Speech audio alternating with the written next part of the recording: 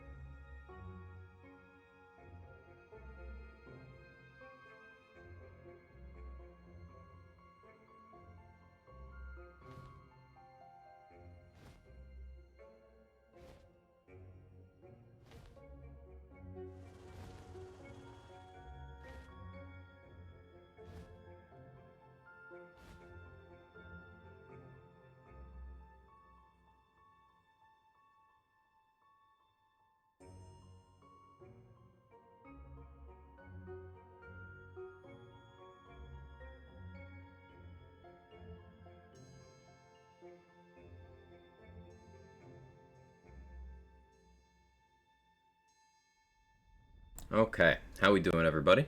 Good to see all of you. Hope you're having a wonderful day so far. It is Wednesday, my gamers. It is Wednesday. I don't know why, but it feels like a Friday. So I don't know what to do with that information.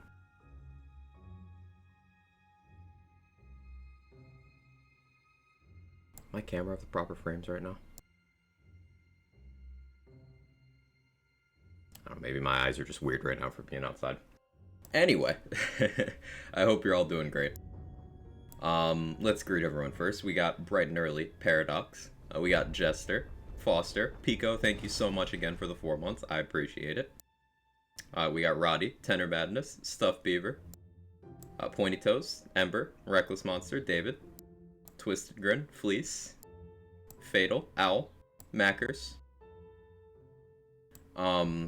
and I'm sure a couple other people. So, I want to do some boss farming on the Greatsword build again. Probably do mostly boss rush today. I still really want greatbows, but something that I'm considering more and more is I want melee weapons before we eventually get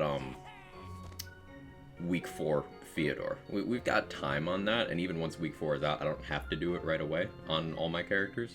It's because farming melee weapons from the bunnies is going to get harder once the Greed Warden and Petty Tantrum are also in the pool. I don't see myself wanting a Petty Tantrum for anything, and Greed Warden would be more of the utility side of things, probably. So, I'm mostly after Snake Sticks and Banshees. So maybe we hit melee bunny some today if the sniper bunny is too unkind to us, or if we somehow go absolutely ham and hit the 74 greatbow goal early. But let's do some boss stuff. Let's do some of that there bossing. Mage staff incoming, how dare you. Also, completely unrelated, but I figured I'd vent about it because the chances of at least a couple of you understanding the frustration here. I'm trying to break 1 mil anomaly power on my Devastator. I'm on Apocalypse 28. This is Outriders talk.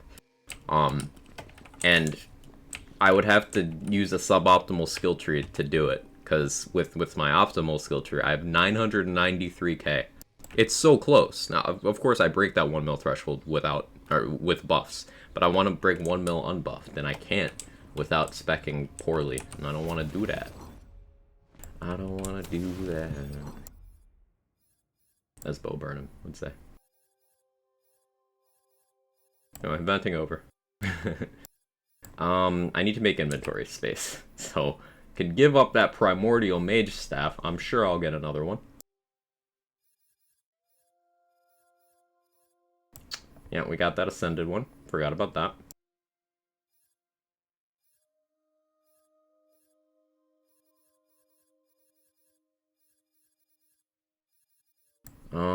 I gotta start being picky about these.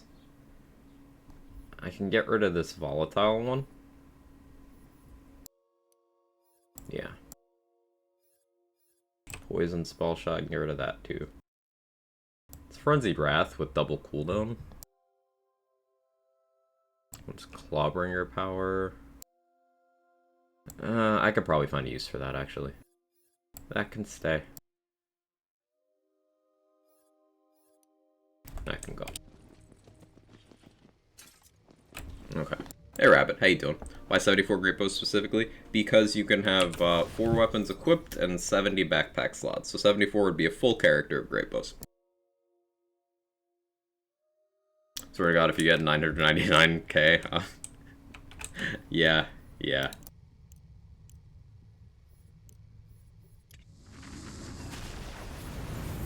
Morning, Grasshopper. How you doing? I'm after melee weapons too. I want to win Twin Soul with Warrior and Vampire. No luck yet. Yeah, Twin Soul, Warrior, Vampire with a 1.94 swing speed and a good Chaos tier and elements. It's a lot of specific parts. Luckily, it's the week to do it with Nightmare in the featured. So I wish you luck with that.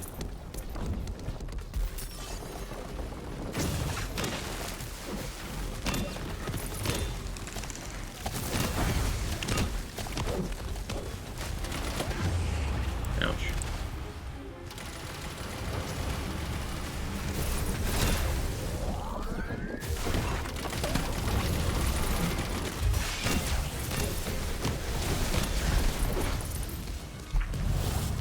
You're mad, man? I like to think so.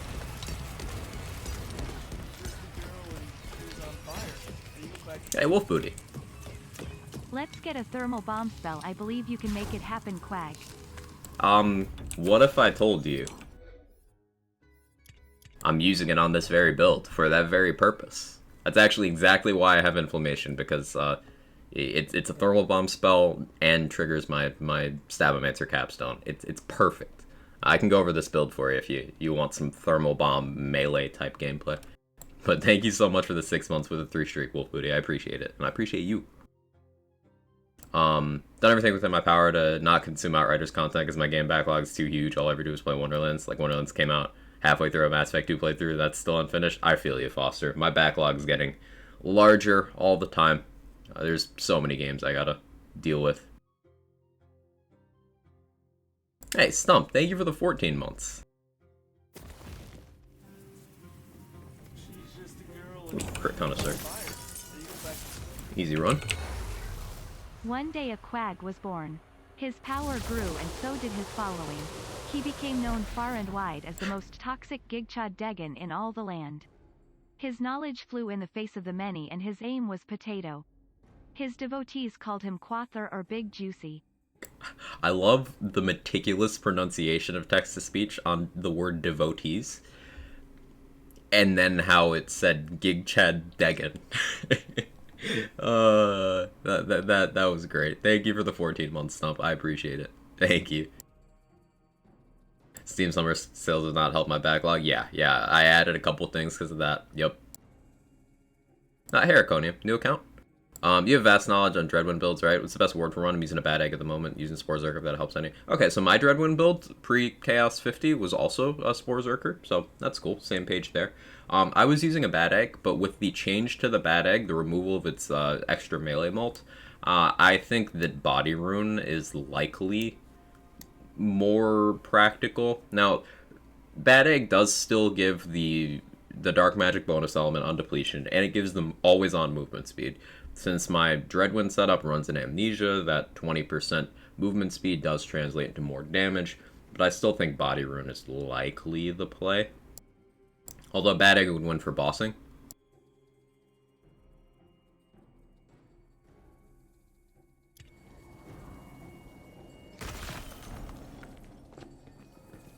Submit pause on that? Sure. Hey Sora, how you doing?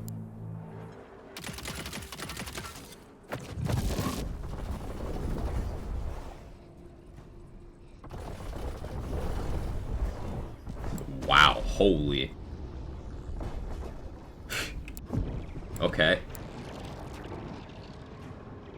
That was a really good alchemical dot into a really big echo.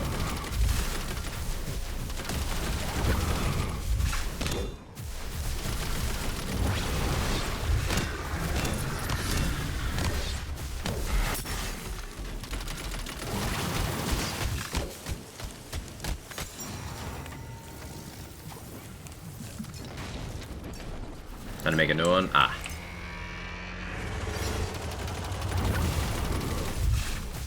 Thinking about something a lot lately, was wondering if you helped me figure it out. I'm ready for this fever. This is gonna go exactly where I think it is, isn't it?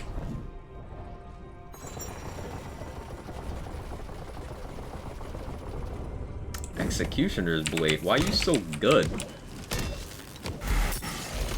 So, like, turns out the only thing I needed to like Executioner's Blade was an Ascended Banshee. That's it. How much quag would a quag chad if a quag chad could quag? Excellent question. Scientists are still trying to figure that one out.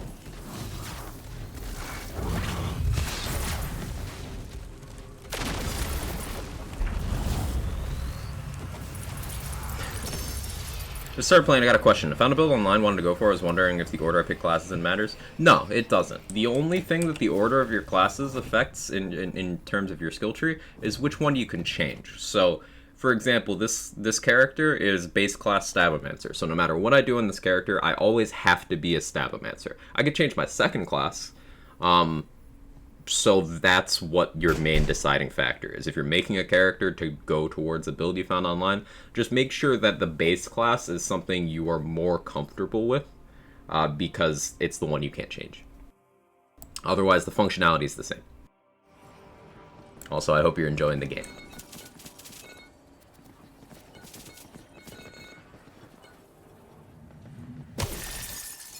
Hi, cat. What are you doing? Yeah, that's a cat noise. Any more cat noises? Come here.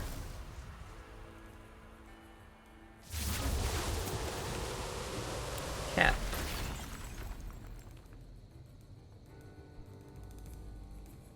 Thanks for the info. You're very welcome.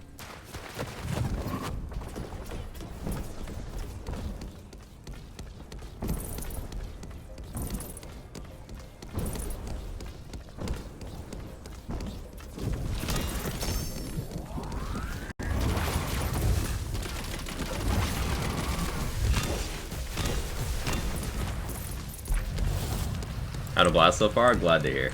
I love this game. It's just... It's one of those things where I'll unconsciously realize, as I play it, how much fun I'm having. If that makes sense.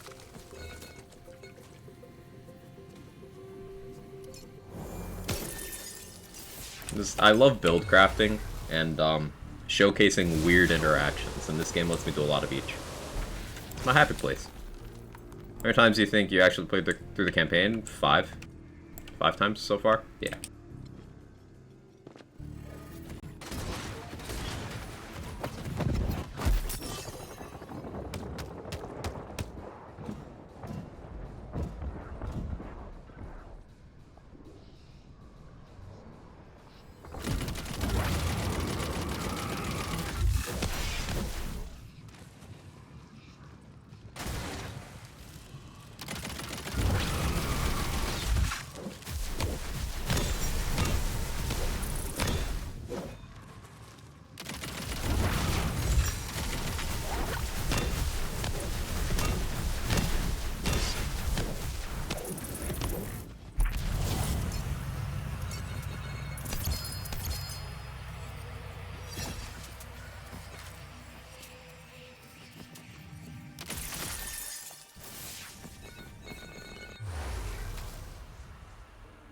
Is this different build than yesterday? Yes.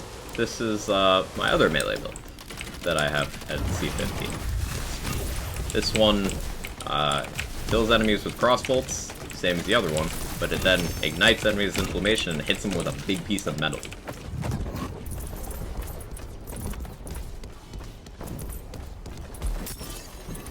I also run around while on fire. Which, if you think about it, makes the whole invisibility kind of weird. Because, sure, there's an invisible person running around swinging a sword at you. But, like, they're also on fire. so you can see them. I don't know. Don't think about it too much.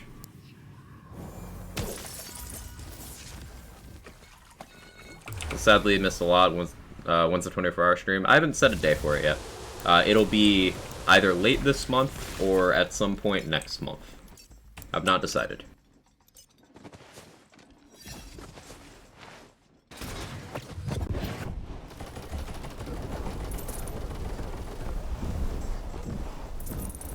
Three swings. Nice.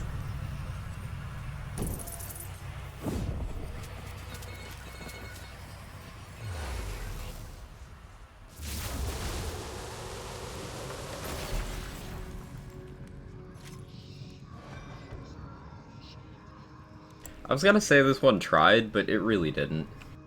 Got a crit part, at least chaotic, but I've seen non-chaotic with higher damage than that. That's sad. On console, finished my 6th last night, 1 with each character class, feeling myself. Last character is 8 levels away from being max level. Games feels like it's about to really open up for me. Yeah, you'll have a base character you can take to, like, any build now. That's a pretty good milestone. Pretty good place to be. At some point in the next week or two, I'll probably do that Clawbringer playthrough. Because I want to have a base class Clawbringer with all the collectibles and stuff that has not done a meltdown. That's a goal. I'm thinking with the character, I might not do any of the DLCs, so that when DLC 4 comes out, I can maybe just have that mirror in my boss rush pool. Maybe.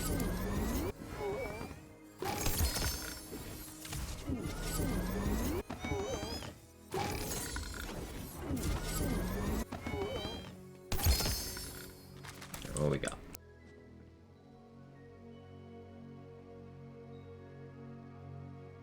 Only 800 damage is an Ascended, and that's awkward looking. Primordial Con. Shame it's dark magic.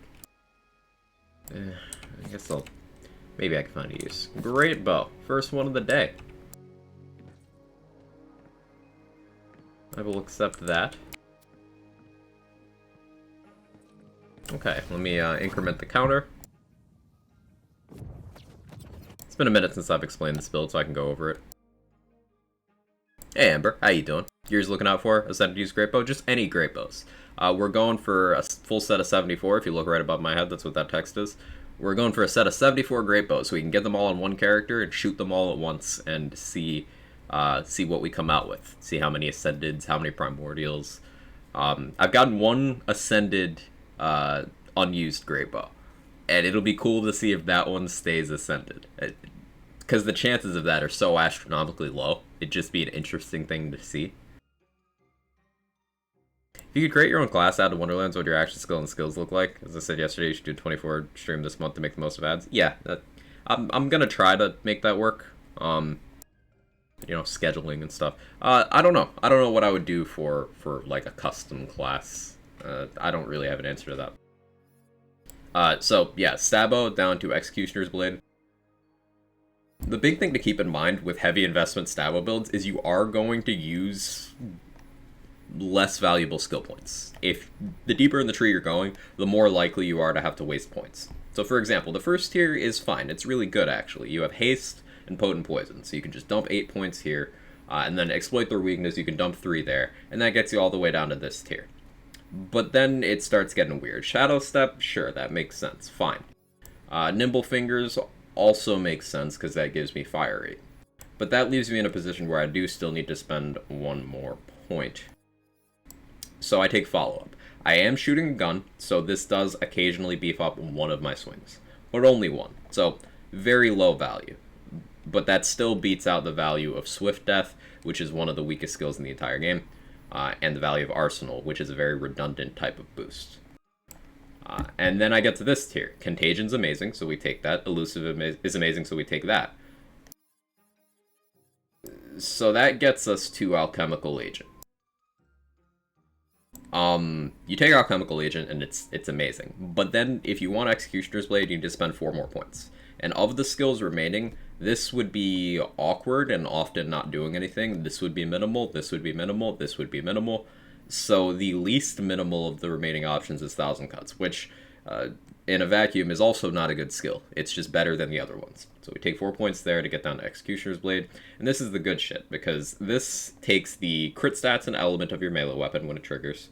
And it does 150% of the base of your melee. Because I have an ascended non-elemental Banshee with the high damage roll, it's taken a pretty big base chunk. Now, non-elemental's kind of tragic, but it's taken a big base damage. So Executioner's Blade's hitting really hard, and if it crits, it also applies Alchemical Agent, which is just all sorts of cool stuff. Berserker side, we take Unyielding for some healing. We take Savagery for Enraged Duration and Melee. Old Ways for damage, Icebreaker for damage, Cold Snap for increasing the effect of Icebreaker, and for movement speed, which, because of our amnesia, is also damage. Unarmored Defense for tank, 1 Blood Frenzy for Enraged Duration and a little bit of healing, and Relentless Rage for quality of life. Hero points wise, max crit damage, max status damage, remainder in Constitution for extra tank. Gear wise, Banshee with Consec swings. Echo is definitely the damage leader here. Warrior would also be good. Vampire is by far the tankiest. Vampire makes it so you can just kind of face tank almost anything with this setup. But Echo is definitely the most damage. Barbaload is very key here as well. Inflammation is great for triggering Executioner's Blade while we're swinging, and also the fire explosions from killing enemies just is good damage distribution and mobbing. Body Rune, because Body Rune, LOL. Amnesia. Melee Rings.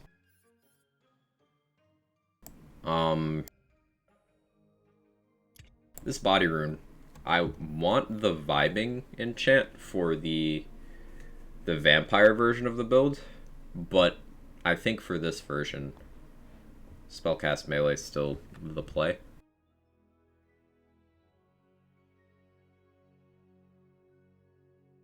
Although maybe this one wins out. No, because I have a lot of global damage already. Spellcast Melee might be optimal here. That's so weird. Hey, Pragmatic, how you doing? Mooface, how you doing? No Blast Gasp? Yeah, I'm not Greyborn. If you mean no Blast Chill, yeah, I don't have the skill points for that.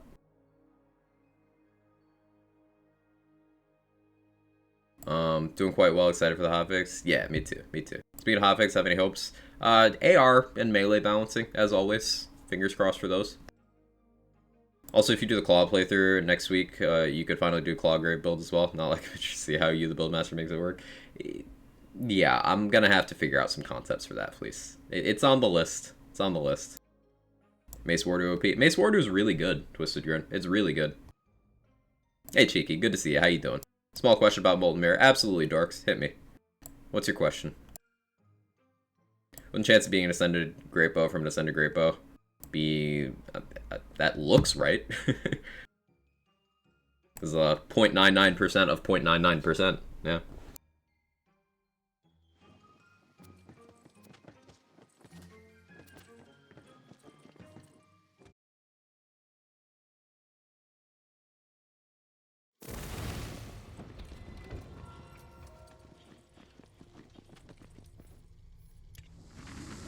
I can only do difficulty 2, while the other difficulty 4, I can get Molten Mirror to 3 or even 4, because it's not out yet, Dorks. They dropped the difficulties on a weekly release schedule, so we're getting the third one this Thursday. It's not a problem with your game, it's just not available to anyone who is playing with an internet connection, currently. If you see people who have already done it, it's because they've bypassed the system by doing unintended things to get it early. But yeah, the third form will be available this Thursday, and the fourth form will be the following Thursday.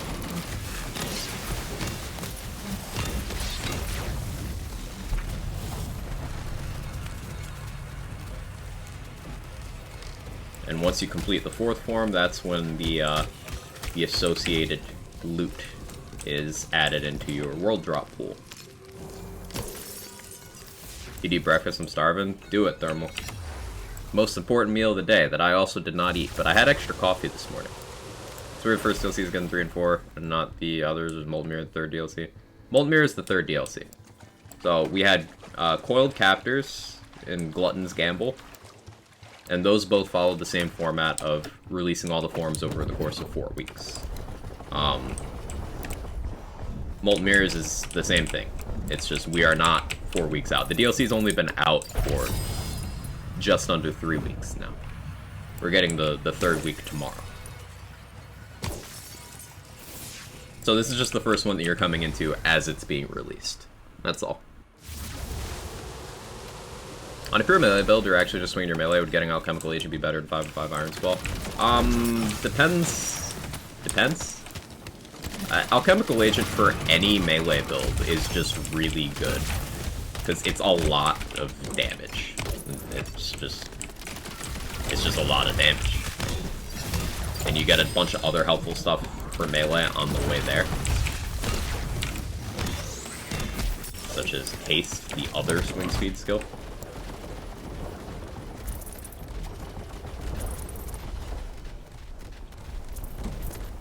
I pick work. That was the other way around. Thought Molten was first and the water one was third. Nah, Molten is the third one.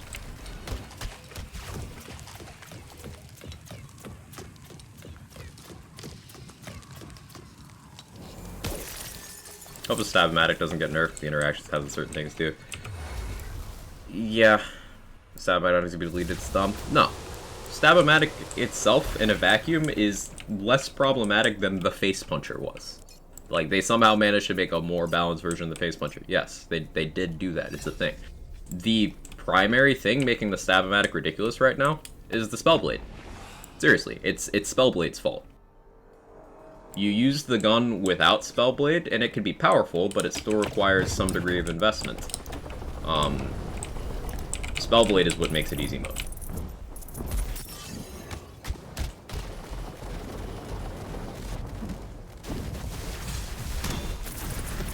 Bye, Celesta. Spellshot and Spellblade exist. Yeah, Magic Bullets and Spellweaving both did take some small nerfs, which helped. But it's Spellblade's fault. So I got an Ascended Throwable Hole. Let's go. That's got to be a lot of damage. That'd be really nice for my headshot.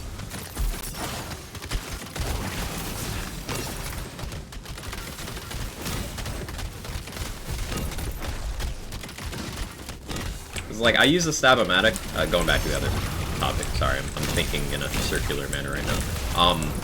I use the Stab-O-Matic on my Clawstalker Ghostblade build, and it's simply good.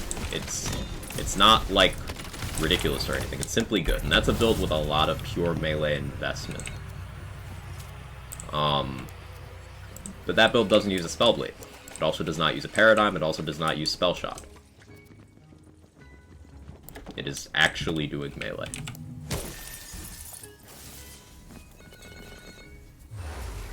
Just me, a Clawbringer, the worst class at the moment, doing something wrong. Clawbringer is not that weak. No. Ranking the classes in this game is kind of crapshoot because it's still situational, subjective, and specific build dependent. But by no metric is Clawbringer the weakest. If you had to, like, gun to my head, rank the classes, Claw's not last. That'd be Spore Warden. Clawbringer requires more active thought than some other classes. For example, a big part of your damage is the Awe skill, and Awe requires you to use certain elements and keep track of when you last used those elements. Now, in a build that you're naturally doing those elements, like you're shooting a fire gun, holding a live wire, for example, then it's not active anymore. That's a way of getting around that. But Clawbringer is actually quite good when you play to its strengths. What is that you're using? Scalawag. I like your funny words, Magic Man. How you doing, Sky Bonsai? Hey, Rohit. How are you? Good to see you.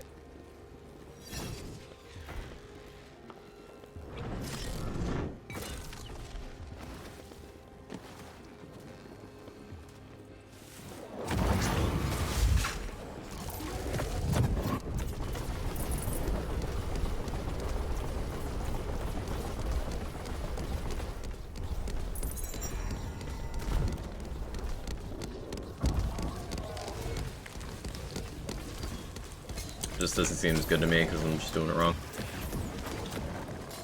What kind of build are you doing? Does Spore main I take offense? Sorry. Screen effects going crazy? Yeah.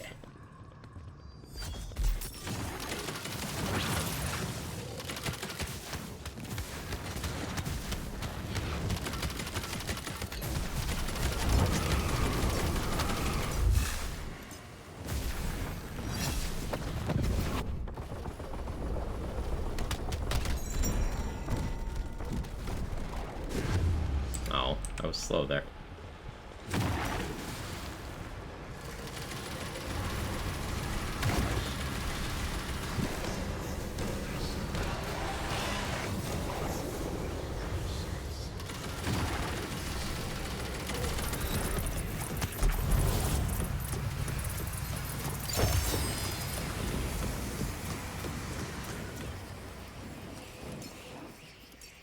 Reach doesn't synergize very well within itself. I don't think that's as true as people make it out to be either, Dom.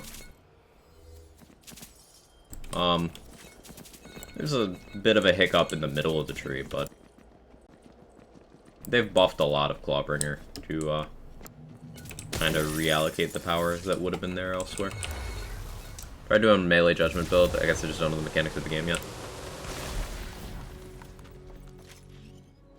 Yeah, it's, Clawbringer's a lot less straightforward than, say, Spellshot is, where you exist and Spellshot kind of just does the work of getting your damage for you.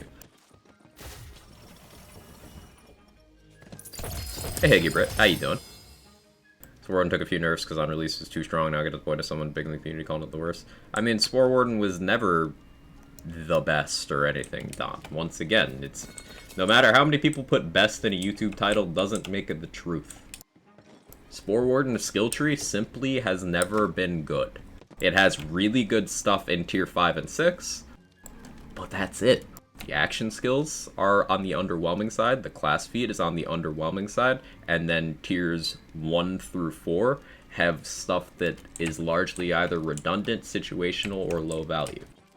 That does not mean you cannot perform with Spore Warden, that does not mean I don't use Spore Warden, that does not mean I don't enjoy Spore Warden, but if you had to call something weakest, which is another good example of why I don't really believe in doing so in most scenarios, it's Spore Warden. It's always been Spore Warden.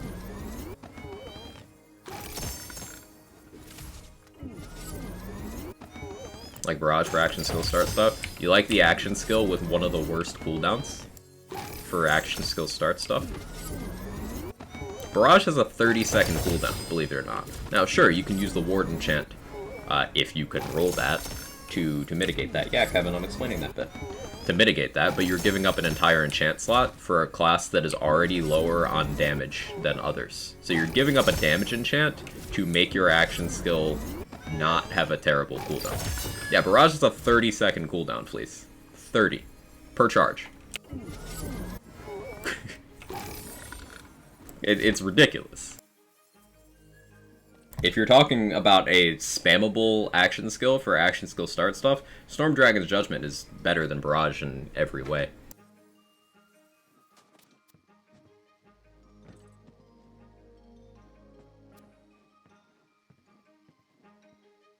Ascended Khan. Cryo with damage crossbolts and a crit part. Not double crit part, but still. Let's fucking go. That's a sick roll. Let's go. Shitting on Spore? No, just explaining why it's, weak, comparatively.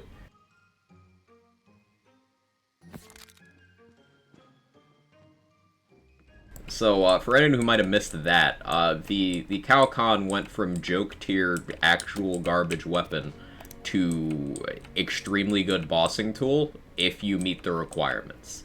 That being having a mag size that is a multiple of 5, having a crit spot available, and having enough fire rate to dump the mag during your damage window, which would be, you know, having all your enchantments active, your action skill, all that. Even gonna say Flax Pets are way better than Shroomy. It's true. You're absolutely right, Don. They're about as intelligent, which isn't saying much, but they're tankier and provide more tangible passive bonuses.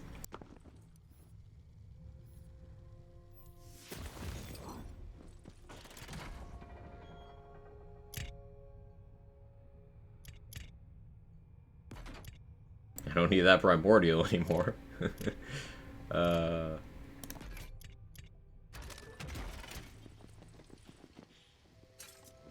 You're like the counter member, so I think you should send that one to me. Ah, understandable.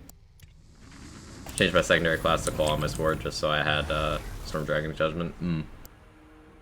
Had them cheeks. I don't know, the Spider Ant was pretty thick.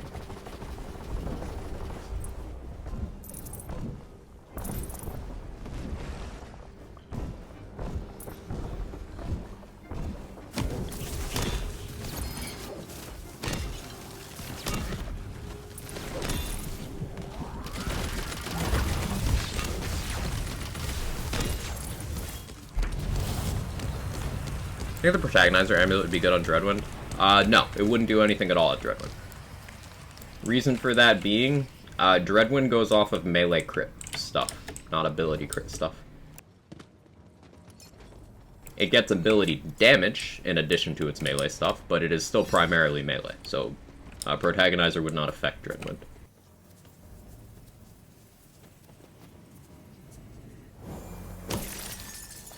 Make good gun build with Clawbringer. Yeah, if you're familiar with Lazy Data, his gun hammer Zerker build still holds up very well, and I would just use that, honestly. Judgment gets based off melee damage? Yeah. The hammer throw itself is melee, and you can get, depending on how you position it, you can get 3 hits of that, which is pretty good. So practicing the trajectory helps a bit.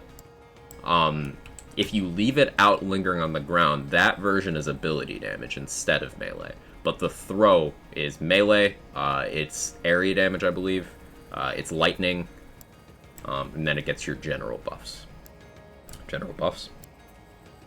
Hey, Swin, thank you for the 17 months.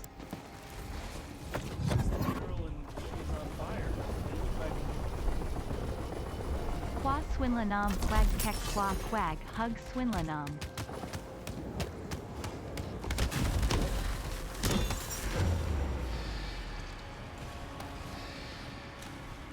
Oh, I thought I could be cheeky. I forgot to soak Banshee at the start of the fight, that's why that didn't work. Unfortunate.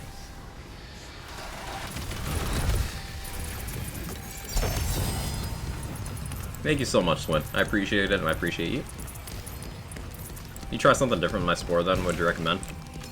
I haven't played much Spore at C50, but there's always the tried and true ammo regen type of setup. You can take a Last Gasp ward with Spore's ammo regen, and then run, say, Spellshot's Glass Cannon, or Graveborn's Reaper Bones with Selective Amnesia, to keep the ward broken and give yourself a ton of damage, and run around with basically infinite ammo. That's a fun thing you can do. Good success with Storm Dragon's Judgment, Alchemical Agent, my melee setup. Yeah, that works well as well. Good amulet, then Harbinger. Some people said Joint was good. Joint Training is one of the weaker amulets. So Joint Training's boosts is only triggered, like, the bit that says when companions crit, yeah, that requires an actual class feat companion to crit. So it's going to specifically require your Wyvern, Demi-Lich, or Mushroom to trigger that. And then the crit damage boost it gives you is additive with strength, meaning it's very low value. And the crit chance bonus granted to companions, think about how companion crit chance works. If you give them 100% extra crit chance, you are actually giving them 5 because they have a base of 5. So Joint Training's actually kind of bad. It's very conditional for minor bonuses. Harbinger would give you some good tank. You do lose on a damage passive. There's always Skeep and Barbalode. Barbalode provided you have a way of applying crossbolts, and Skeep is just a good survivability option always. Does Wyvern benefit from awe? Yes. I imagine Burr's Blast Chill would get Protagonizer bonuses. It doesn't, because Blast Chill can't crit. Blast Chill, Blast Gasp, and Spore Fuse / Spore Explosion are the 3 things in the game that are specifically not allowed to hit crits. They are physically incapable of critting, meaning that protagonizers' crit chance and damage do nothing for them, despite them all being ability damage. Hey Sinju, how are you?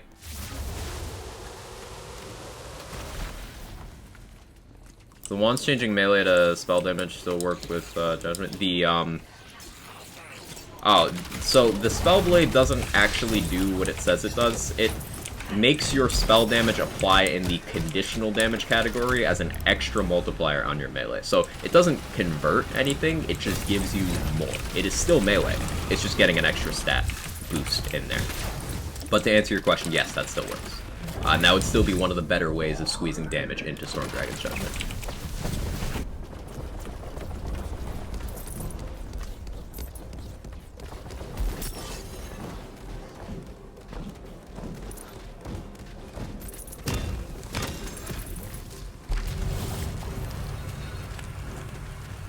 Well, that's dumb. I mean, if Blast Chill and Blast Gasp could crit,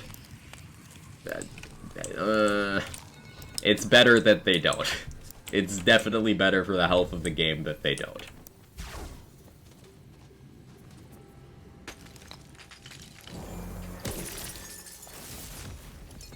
Stop the trend before one lands. Sorry, Jack. I had to disappoint you. It's my mission in life. Good, you can't complain. What is Protagonizer for? Blizzard? Blizzard, Barrage, Dire Sacrifice, Dark Hydras, Storm Smite, the Nova from Cleansing Flames, the Lingering AoE from Storm Dragon's Judgment if you leave it out.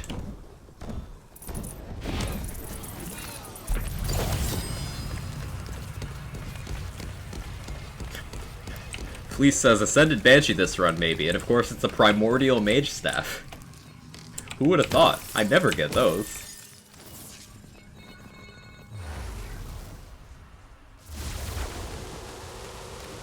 So would it still scale off of spell damage and melee damage? Yes.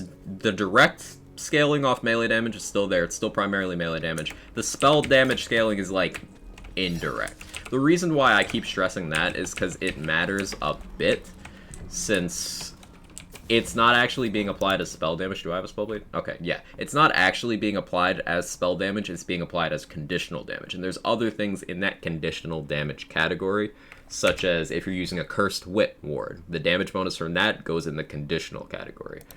If you're using this skill, the Old Ways, that is conditional damage. Those are like the most relevant sources of conditional for melee stuff.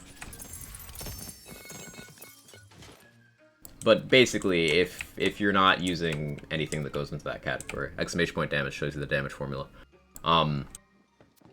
then you may as well consider it just the spell damage applying.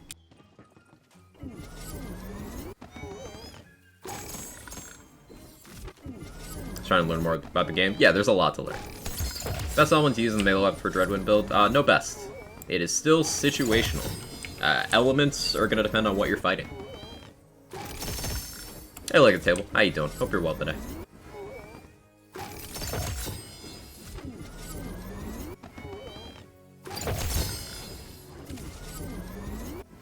Yeah, my stomach is making all sorts of gurgling today. Maybe they'll release a gun that does ability damage one day. I think that'd be interesting. Okay. I agree. Okay. What do you want?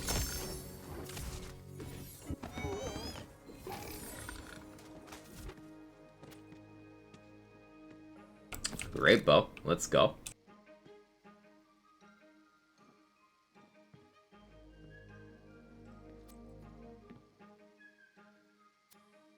Ooh, 2 this run. Do I hear 3? Do I hear 3?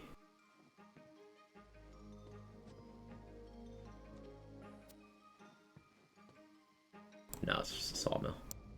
Existence is pain.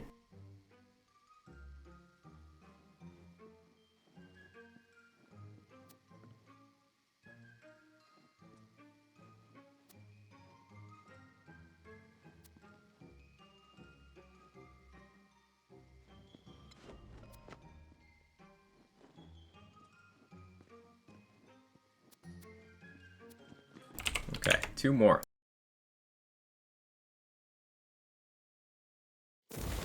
Bow for the bow god.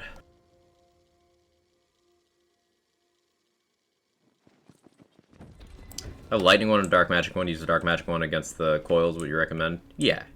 Said situational, I should have one of every element then in a Wailing Banshee, if you can.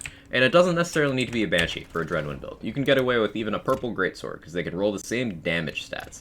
It won't have the Banshee unique effect, but that doesn't matter during Dreadwind.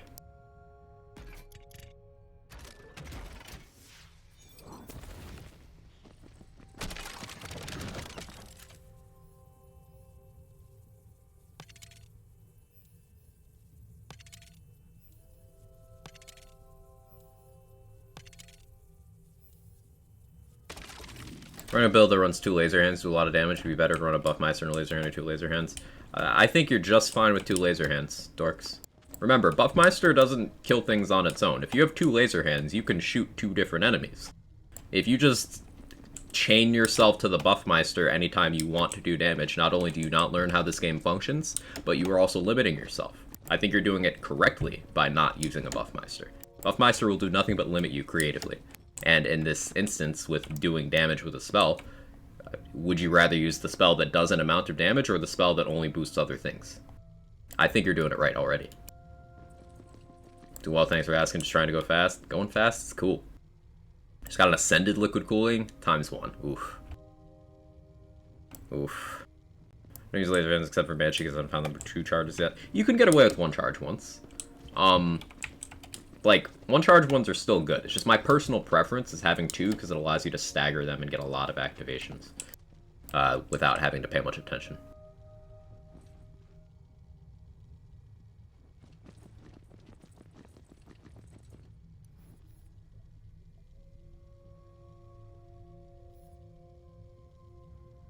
Be working those formulas eventually gets swallowed up by the Curse Void and create builds like Rackstab.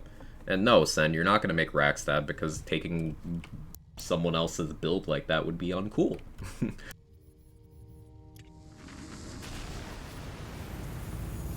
It's a good spell to use as utility for Gunspell Spore. Honestly, you could just use an Ice Spike. Because if you're a spell shot, you've got formula for it. Ice Spike is a projectile-based spell. This is Health Bug. Ice Spike is a projectile-based spell, meaning it can naturally crit on hitting a crit spot, but also means if you have the Spore's Headhunter skill, that applies to it. It's a nice little damage bonus for lining up actual crits. It's just a good way of filling downtime. But as Thermal said, Sigils, Fortifying Sigil in particular, very nice. Tidebreaker is great.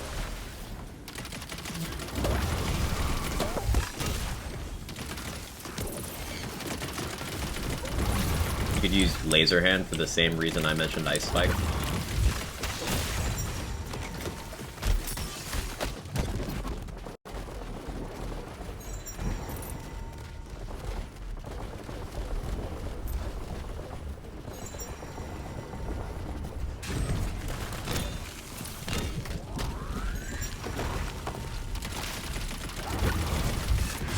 Spell shot, use 2 spells. No. What is this thing where people downplay Polymorph? Polymorph is great. There is no mechanical advantage for not using Polymorph, especially on non-gun builds. One does not inherently beat the other.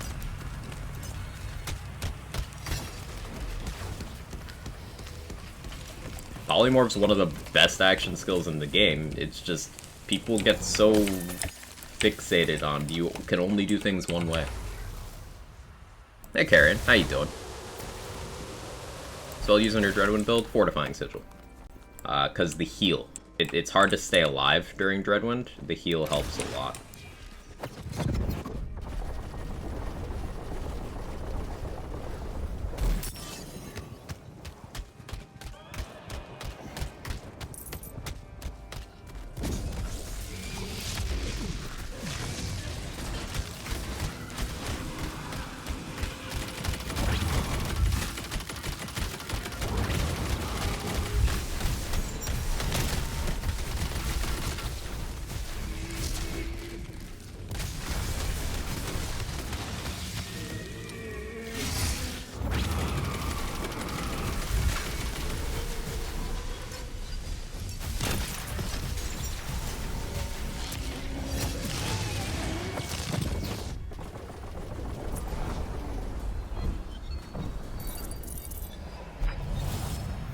Not saying to only use 2 spells, telling them one of those should be a Buffmeister. Thermal, what you literally typed was, if you're a spell shot, use 2 spells.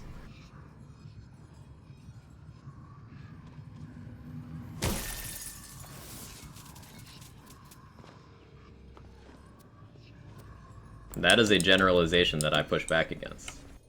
You don't have to. You could run 2 spells. And I went over already, if you're trying to do damage with spells, then yeah, 2 laser hands, if that's what a person's already doing, it's perfectly valid, and that would be something I would do. But it's not the only way to do things. Far from it. Caught COVID at work, so I'm sad, but doing well. Mild symptoms. Hopefully that clears up for you soon, and symptoms stay mild.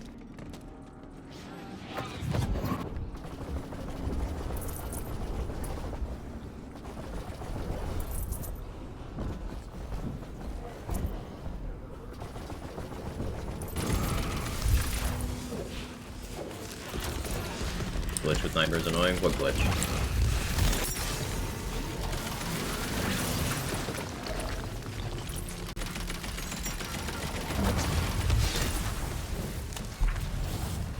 Polymorph, the 2 times cube is the funniest thing ever. Yeah, with spell radius, cube, polymorph, definitely silly. Party time because of the loot. Ability to turn tanky enemies that resist any element of my current spell to a floating ski back and easily kill with that same spell is amazing. Yeah. Absolutely.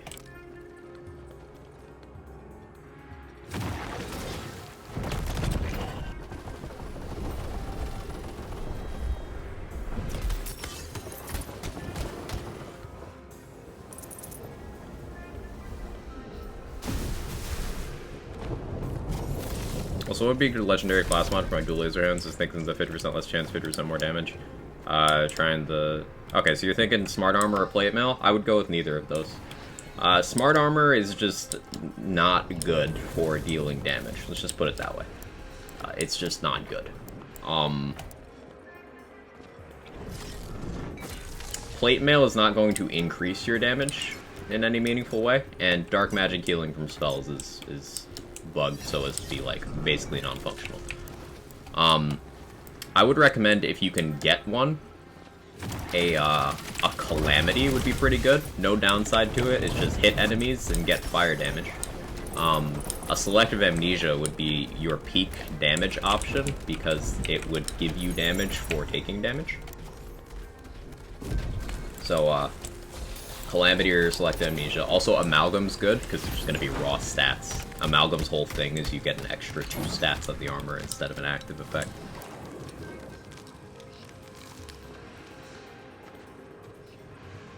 Hey Gage, how you doing?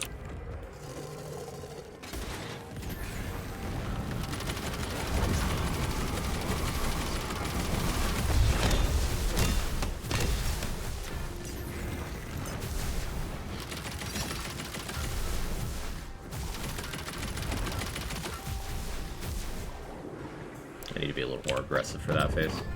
I don't know armor names yet. I'm not that good yet. What's the effect?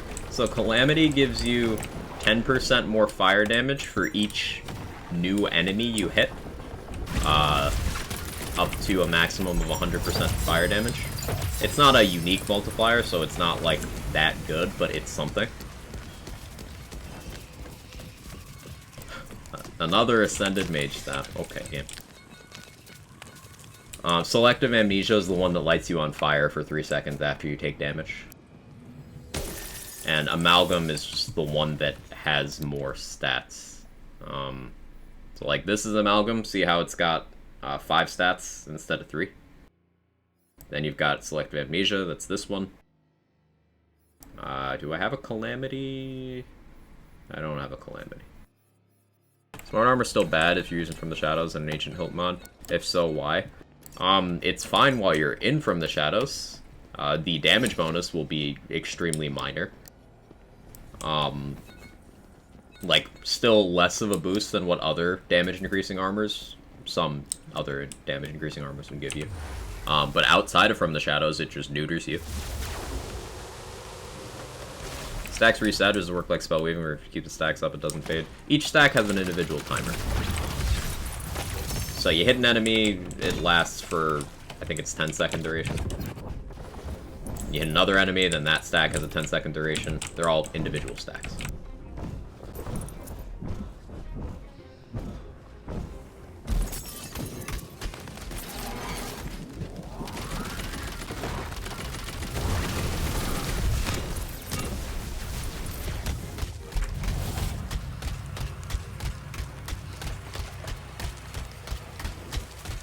Mage Staff thing is surpassed meme state to outright stalker behavior. Yeah, like, I'm not making it up. I'm cursed.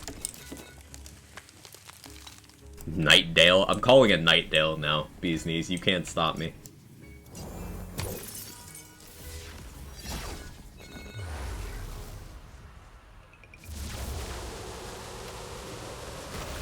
Expanding more on the smart armor thing. What smart armor does, it adds crit damage into the more common of the crit categories. So the one where strength goes, the one where joint training goes, the one where sneak attack goes, all that stuff. It's very easy to already have high values in that category. And as we know, when doing damage formula stuff, you want to diversify. You want to cover as many different categories as you can and not put all your eggs into one basket. So the bonus from Smart Armor is, like, not well placed in the formula. The penalty from Smart Armor is post-add, meaning it will take whatever your final crit chance would have been and minus 50%. So if... Let's look at this. So my final status effect crit chance here, currently, 7.5%. Smart Armor just divides that by 2. Simple as that. Just divides it. Which is horrible. Now, in From the Shadows, that doesn't affect you. But that still brings it back to the position of, okay, Smart Armor's bonus is minor. You know, it gives a bigger bonus than Smart Armor. Amnesia by a massive margin, and it's not close. To name one of the examples.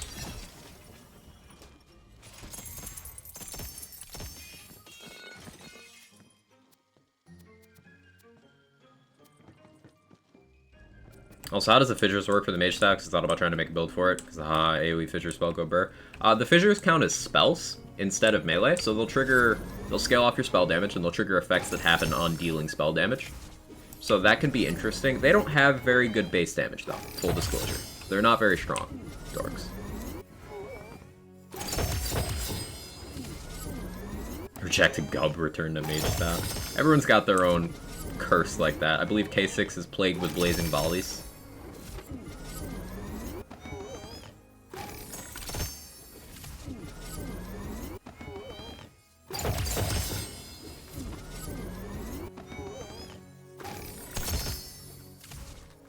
Linoge and BL3, yeah, yep. At least Blazing Volley is good.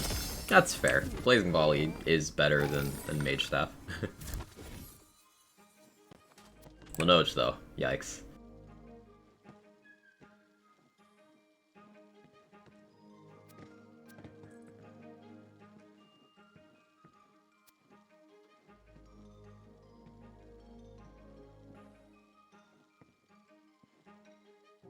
Another greatbow.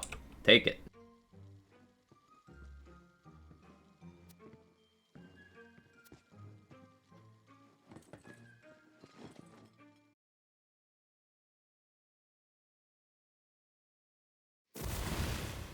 Only 40 more to go.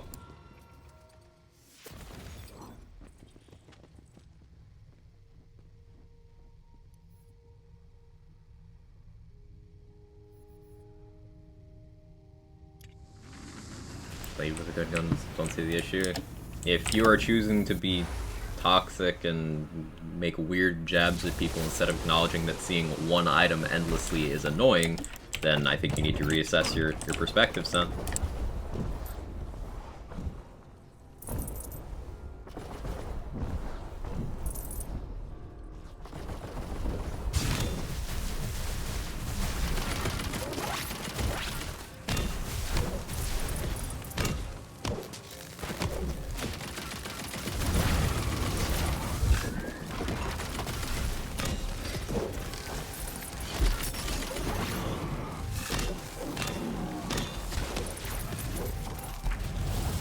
Fire Farm and Great Bows because it's a good gun, and I want 74 so that I can fill an entire inventory with Great Bows, and then shoot them all, and see how many Ascended used Great Bows we get. Hopefully we get a couple, across a couple elements, that'd be nice. But yeah, the Great Bow is just a good gun, so this will also work out well build-wise for my gun builds. I'll make a Flag 2.0 this game. They learned guaranteed crits is broken. I mean, Fadeaway was not even Flak's strongest action skill in BO3. Dorks. Rack Attack was. And the world records prove that in most areas. From the Shadows is just kind of Fadeaway perfected, though. It is pretty ridiculously strong.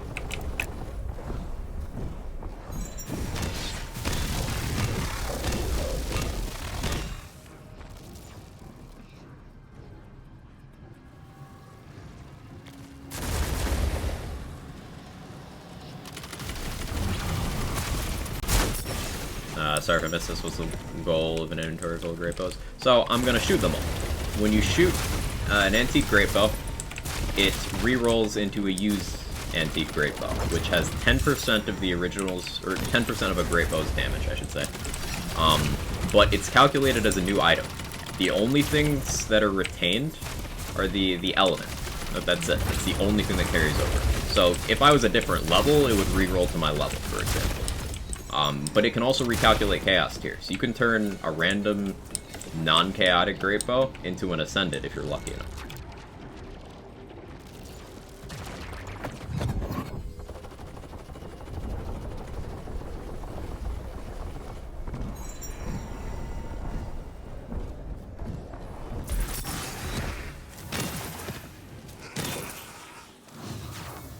Kind of what I'm saying, Fadeaway is still a decent choice and a fun choice in my opinion, but come on. Yeah. I mean, people like certain tropes of skills. That's why we have a phase lock equivalent in most modern Lands games. BL2 had phase lock, BL3 had phase grasp, this game has polymorph. People like invisibility action skills, why we got deception, fadeaway, and from the shadows. It's just one of those things people like. So of course the concept gets revisited, you know.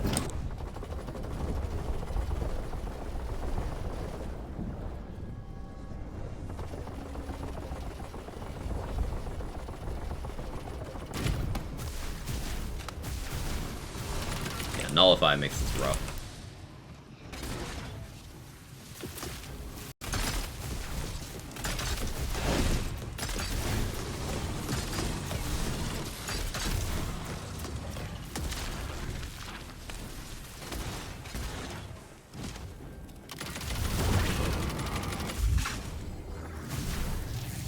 Does it also reroll the parts? No. Mr. Lamp's so smart. Mr. I'm so smart. Great Bow has completely fixed parts, so that doesn't change. It'll still have the same exact part set, exactly the same, except a used Great Bow has 10% of the base damage of an unused, assuming the same chaos tier. That's the only thing that changes. Also, used Great Bow can't be enchanted, so just those two differences.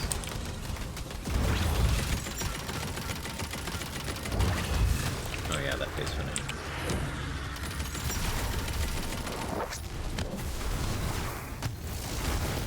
All Great Bows have fixed parts. Just mirrors Dragonlord Drill, the more annoying boss in Chaos Trial. Dragonlord's annoying because it just takes a bit, and some builds have trouble dealing with Bernadette efficiently. Drill is just a build check. If Drill's annoying to your build, then you've got some damage to find.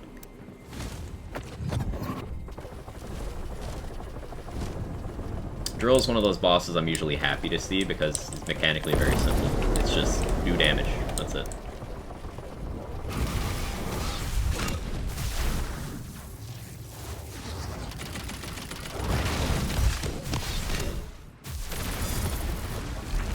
Already, way too rewarding. Hit first. Make a suggestion for a build with Spore. I know I've been complaining about Spore a lot, really struggling with it. Something I suggested earlier when I was asked that was ammo regen stuff. You can take Spore Warden's mag size and ammo regen skill. You can use, say, a Last Gasp ward. And that'll have you running around with 13% ammo regen. And that's 13% of your mag size. So you stack a bunch of mag size bonuses, you can turn a lot of different guns into infinite ammo bullet hoses. That's an enjoyable experience.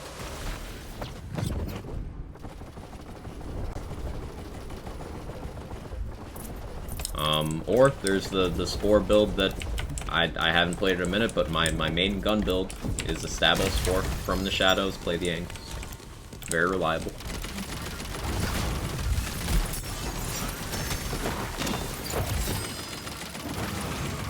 I spent many streams playing that. Your Spore Burrow hold up at C50. The Dreadwood one, Jaybridge, I honestly doubt it, because survivability. That'll be my main concern there. I'm gonna have to figure out a way to survive better if I'm gonna use Dreadwind on C50. Because this build is able to tank in melee range because I still have full motor control, and I'm killing things before they can kill me. Alternatively, I use a Vampire Hilt to survive.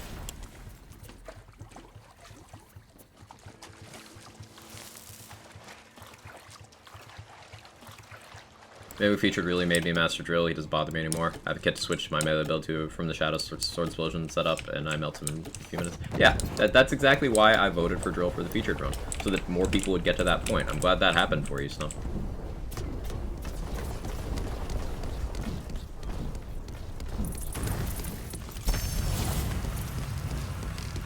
The ammo regen, would you go with Stabo secondary? I mean, Stabo doesn't have a way of keeping the ward broken, so that would just be an incidental thing that would sometimes happen for you. If you're prioritizing the ammo regen, then Spell Shot secondary for Glass Cannon is an option, or Graveborn, and then you run a Selective Amnesia with Reaper of Bones, so that self-damage will keep your ward from regenerating, and you get all those associated benefits.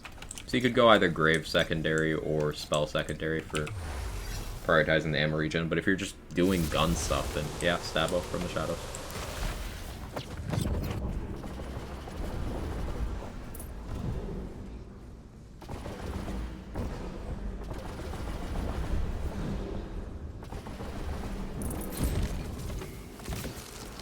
Pick what I'd design, mine shaft, cave base, or ocean base in Terraria.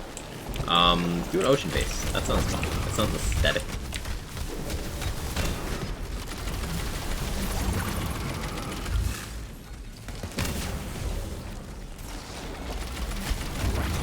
A bit off topic, but you guys remember Forge in Halo 3? Something I always wanted for that was to do, like, underwater levels in Halo 3 with that map designer. That's something that I spent many hours trying to approximate in that game. Just a very off-topic tangent, but figured I'd share that.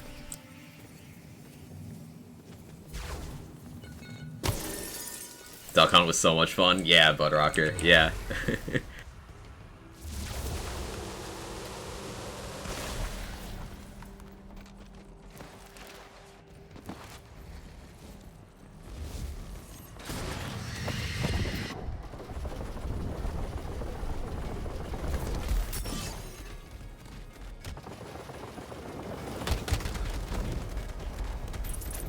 Bye, Banshee.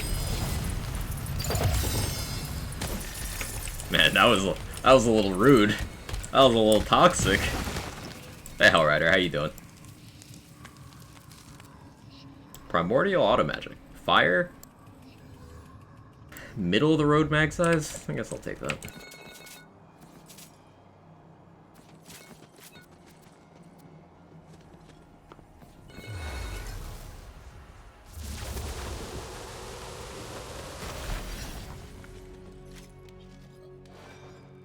Man, my White Riders are not trying today.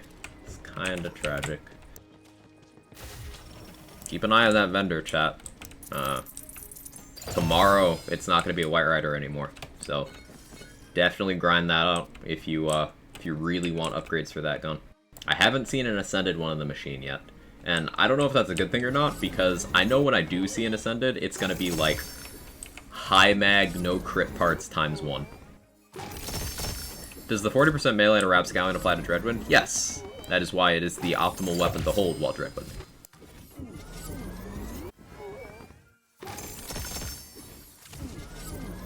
And $1 billion, yeah. Found Primordial White Rider yesterday, low mag. Ooh, nice thermal.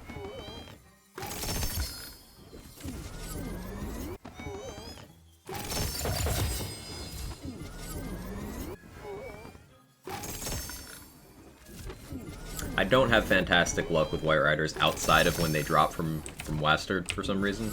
That's where I've gotten all my good ones from. Both the times he's been in the featured. Otherwise, melee crossbow gun. Yeah, what I'll do on that Dreadwind setup that Jaybridge asked me about was I throw crossbolt Shrikes, and then I switch to a Rapscallion, 40% Rapscallion. So the Shrikes are still applying crossbolts while I'm spinning, because they're still flying around. But I'm holding the bladed gun. That's what I tend to do. Another Ascended Greatbow. Okay. Okay.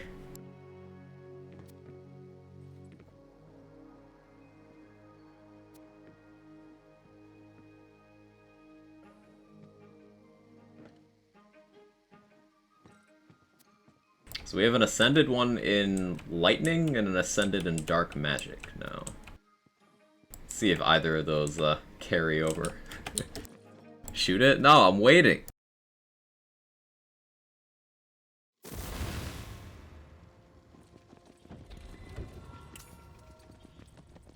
Like my builds need to take a little bit of look, see if I'm having the right idea. Yeah, here, let me provide you something you can use for that. 1 second.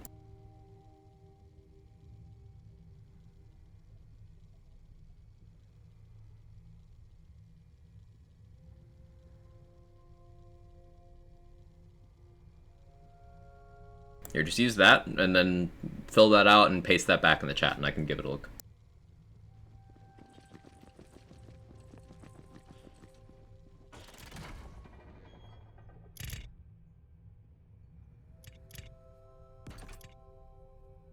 Have an imgur of it. That would take longer for me.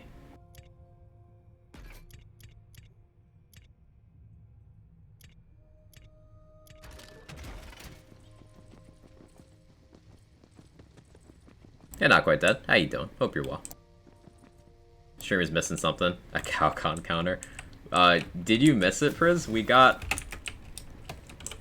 here. We got this. We got this today. I don't know if you were here for this, but... Is it every Thursday at Chamber resets? Yes.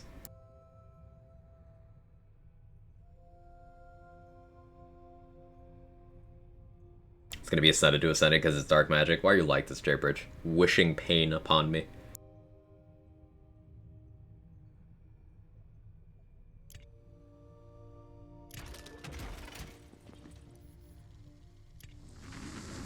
It's glorious, yeah. It's like one part off of what I would call a perfect one. But you could still argue that it's perfect because it's the middle ground roll between max crit and max damage. So like, I'll take it.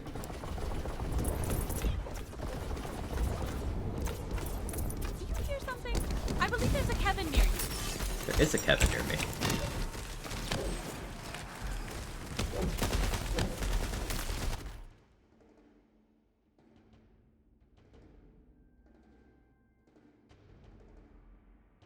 Kevin. Yes, you are a good boy.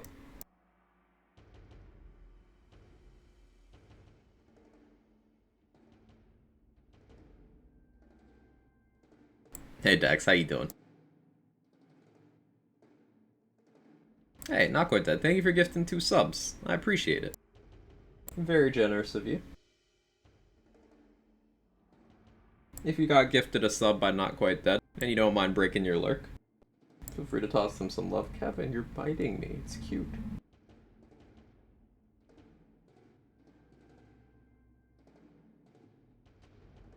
This cat is very cat.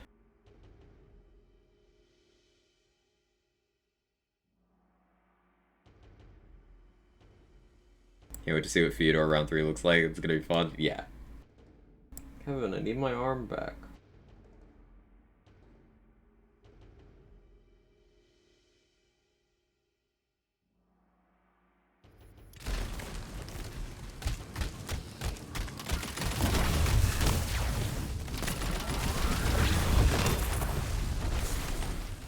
get up on the leaderboard. Your arm? Yeah, sorry. Kevin's arm.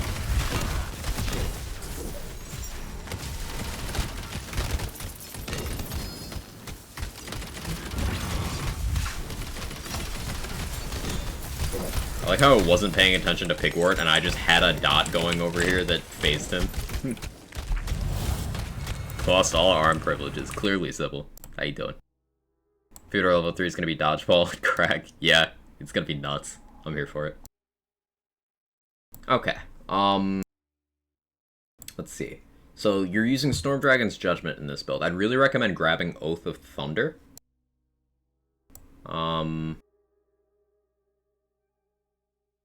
There you go. So Rebuke, honestly, pound for pound, not a very good skill. Pull these points. Oath of Thunder applies to all melee damage. So you just get that on the hammer throw, any other melee you do. Real nice to have. Good choices progressing down the tree otherwise, though. That's solid. You went down to a double knot point, which is good for your spellcasting stuff. It was a pretty good skill tree. Yeah, I really wouldn't change anything else. If you're using weapons that benefit from fire rate at all, then having at least like a point in just warming up is good. Font of Mana is nice, but if you're using Storm Dragon's Judgment, you already have basically no cooldown, so you could afford to just like do that. Maybe something like this. It's for the laser hand build. Oh, it's for laser hand? Then yeah, never mind. Ignore that.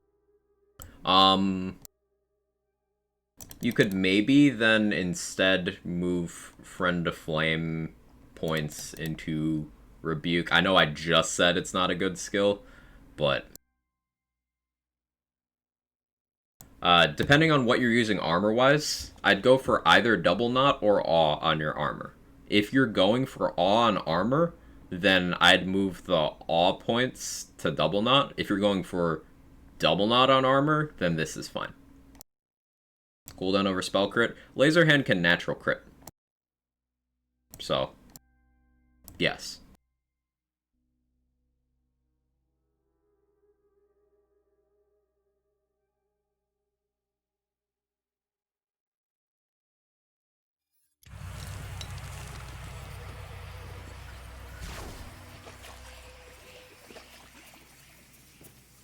Like I gave you should have 5 if I rebuke. Yeah, it did. I moved the points. Dork. It did. I moved the rebuke points.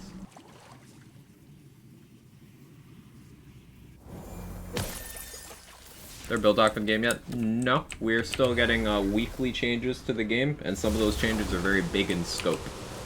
So a build doc would be a huge time investment away from making actual content that would very frequently be outdated. And also, remember, the build docs for BL3 did not arrive in the form people are familiar with them in until 9+ months into the game.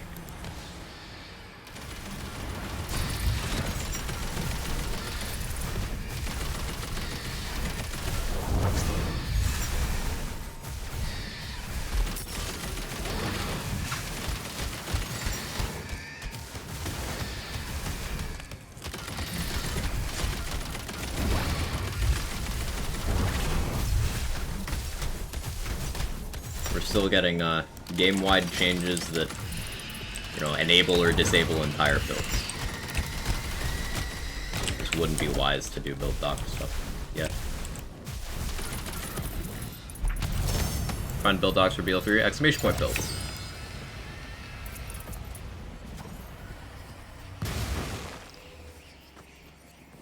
Moving points around too. Still have this open. Hang on. I'll send this back. If this is for the laser hand build, then, like,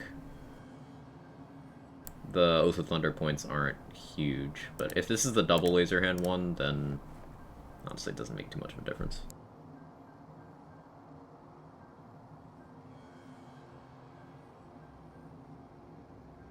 There you go, dorks. Your gem? No, you.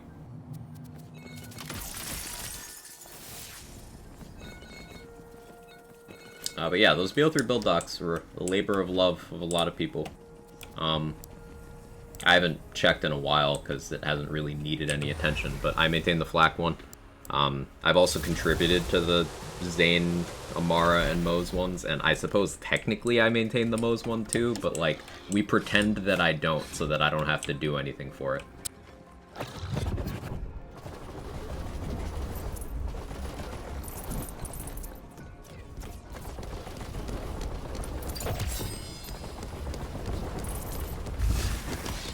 Overall, it's not a bad build. No, you made some pretty good choices.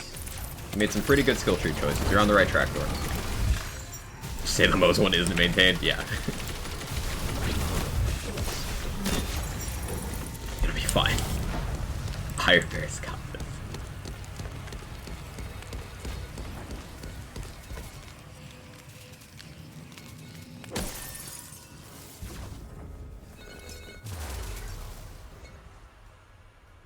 Such a great resource. I've learned so much and had so much fun because of the build docs, so thank you to the others that contributed.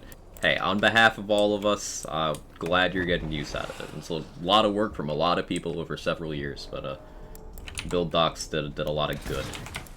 So it's something that there's, you know, plans to eventually do an equivalent for Wonderlands. It's just the game is not in a state where it would be the quality that we would want.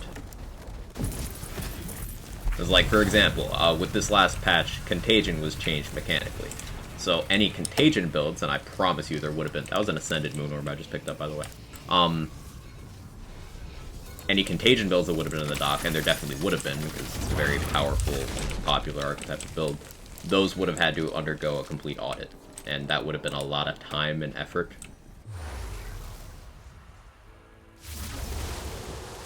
Chocolate oatmeal with pecans and blueberries, 2.5 pieces of bacon. Ooh, was the bacon in the oatmeal? Because that doesn't sound good for some reason. But if it was on the side, cool. I don't know, I'm weird.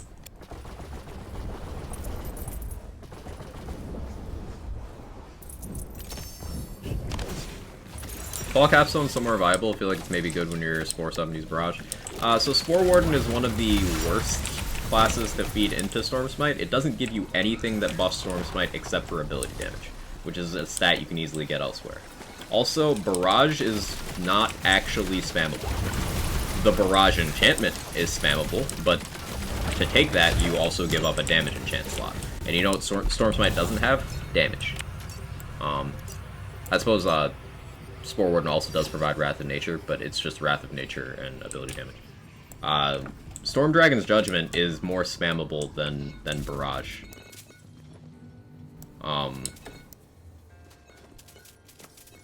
Without that enchantment. So, no, I would not recommend Spore for that at all. In terms of if it's viable, I've not tried it at C50 post Storm Smite buff. The Protagonizer exists now, so that could really help it. But I have not tried. They're going to raise the chamber to 100? I doubt 100. But I do see the possibility of them giving additional levels beyond what we have now, strictly for difficulty and drop rate purposes. I think that's a likelihood.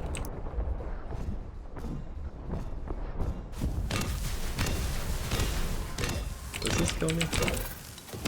Cool. Maybe 60, 75? Yeah, something in that range. Started a Spore, any tips going in? Crit. You're going to want to crit a lot.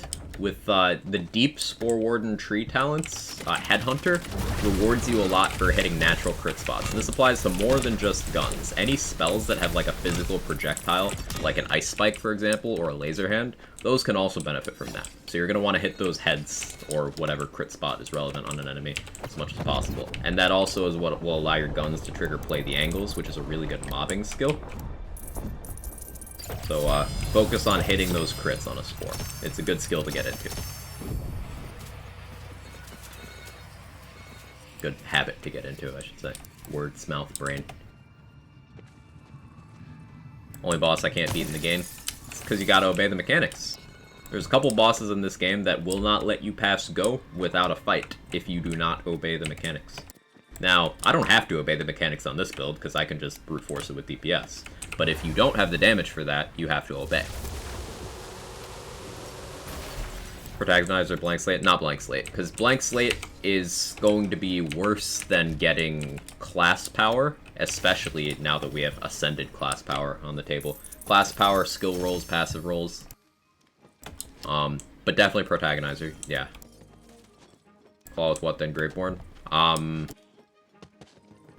wouldn't say Graveborn either. Because Graveborn would give you Thralls, but you can just run an Amnesia and get that damage bonus anyway. Probably Berserker. Berserker for damage formula, Lacosius. Your stuck popcorn from Butterboom count as bolts for Barbalode? I don't think so, Cub.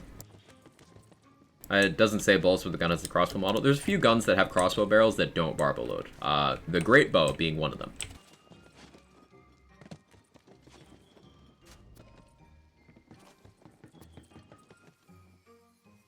Got something bet you wish you had for your spell shot build from the other day. Got a Skeep with status damage and chance, spell power and fire damage. Ooh, that's fun. A Sporcer with an ammo regen focus, what skill? That depends on you. You could go Ambi Hex to have 2 utility spells, or a utility and a damage dealing spell. You could go Barrage and run Spore Fuse. You could go Polymorph.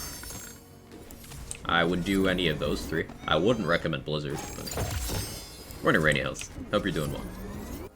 Not coming to Outriders.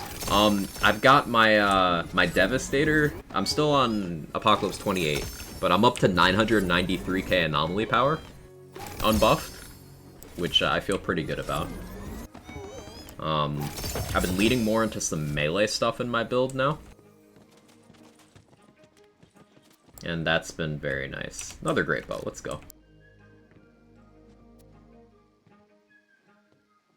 Think about snipers in this game. Snipers are great in this game. Don't see a lot of people use them. Because there's this weird thing that spread at the start of the game. People spread a bunch of misinformation that just kind of continued to circulate after people stopped saying it. Things like legendaries aren't good. Things like, buff all spells in the game. Things like melee sucks. Things like snipers suck. None of those have ever been true or valid. But even after people learned otherwise, after putting some playtime in, because everyone makes mistakes, everyone makes snap judgment assertions and has to walk those things back later. But when you put that out into the internet, people will just continue circulating it. So a couple of people said sniper's bad for the first couple weeks of the game, and then people believed that as gospel, even though that's never actually been the case. So you have people believing it without having tried the items. People be dumb? It's not that people be dumb. It's that people do not use their critical thinking skills. There's a difference. There's a difference, because you have very intelligent people who will fall into these things. I do it myself sometimes. It's something you need to actively work on. It's easy to take things at face value and not go and test and investigate.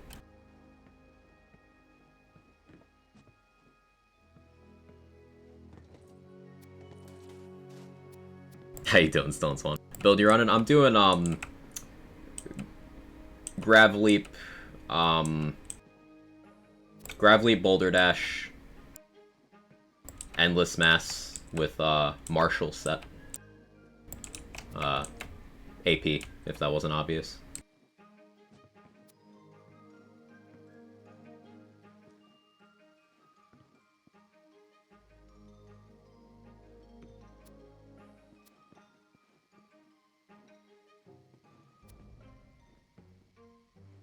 I swear I saw another greatbow in here, but maybe I'm just losing it. Probably that carouser. 2 more greatbows.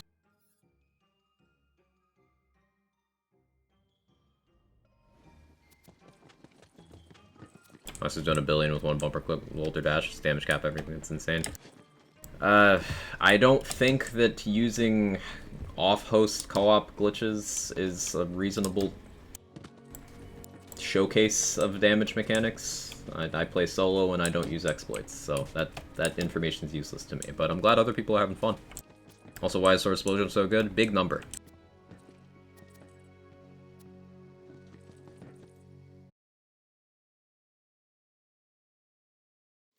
Browser casually hits 6 digits, Skeep Prodigal's Barbaloo clears maps with low effort, Greatbow, and Conjunct bosses. Yeah. All of those things. What's my UI doing? What happened to my UI, chat? It's just jankier than usual.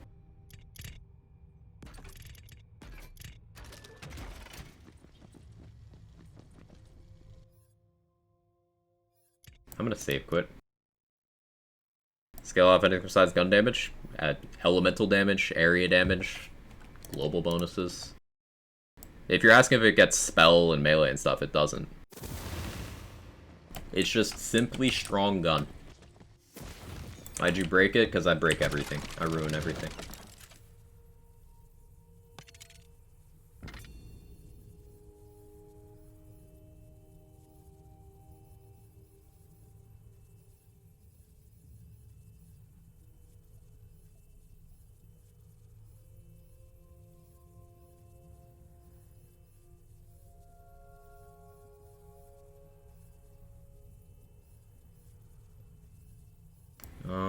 There was something I wanted to do with...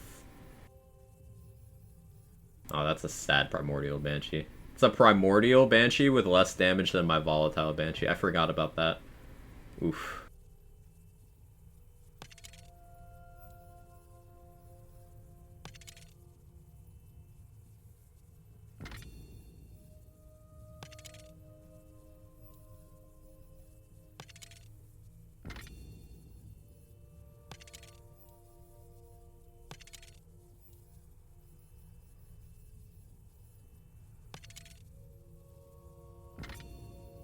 Jankier than usual is saying something. Yeah. Not my favorite thing.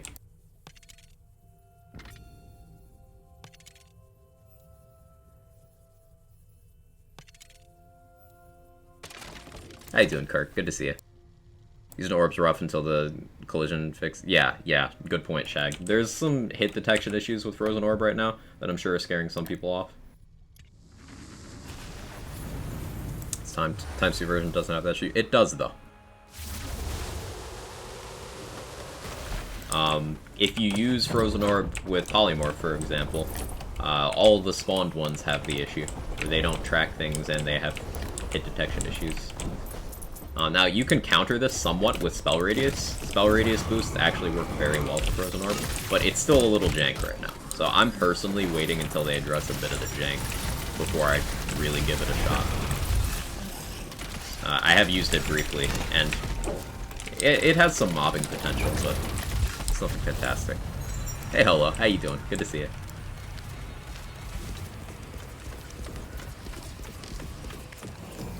I just picked something up. I can never be sure if I pick up a random item or not. Too much happening on my screen.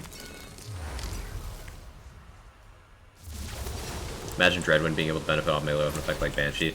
Yeah, that'd be pretty crazy. Dreadwind hits 4 times per second. So having 4 Banshee projectiles, or potentially 12 per second, that's kind of nuts.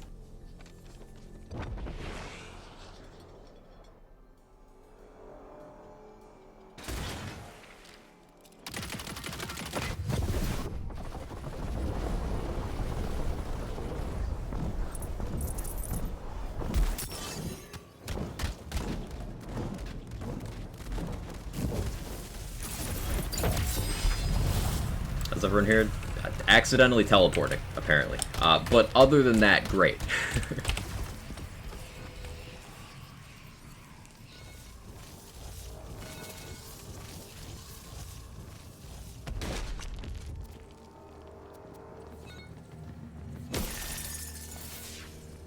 Other than that, doing great. Frozen Rob? Why would you do that to Rob?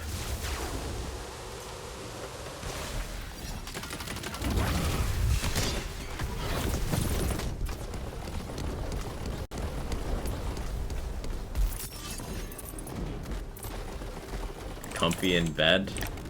Sounds great. I want a nap. Why does people mentioning naps make me want to nap immediately? Am I old? I think I'm old. Or does that make me young? Because small kids have nap time, but old people also love naps.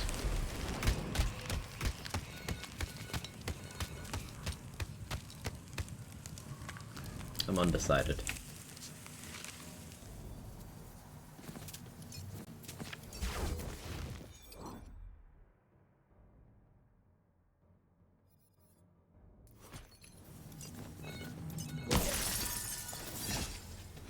Missed us hitting the suffering goal. Why do I keep saying Rob, what's wrong with me? It's okay. Words are hard. Sleep time soon, want to say hi to the friends. I appreciate that. I appreciate you. Thank you so much for stopping in.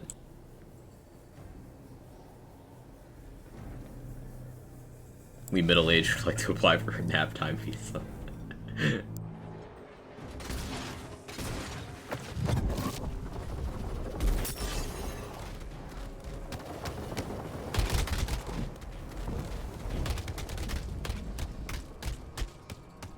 Schrodinger's Quag.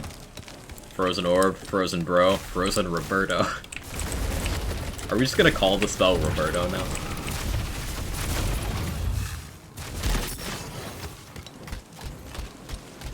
Off to interview, here's open. Fingers crossed juice went, and toes, and small intestines, all of it's crossed for you.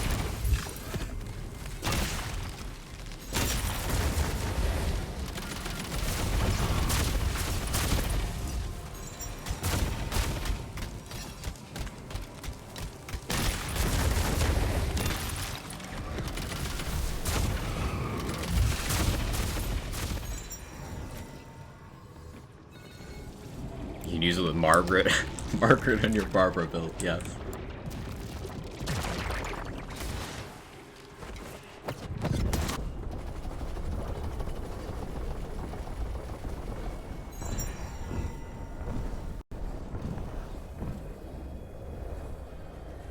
Gotta support the homies. You're a real one. Keep getting ascended blank slates when I need ascended amnesia with good stats. Mood.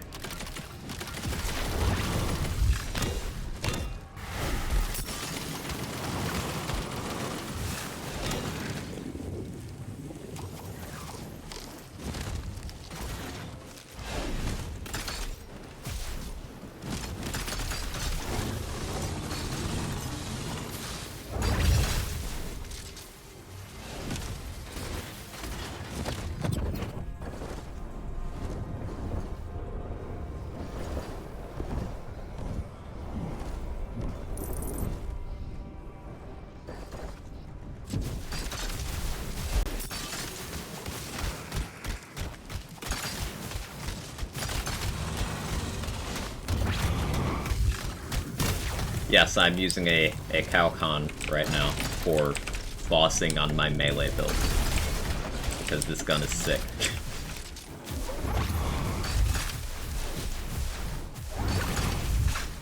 It's just, it's really good at triggering Executioner's Blade and applies crossbolts for it, so that's why it's a weapon of choice here.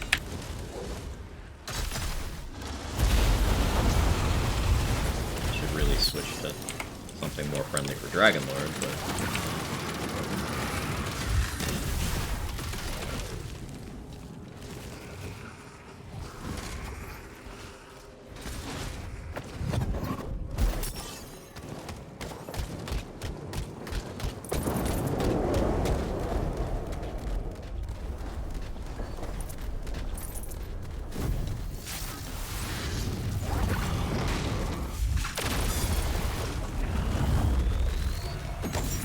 Hey Rorzak, how you doing? Executioners take the element of the melee weapon? Yes, yes it does.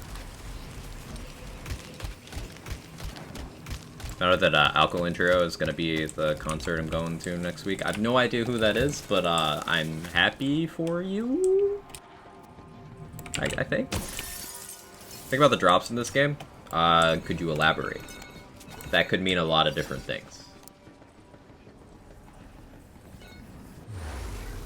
Biggest flaw in your Dreadwind build? Survivability. Meaningfully changing the survivability of that build without losing damage is going to be difficult.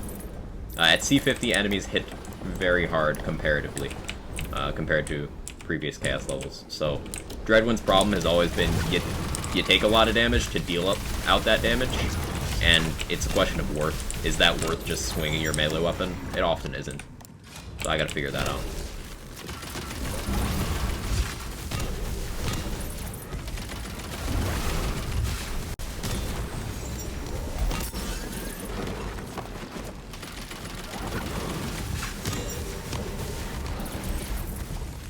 Legendary drops even if your loot looks over 50k. It's still luck. Also, 50k isn't very high considering 50k is the base without equipping luck stuff. Like, this is the baseline. You get all your collectibles, you hang out on Chaos 50, it's the baseline. I'm not doing anything extra to improve my drop rates right now, so not really. I don't have grounds to get annoyed about either reward. Now, increasing your loot luck over that point, that's still just chances. Still just chances. And you know what we couldn't do in previous Lands games? We couldn't improve our dedicated drop rates. We can in this game. So, I don't really feel any type of negative way about it.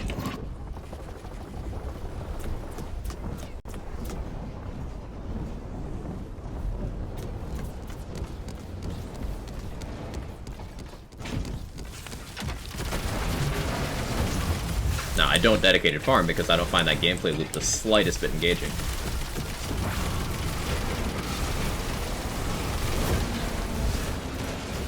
But, there you go.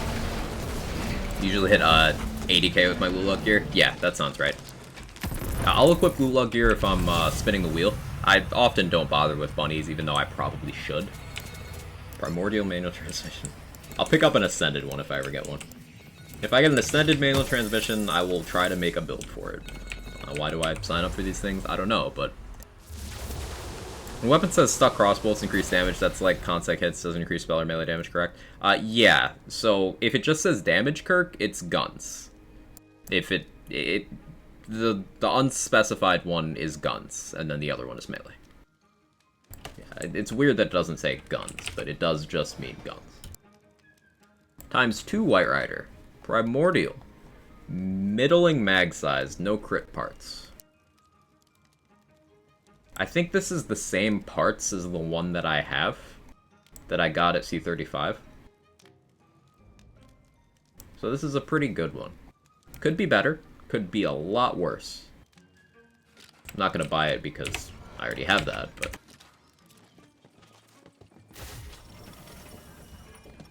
I'll hold you to that now. Prediction, I can set that up. Give me one moment.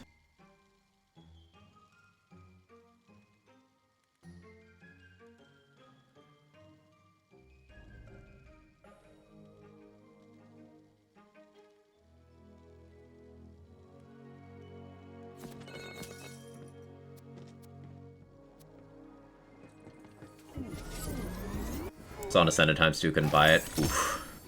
A little bit of backtracking on the spell damage and melee damage. You mean by conditional damage? Conditional is what we refer to one of the damage categories. Each type of damage boost applies in a different part of the formula, meaning things will add or multiply together based on what category they're in. Generally speaking, in the formula, more diverse categorization means better final damage, because a good visual model I like to use for this, 1 times 1 times 1 times 8 is 8, right? So if you have all your eggs in one basket and you don't have any in the other categories, that gets you a result of 8. But if you have smaller bonuses spread across those 4 categories, if you go 2 times 2 times 2 times 2, well, that's 16. You don't have as big numbers, but you spread it out across multiple categories. So conditional is another category. And the reason why that matters, it not being spell damage, is because there's other things that populate that category.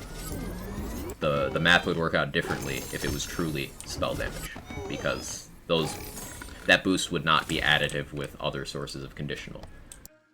But it is. Where you see this magical damage formula, exclamation point damage. There's a command for it, brings up the spreadsheet. It's put together by Sen and CZ, a lot of long hours there. Maintained through various game changes and theory crafting discoveries. Useful resource. What's the damage on that envy? That's pretty good. That's actually really high for an envy. No crit parts, but I'll pick that up. Just in case I can do something with that. Tried out manual transmission once, can only imagine a drive a manual shift car just as poorly. Get that shotgun yesterday? I did. I got a volatile times 14 for that build. Works out pretty nicely. Having the 35% of melee anti-spell and ability with the spell wand's a good idea for a judgment build. Yeah.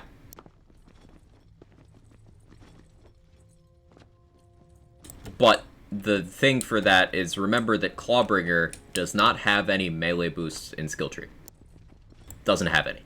You have things that happen when you deal melee damage, bonus elements that apply to your melee, but you don't have anything that actually goes increased melee damage to feed into that paradigm. So you would need a lot of melee damage elsewhere, which would kind of devalue it a bit. But it's an option. It's an option. There would be worse things to use. So I can't say it'd be a bad choice. Oh, my bank's full. Uh-oh. Time for inventory management. Why are all the games I play in the morning updating? I play Quag. Sorry, it's my bad. Do with bunnies, usually don't do it if I'm solo with no lives left till after I open the chest. The encounter isn't clear to you. Open it. If you die from Bradluck, you lose your run. I didn't know that. That's great. I'm gonna do a bit of trolling with that. Don't mind me.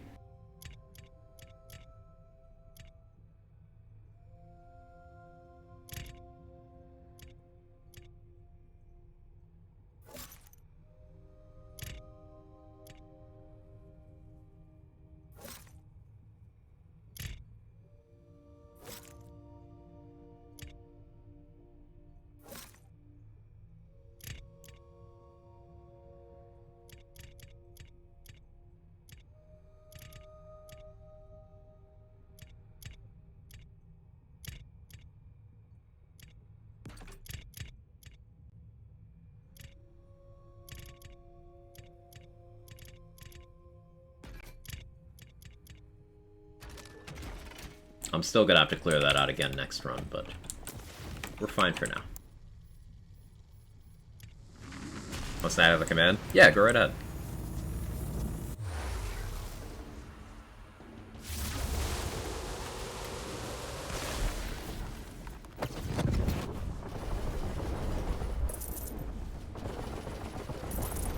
Happy to help spread the word of good resources.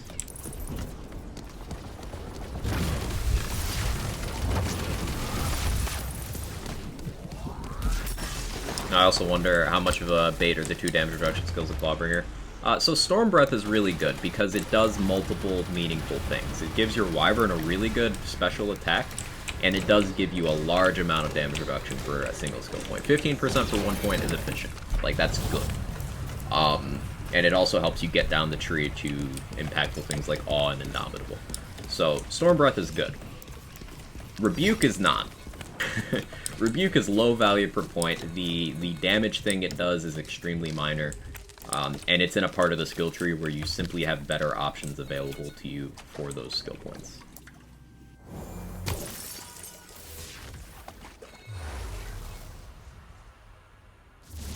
Got a few Ascended pieces for already. Let's go. I have... So this build was a Deathless build, Holo. But for surviving on C50 against some enemy types, I did switch over. Where's the Deathless I was using? I was using this one at C35. Once I hit C50, I was like, it works, but I decided to go for an Amnesia for more damage and more effective tank. Because having Health Gate, you know, is nice. But I think I could still build Deathless in a way that would give me enough tank. It would probably have to be an Ascended one with a max health roll on it. Maybe get some more damage reduction through extra points in the old ways, maybe. I'd have to get real beefy. But Deathless is good in this game. It does make you meaningfully tanky. Panon's attacks don't give Awe then? What do you mean? They do. I'm confused.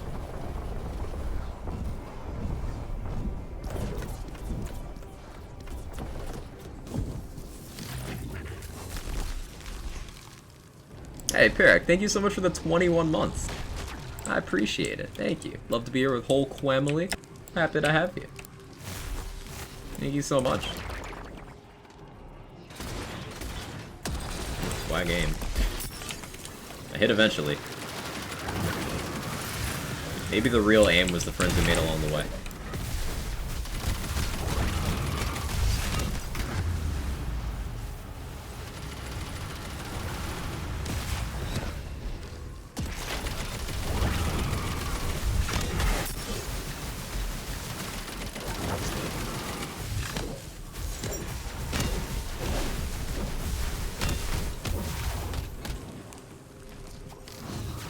because you didn't mention it as benefit of the Star Breath attack. Oh, well, I should. It is good at triggering awe. Yeah, Star Breath is just a great skill. Really solid investment for a single point. Highly recommend.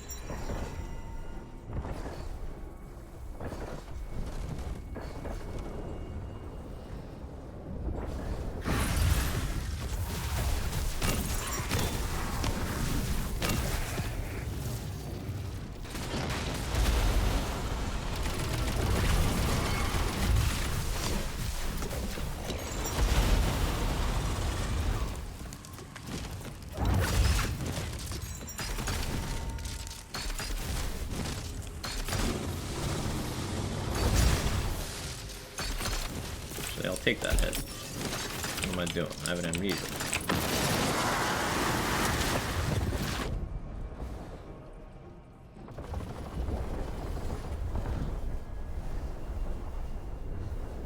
Yeah, Dragon Lord's not too bad. Con plus Executioner's Blade really helps with Barondet.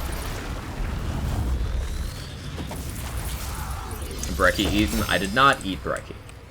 We ate Dragon Lord for Brecci.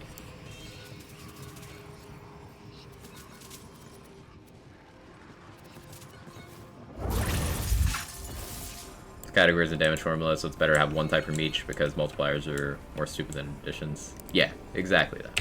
Multiplication generally leads to a bigger final result than addition. That's basically how damage formulas work out. That's why Berserker is so universally praised among the theory crafting community, because it just covers so many different damage categories with also having good quality of life stuff. The Berserker is the Flak of this game. People love Flak in BL3 in the theory crafting community because Flak's damage formula coverage could make you able to just apply good damage from anything. Because multiplication go burr. Whereas Amara and Zane were more of the addition variety, and Mose was more of the everything got buffed to ridiculousness variety.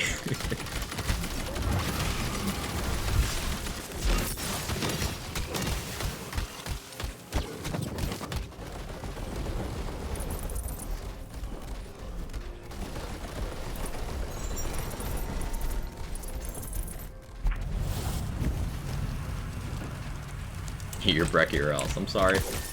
I'll do better. I won't.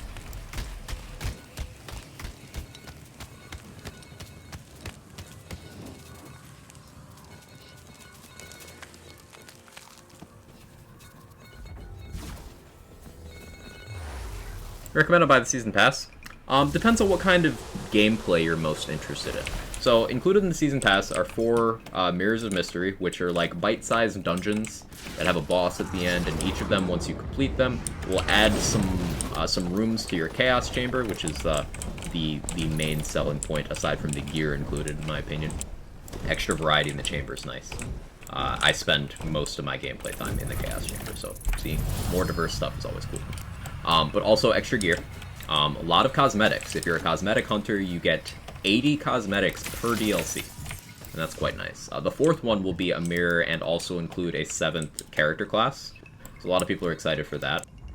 Now, in terms of the DLC value, some people are not satisfied with the first 2 based on being minimal in terms of actual gameplay. That's a perspective thing to a degree, but I get it. The 3rd one is notably better, has been much better received, and is more fleshed out in terms of a standalone piece of content. So, I would say on those grounds, we're trending upwards. And I think the Season Pass is worth if you are an endgame player who really likes messing with builds, or if you're a fashionista. So, bit of a lengthy answer, but figured I'd give you full context.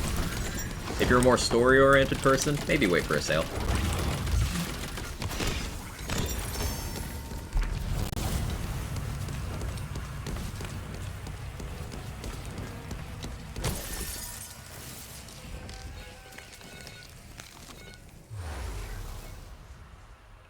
See why Burr is considered good? Yeah. Icebreaker being a fresh multiplier, Old Ways being conditional. You got melee, you've got elemental. Oh, there's Imelda.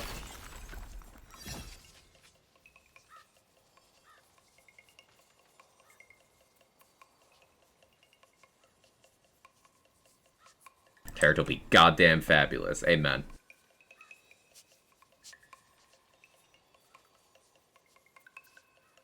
Also sad, my best mod's purple, with the only thing really helping is all damage. Bright side's Primordial Spell Shot, extra point of high threat down. That's really strong, dorks.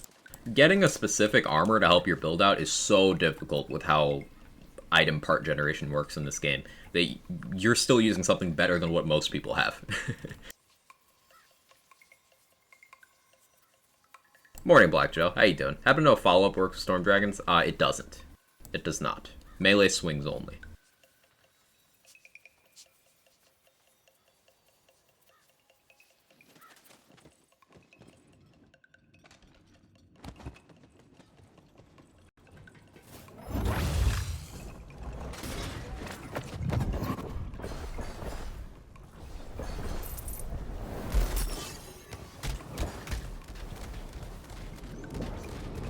Did I not buy ammo? Shit. I'm so used to not having to do that. Game, are you okay? I know you don't want to fight Imelda either, but we gotta do this. We gotta get through this together.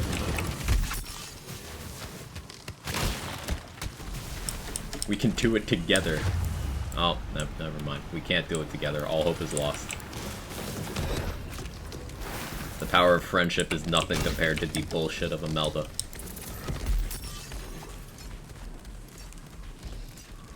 Put that on a mug. It's Meldon time.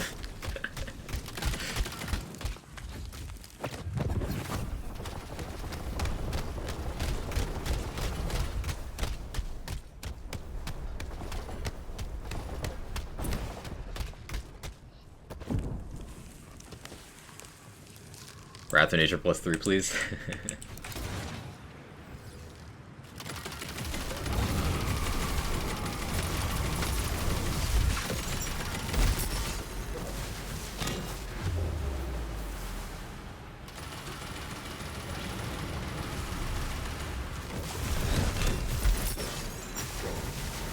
This is certainly...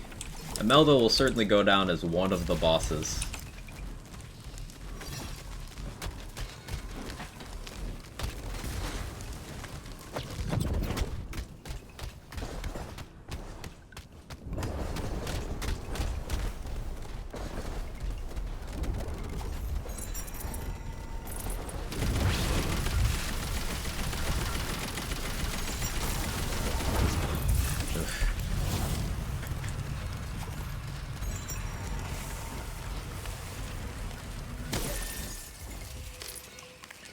The Aspect Veil, move speed, all damage, blast chill, 3 in savagery. That's trying pretty hard. I'll take that. I'll let you finish, but Imelda is one of the bosses of all time.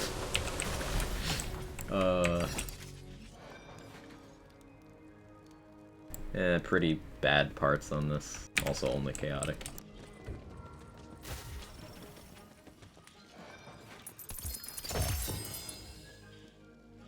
It took me a while to get the sandwich joke as well, Lacosius. Not just you. I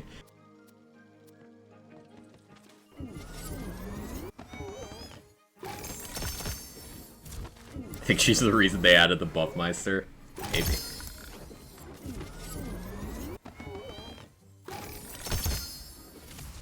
Please excuse me, I have a wall to ram my head into. No, no, no. You just watched me fight Imelda. That killed enough brain cells. You don't need to get rid of more. Respect yourself more than that.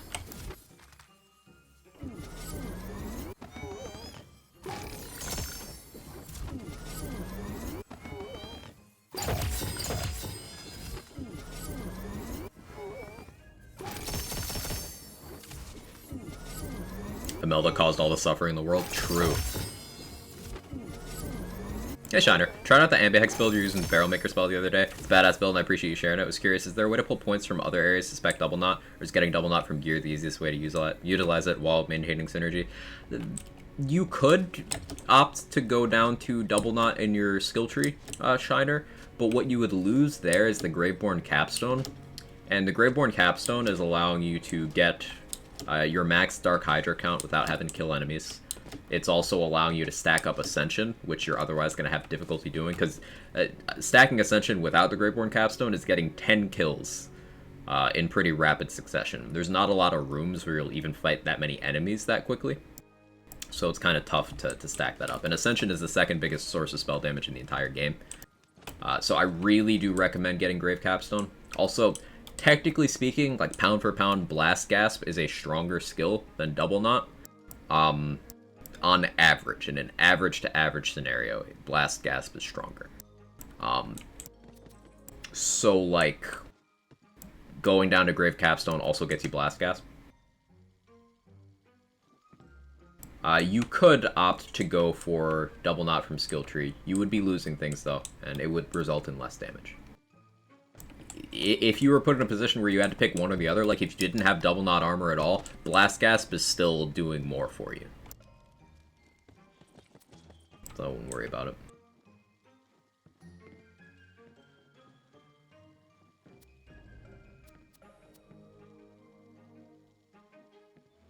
Weak haul this time. Sad about it. You hate to see it. Morning, New Mexican. How you doing? Just me, or would Snake Stick be better if it could go over 3 Hydras spawn with it? I mean, of course it would be better, but like, does it need to be better? Snake Stick is already extremely good. I use it on my Ghostblade build. It's my go-to there. Public spell part stock? I don't think there's a public one. I know there's a couple private ones, but I don't know if any public ones. And I try not to share resources without permission, so I'll look into that for you. If you have any good build recommendation for Spore Warden, I personally like going for Spore Warden's Play the Angle skill at the bottom of the tree and using Stabomancers from the shadows. It lets you really consistently trigger it, and it makes it crit, so it's really good for mobbing. Bossing, you'll need to lean on more reliable things like Sword Explosion, but yeah, that's my go-to. Hey, Moo Girl. Doja Cat attempted doing her own nails, and I'm trying to make a set that looked like what she probably wanted because I'm bored and it's a total mess, but figure out the vision. I believe in you. I believe in you.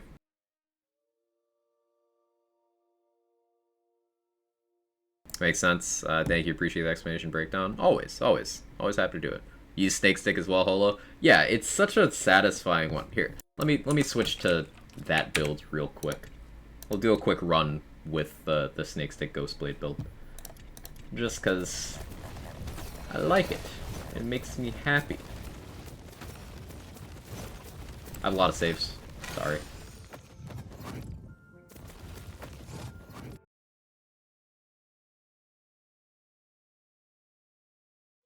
Cash on Imelda.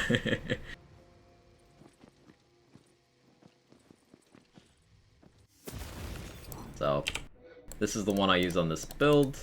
Primordial, Lightning, with Ancient Tilt, Concept. Imelda's the worst boss in the whole game, hands down. Won't convince me otherwise she's not. Yeah, Imelda's, yeah.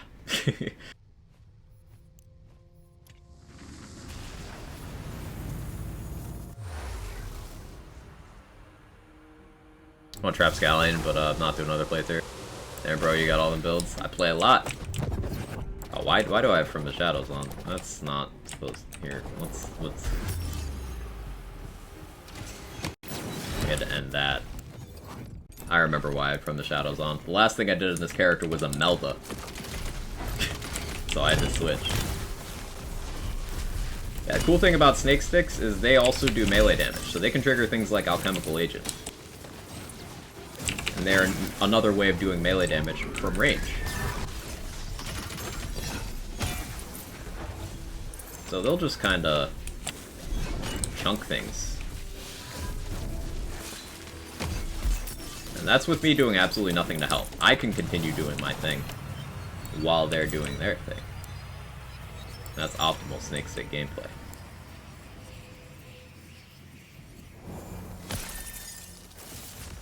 Take Trusted Magic because I have a Death Wish. You do trigger your melee-based skills, as long as it's not specifically melee attack. So they won't Blast Chill, for example, but they count as melee damage. So they trigger Follow-Up, they trigger Alchemical Agent, they get Oath of Thunder, all that stuff.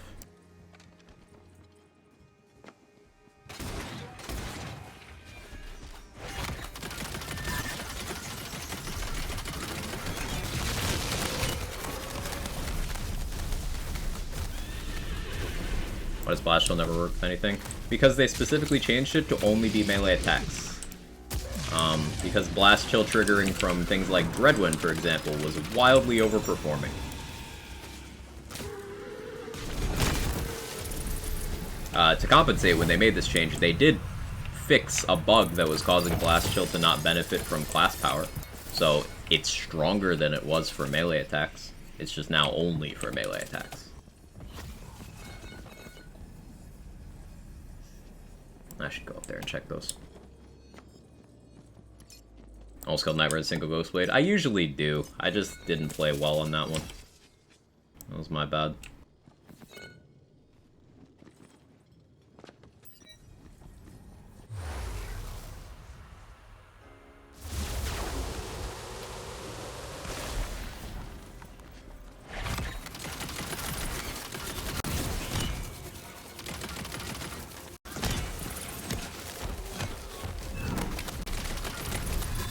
What I like to do is set up my snake sticks and move around my ghost blade as necessary. Goes pretty well.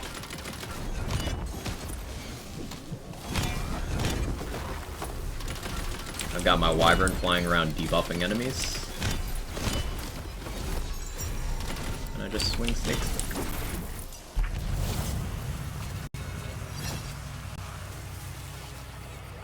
Hindsight is better that that gun doesn't proc Blast Chill. They made a few changes, which I suspect were made with the Stab-O-Matic in mind. Example, if they had not changed Contagion, then Alchemical Agent Stab-O-Matic would have been the dumbest thing in the game.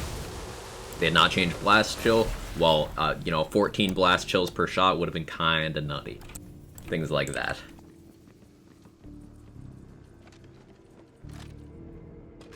Imagine if Ghostblade would trigger hilt mods. The game would not be able to handle it, and that'd be crazy overpowered. Ghostblade is already incredible.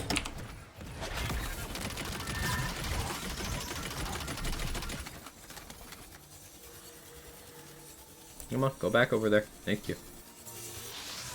Like, I don't think this needs help.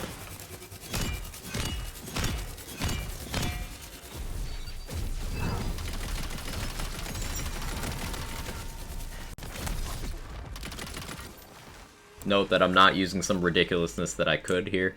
I could, of course, be doing Spell Shot Paradigm stuff instead of Clawbringer stuff. I could be using the Forbidden Spell, but I don't find those things interesting. Why do people say Ghostblade sucks? Because those people don't make builds around things. They look at something surface level, they throw it on a build not designed for that thing without getting any gear for it or doing any meaningful testing, and then they write things off as bad.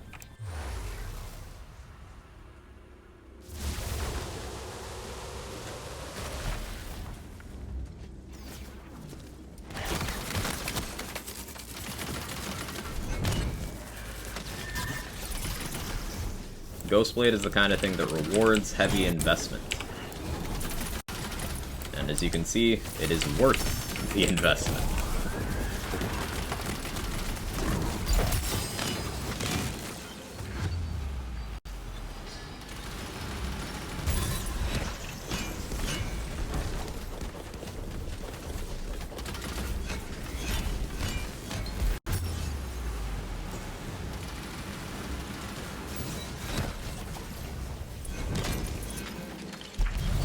Is it a gun that shoots ability damage? Correct. That's something I think would be interesting, but it does not exist yet. This isn't like BL3 you could slap a plasma coil and everything. Right, BL3 was so ridiculously easy to just have damage no matter what you did, because of all the power creep. This game does enforce investment for a large variety of things. This is why you'll see people say things like, only Pixies viable, because Pixies are something that doesn't require that. So people who don't want to experiment, even the ones who present themselves as builders, and pros and whatnot, will go around saying only Pixies viable, because they never learned how to invest into things. They never did the hard work to make something work. And meanwhile, you'll have people like Holo who runs around doing deathless stuff, which is something people run around saying isn't possible. But she's doing it. I'm using Ghostblade right now. Hard work pays off.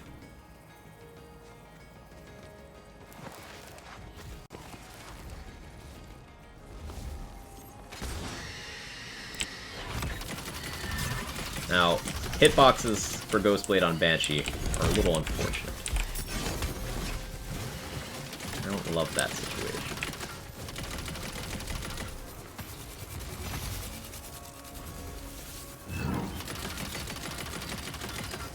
You have to do a little interpretive dance to get them to hit Banshee.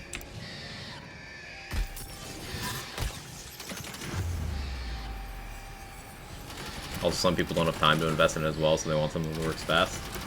That is an entirely different scenario to the people saying there are no options. Like, I have not found options is a different sentence than there are none. And there's different connotations on those. One is implying that someone knows everything, and that it's the game's fault for their lack of inspiration or experimentation. The other one is someone simply having not tried the right thing for them yet.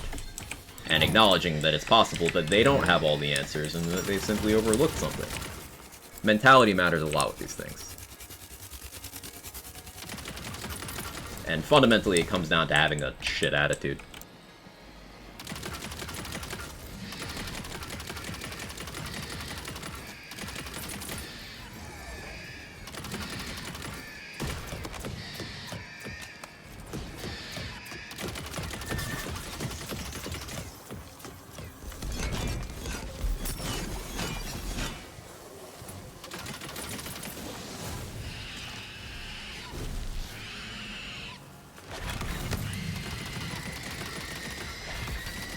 Ghostblade, please hit Banshee. Alright, you know what? No, I'll do it myself. Snake Stick will got me. Got me. Words. Snake Stick will get me. There we go. We don't call it specific people to do that, and therefore try and agree with them. It's not as simple as that. And I did touch on this earlier in the stream. Sometimes a creator will say something, and then it gets blown way out of proportion and taken in an intent not true to the spirit of what the creator intended. Like, for example, you'll have someone just outline criticism of a feature, and then that feature gets fixed, but you'll still have people 4 months later repeating that criticism as if it's still relevant. Or you'll have people say one thing like, hey, I like this aspect of the game, and then it'll get twisted into something else completely different. I do not place the blame for these things on solely creators. It is a community mentality thing. People want to be told, hey, it's not your fault your build sucks. Simple as that. So they will find a way to justify that to themselves.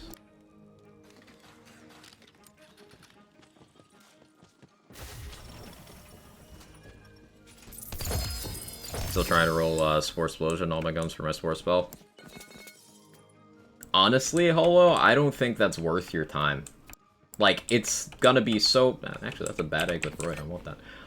It's gonna be so ridiculously hard to do, and realistically, there's just so many other things you could do.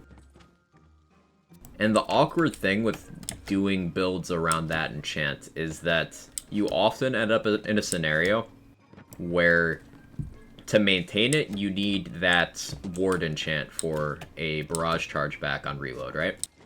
Well, that limits your weapon choices, and also removes a damage enchant from the table.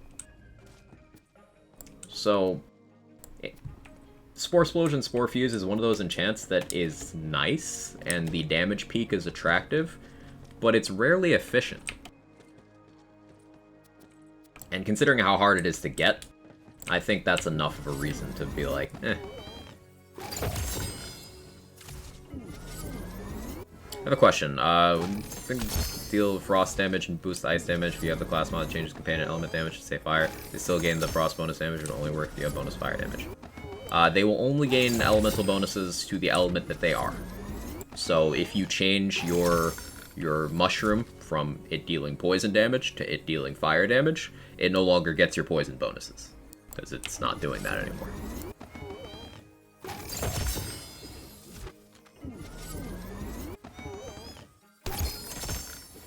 Addressing that one directly, Arconium, that's not his fault at all. Like, Moxie being good at his job does not mean that he's at fault for the things his viewers will say erroneously. And once again, you don't know what you don't know, right? Like, if something performs well, which Moxie builds do, because like I said, he's good at his job. If something performs well, and it's the only experience people have with a particular multi-class combo, for example, well, it's not exactly unreasonable to assume that it might be the best, especially if it has a really impressive showcase. Like, again, it's a mentality thing. And once again, that is not the creator's fault at all.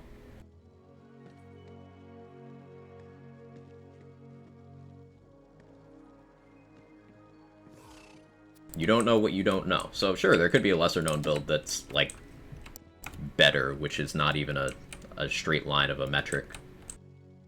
Like, remember, there's no such thing as best. It's always situational. Strictly depends on the metric you're using, whether that's clear time, whether that's damage numbers, whether that's ease of use, it still shifts.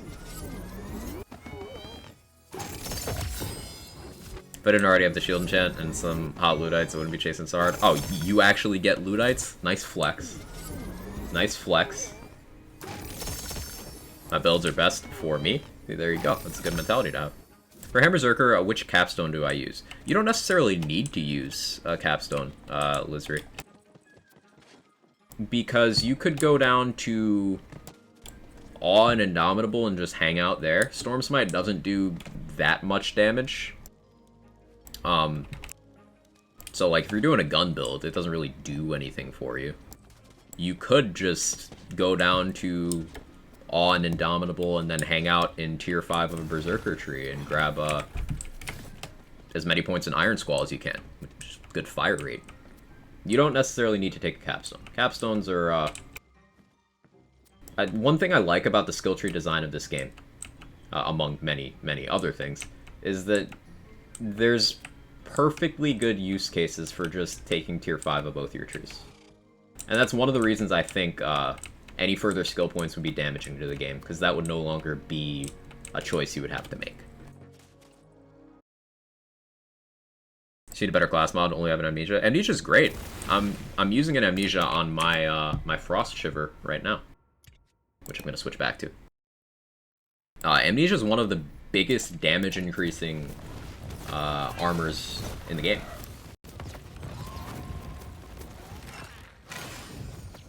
It is quite good. Took ages to get those. Also finally got my Primordial Cryo Gyre. Nice.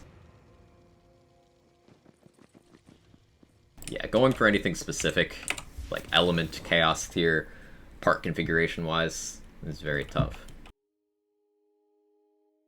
Hey T2H, how you doing? Good to see you. What was I doing? I have boss runs.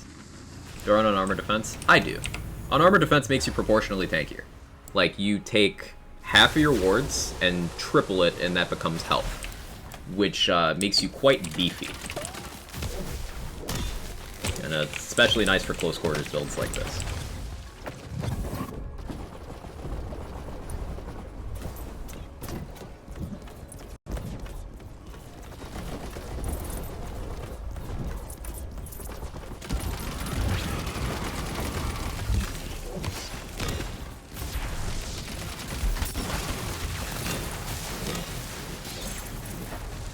Yeah, the reason Amnesia is so good is because it takes your movement speed stat and applies it in your all damage category. So, like, take just the Amnesia base effect.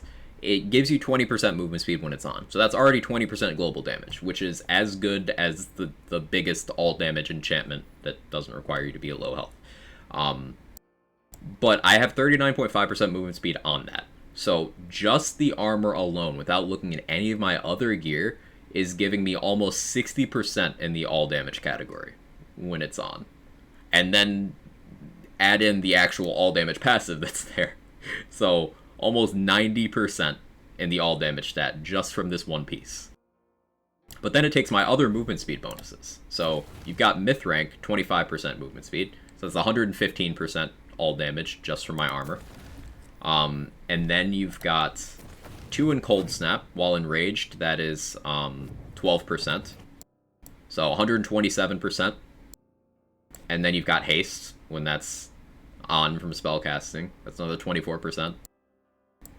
You see the trend. Amnesia gives you lots of damage. And because I'm using things like Unarmored Defense to make me overall tankier, I have a lot bigger of a health bar to eat the burn from Amnesia. Think a level cap raise ruin the game? Yes. A level cap increase has never been good for a lands game. Literally none of them, not a single time. They have often accompanied extra content, and that's been what's gotten people interested.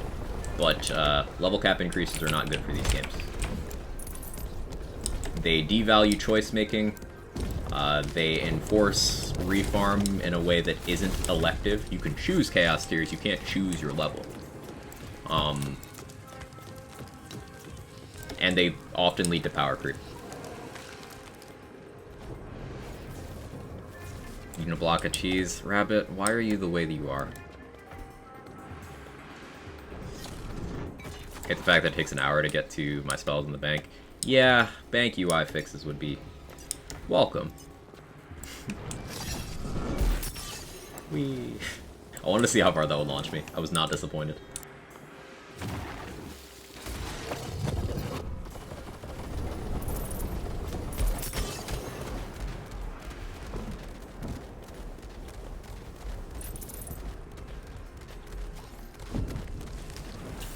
See an IRL Dragonborn.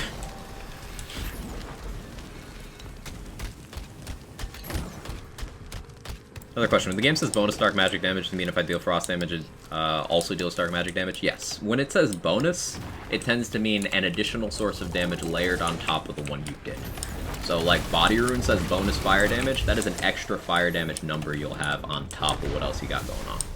Bad Egg says bonus dark magic, same thing. Extra damage on top.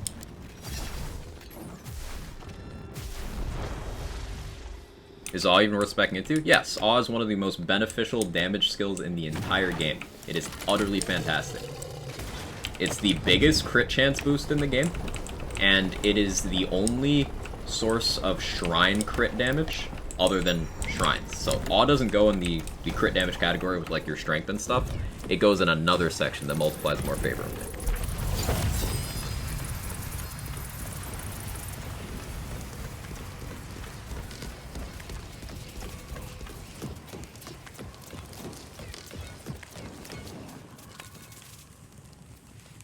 Why Corrupted Armor is so good too, layers more damage. Corrupted Plate Mail is kind of different. It doesn't increase your damage. Not directly. Corrupted Plate Mail takes 30% of your damage, chops it off, and changes it. And the way bonus elements work in these games is that can often lead to a damage down. Because, for example, bonus elements don't get splash bonuses. They don't get area damage. That stat just does not apply to them.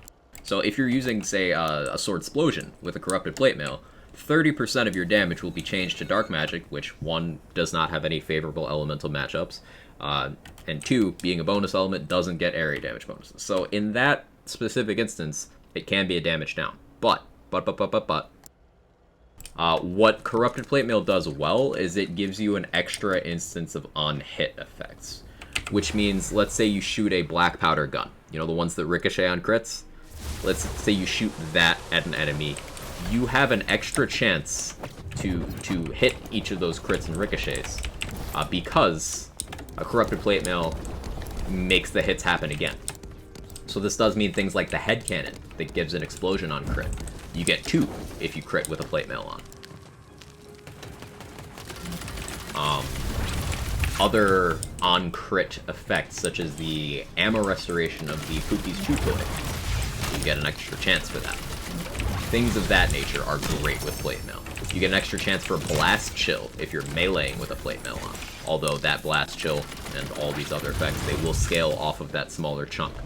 But sometimes that can be enough. In particular, I really like Corrupted Plate Mail for black powder weapons and mobbing.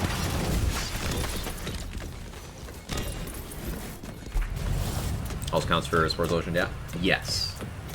And because that enchantment is so good at multiplying damage, then it overcomes the damage loss in a lot of cases. So that's a good use case for it.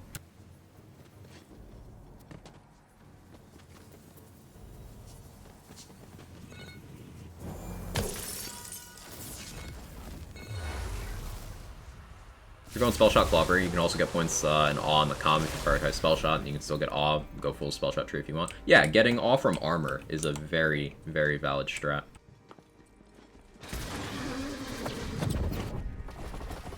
I do that on my Ghostblade build. I spec into the skill, and I take it on armor.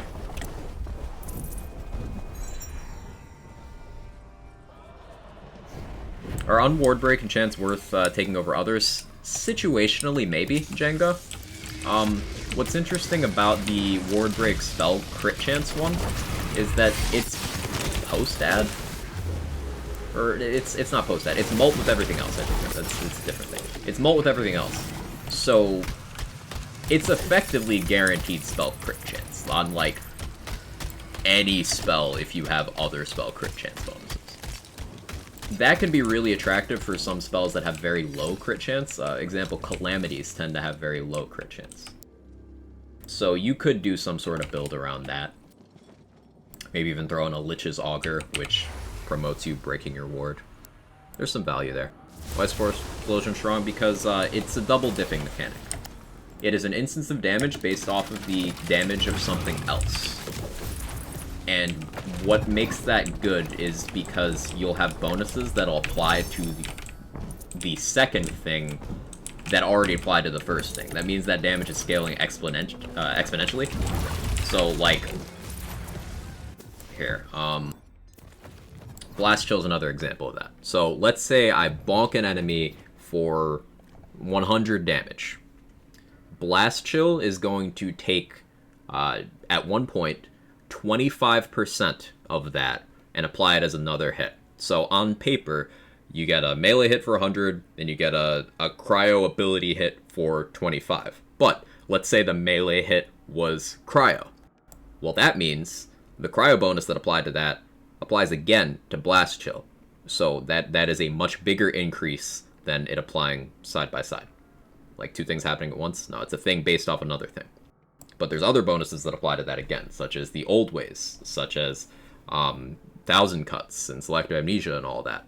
This is called double dipping. This is why back in Borderlands 3, Moses' Short Fuse was so powerful. This is why Amara's Indiscriminate and Ties That Bind and Remnant were so powerful. They're double dipping mechanics.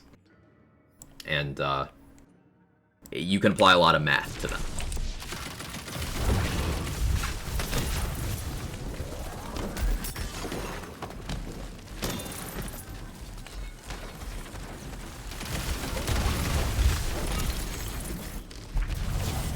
The 40% gun crit damage. That's okay. I think that one is a little too awkward for me to want to use it over other enchants, Jenga. But it's okay.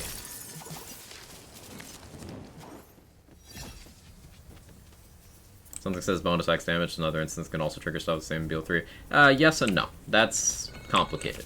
Bonus elements cannot trigger things in this game. So for example, Oath of Fire does not trigger the fire portion of Awe. You need something that is itself inherently fire for that to happen. This is a good thing because you don't want to open the door to things like Buffmeister's bonus damage triggering Double Knot. Because that would be insane.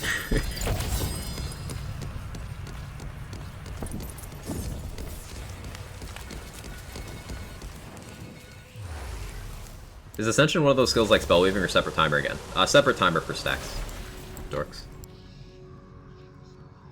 Gonna head out early, have a good rest of the stream. Don't get too many greatbows without me. Sounds good, fan. Thanks for the support.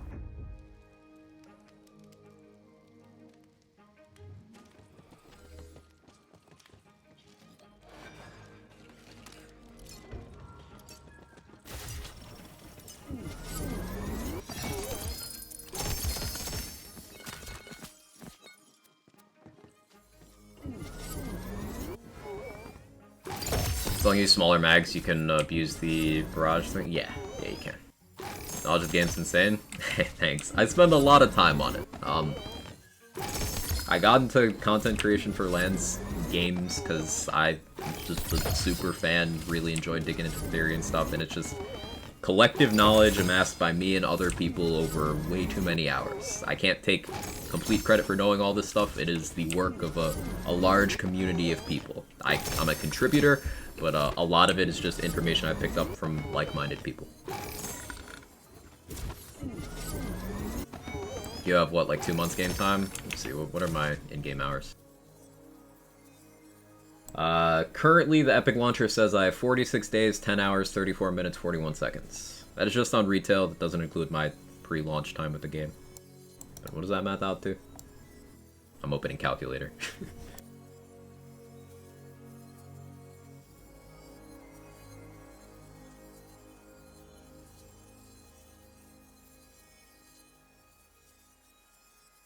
1,114 hours.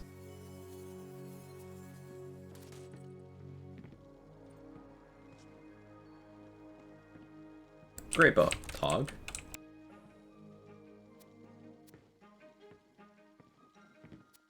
Greatbows have been kind of dry lately. I'm happy to get one, but like, give me more. So I swear I saw Ascended for a moment there.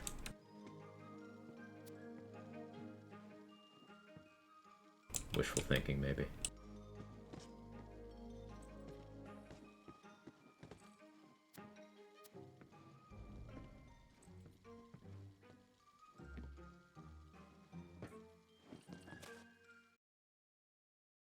Considering you play the game for a living, it's not as bad as I thought it'd be, actually. There's lots of people who play this game for a living who have more self-control with their time investment to the game.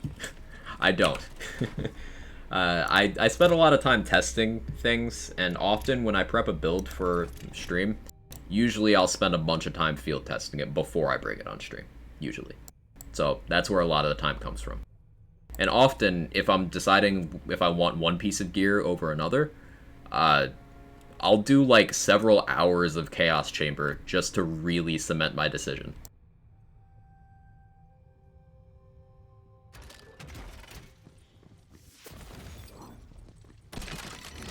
Because it's a reliable way of hashing those things out for me, and I enjoy it.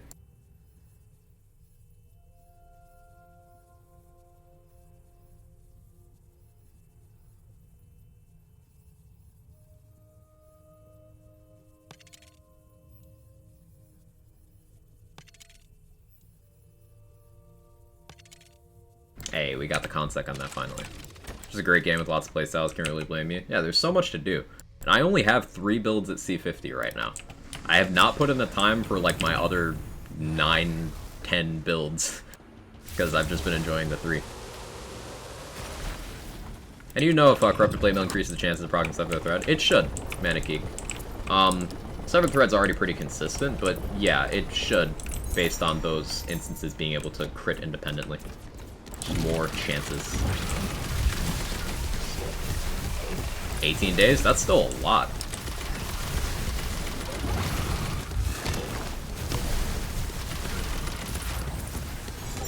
Think about it. 18 days for a game that's been out less than 4 full months. That's a pretty good time investment.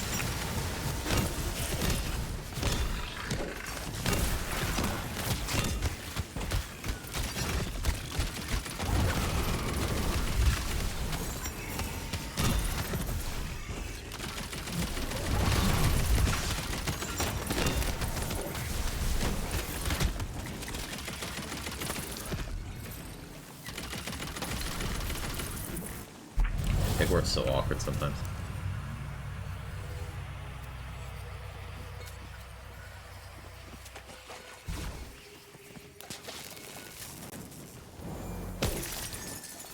Still pretty much all I want to do with my free time. I've mostly just been playing this and Outriders. Played a little bit of Godfall in there. Don't have enough time for that. I want to play Devil May Cry 5. Don't have enough time for that. I want to play Monster Hunter Rise Sunbreak. Don't have enough time for that. It's all Wonderlands all the time. Do Body Rune and Storm Dragon Judgment trigger the awe effects? Storm Dragon's Judgment, yes. Body Rune, no. Bonus elements do not trigger things.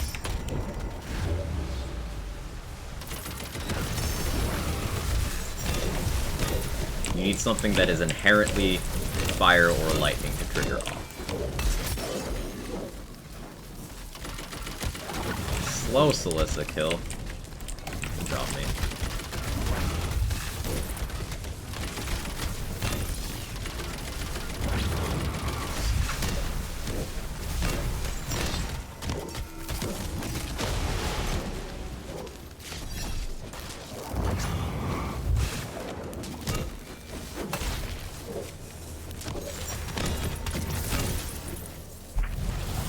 I need to farm for a ton more things. Some of those bosses still kick my ass.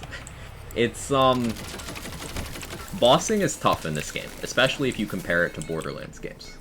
In this game, bosses have intentional roadblocks to force you to develop certain strategies and build certain skill sets.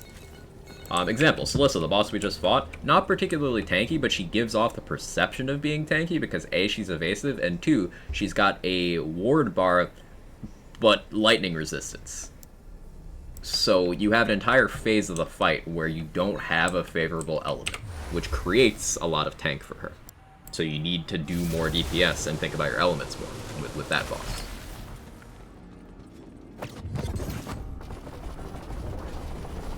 That's something that Borderlands bosses didn't do as much. Example, you had Killable, who, shield bar with lightning with shock immunity, but he also didn't move, and wasn't really very aggressive at all. He didn't really do anything. Solissa does. Ever played Dark Souls Elden Ring? I've played Dark Souls and I've consumed a lot of Elden Ring content. The only reason I haven't done Elden Ring is because my PC would explode if I tried.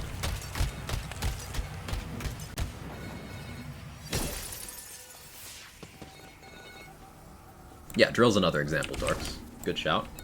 Drill has shifting immunities. Resists lightning in phase 2. I believe that's after you take the shield down. And then resists fire on his flesh health bar in phase 3. Has it been long enough we can mention PLC3 weapon names in chat? The ones that have been released? Yes.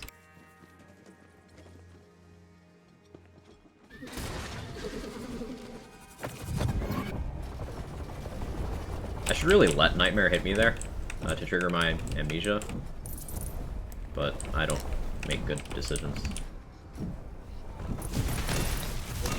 It's gonna be a slow kill.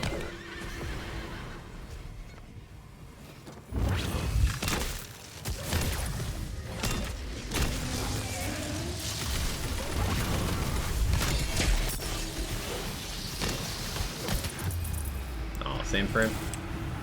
Any skeletons? Take that.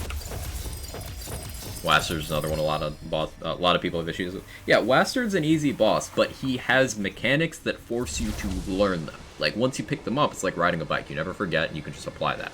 But he's hard until he's easy. Like, his attacks, you can shut them down with certain strategies.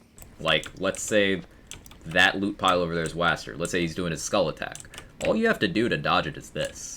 It does not track you well, it doesn't go very fast, you just lightly strafe, occasionally jump. That's all you gotta do to dodge it.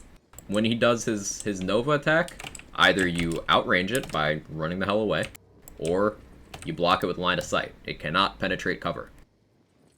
If he has his bird, well, you need to have either an AoE weapon to keep hitting him and the bird, or you need to have good single target DPS and hard swap to it, or you can take advantage of some weirdness and use any Stoker, Underbarrel, or Inferior Chuck, and it one-shots the bird for some weird reason.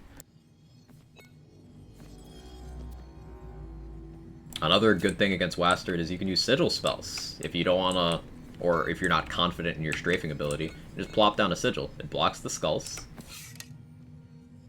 and provides you whatever other benefits your Sigil has. Fortifying Sigils heal you and give you a damage buff. Empowering Sigils move with you, and the Cryo ones freeze enemies very, very quickly. Vigilant Sigils make some Hydras for you, which does count towards your Faithful Thralls, if you're a Graveborn, etc., etc.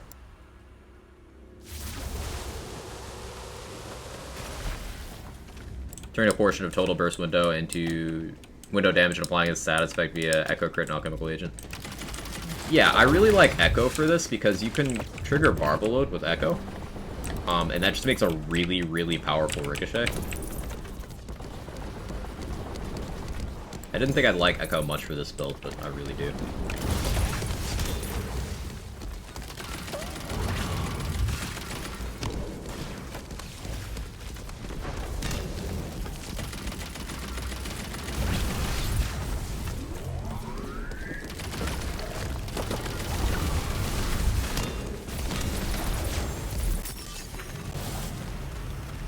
Also, does Buffmaster damage work with companions, and if so, does it trigger spell damage stuff? It does work with companions. If you have specifically a Cryo Buffmeister, for whatever reason, the Cryo Buffmeister's bonus element scales with spell damage. Like, regardless of what you apply it to. What did I just take? Extra life. Oh, I didn't mean to take that. So, like, if you apply a Cryo Buffmeister to your companions, then they are scaling with spell damage. That's just some weirdness with that. Is Dark Souls as hard as people say? No, it's just learning patterns and repeating the counter to an appropriate pattern. It's all memorization and prep. That's all Dark Souls is. It's punishing more than difficult is what I would classify it as.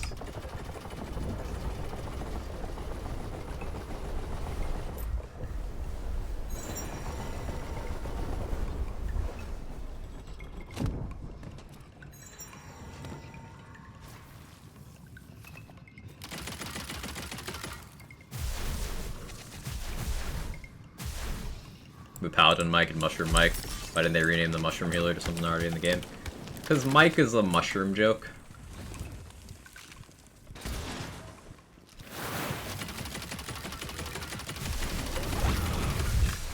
Also, Mike is a common name. Like, you know, if anyone here is named Mike, I guarantee you're not the only Mike you know.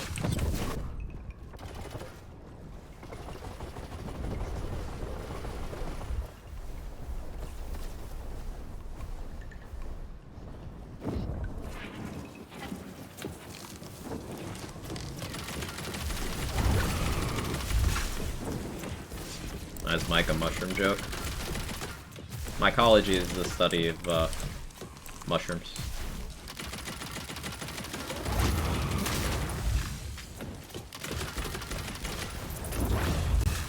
One of the Forewarden's dialogue lines when the mushroom does something is mycological warfare.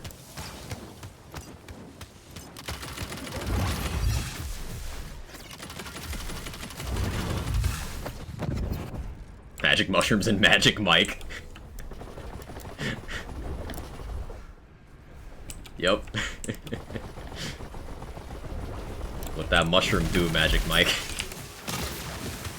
Sorry, I need to be stopped.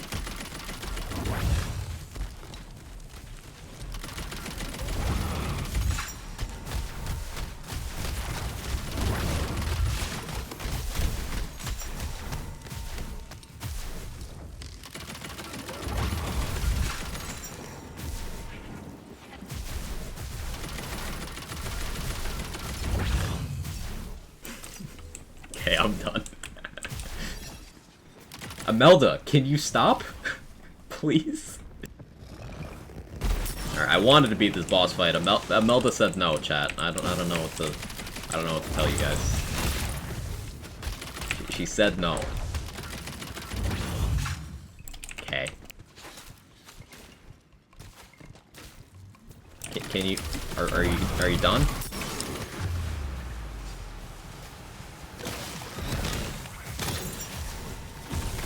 Are you done? No?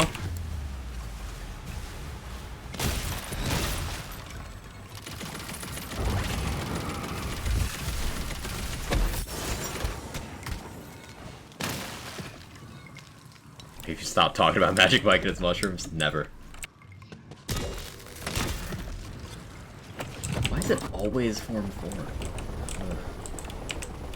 Actually, I wonder if that's what they did. Has anyone gotten lower forms of bosses since the last hotfix? Lower than 4 on characters that they've done 4.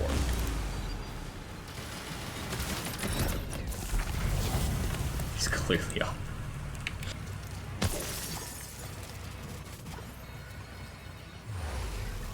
Got Form 2 yesterday? Okay. Hey Pinky, how you doing? Only seen Chums 4, I've seen him like 20 times. I've not seen any lower than a Melda 4 on this character in like a week. Got Form 3 today. I'm just incredibly unlucky then. Haven't played since the last hotfix. Oh, Holo, you got a day. Deathless is in the machine this week. So, until tomorrow changes it. If you're looking for Deathless, it's in the machine. I don't know if anyone told you.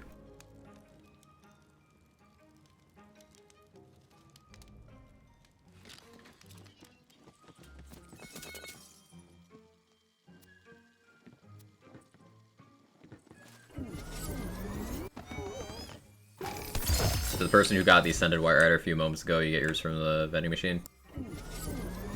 I want an Ascended White Rider.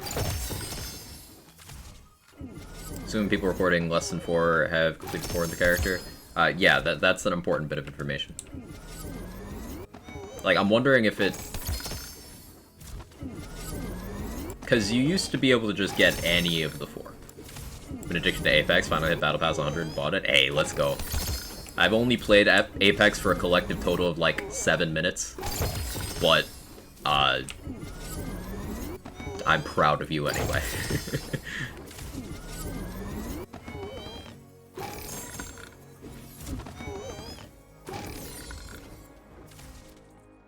Yo, greatbow, let's go. Another greatbow, I'll take it. Another one? Wait. Is that another one? 4 greatbows in one?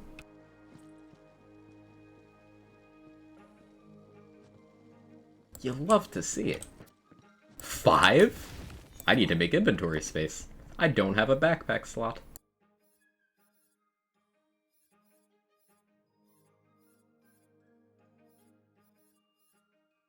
Truly momentous day. What do I even get rid of? Get rid of that.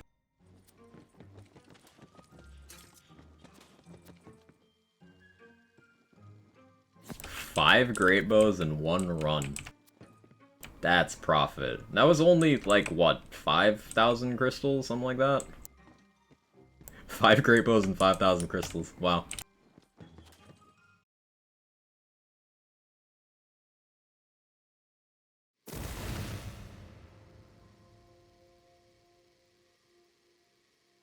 Totally be down if it's your thing. I play for Quest usually my off time like 2 AM, like DGen I am. I haven't played any like PvP shooters in years. Last time I did was I played some Cold War when that came out, and I just did not enjoy myself. But maybe. If I ever do want to get into that, you'll be the first person I tell.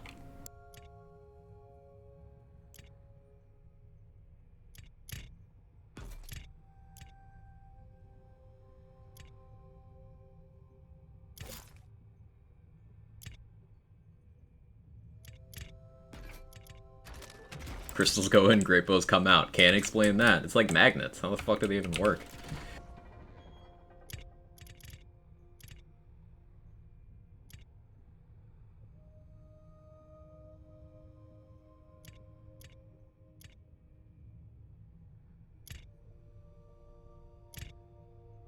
We're getting to the point where I'm gonna have to start getting rid of some armors. Reflexes aren't as good as they used to be. Yeah, me too, Pinky. I was super into them as a teenager. And early adulthood. And then I just kind of didn't for a few years, and I never got that particular skill set back. My twitch reflexes aren't as good as they used to be.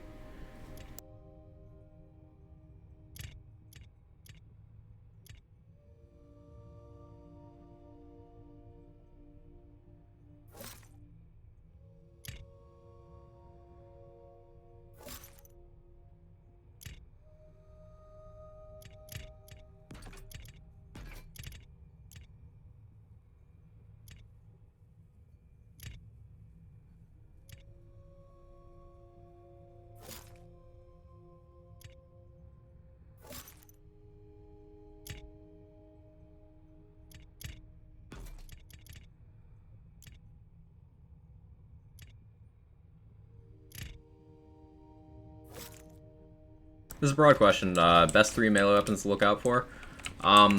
Wailing Banshee, Spellblade. The third one is tough. My personal choice for a third slot would be Snake Stick, but there's equal shouts there for Goblin Pickaxe and Twin Soul. But definitely the most widely used 2 are Wailing Banshee and Spellblade.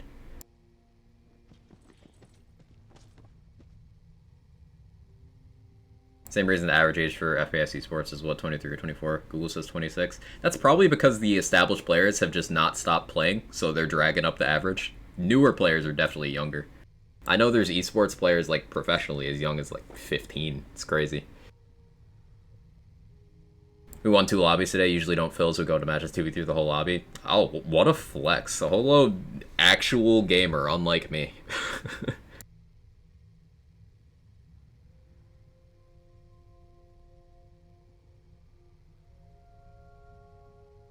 Hey, Pinky, thanks for the tier 1. I appreciate it. Means a lot. Thank you. Hope you enjoy the emotes, ad reviewing, all the good stuff. Means a lot. She's just a girl and Got a pickaxe at the moment, just be cast 27 my melee build I'm working for. Thing to keep in mind with pickaxe Dillweed is look at the swing speed on it. Pickaxes, I don't have one on me to show. Pickaxes can be between 1.63 swing speed and 1.9 swing speed. A 1.9 pickaxe is going to have significantly more DPS, because that's a lot more swings. Other weapons don't tend to vary with their swing speed that much. Twin Soul does as well. Twin Soul and pickaxe both have very variable swing speeds. Others don't change that much.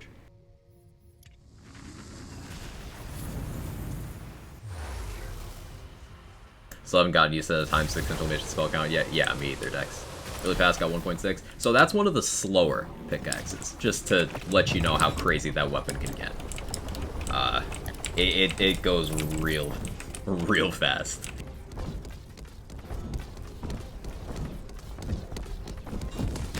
But a 1.61 can still be good if you've got a favorable element, tilt mod, and chaos tier.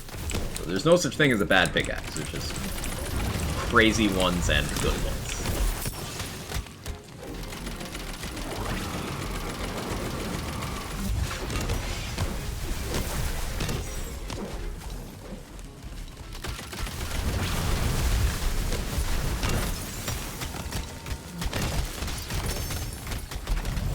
Is that what is Wonderland's ad? Wonderland's ad, let's go.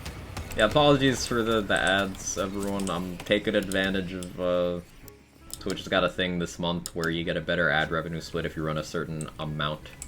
So I'm doing that. It's not much, but, July is the month of Quag getting the bag. I'm attempting to make a decent amount this month so I can spend an unreasonable amount on a PC upgrade for stream quality reasons. So that's why there's so many ads.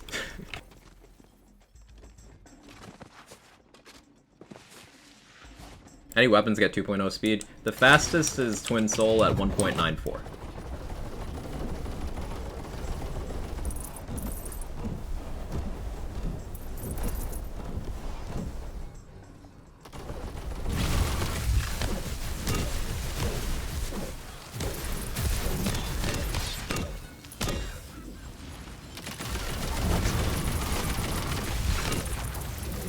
that was a big hit. That was Echo. Hey, Paradox, thanks for taking our holo. I appreciate it. 41 in the channel. Thank you so much. It's got a Wailing Banshee and Snake Stick off the bunny. Ooh. Dex, that response was toxic and you know it.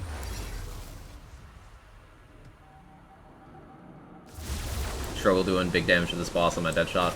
That'll be an elemental matchup combined with Parasite's crit spot being...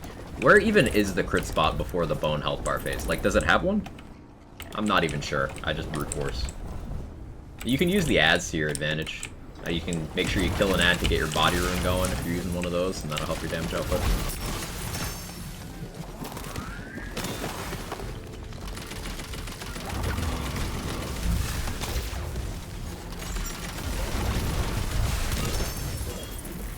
Yeah, welcome to the Quag Chad, fam. Hacking autocorrect. It's okay. It's okay.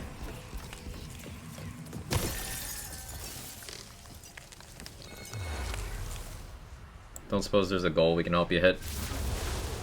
I don't really want to put a number on it. Like, I should. So speaking logically, I should. Especially if I'm directly raising money to go towards a PC. I should. I really should. But I don't like asking for things like that, if that makes sense. And I know some of you are going to get mad at me for this, but I don't feel comfortable. I want to stress that what I aim to provide here primarily is free entertainment, that any support is appreciated, but like, I don't ever want people to feel like they have to, or like I'm running around, I don't know, prioritizing that. It makes me feel weird. I don't want to do that.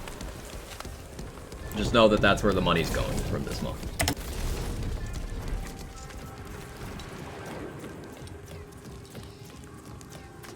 Lance fan, best fan. No one changed my mind, honestly. It's a good crowd of people. Hard to agree with that.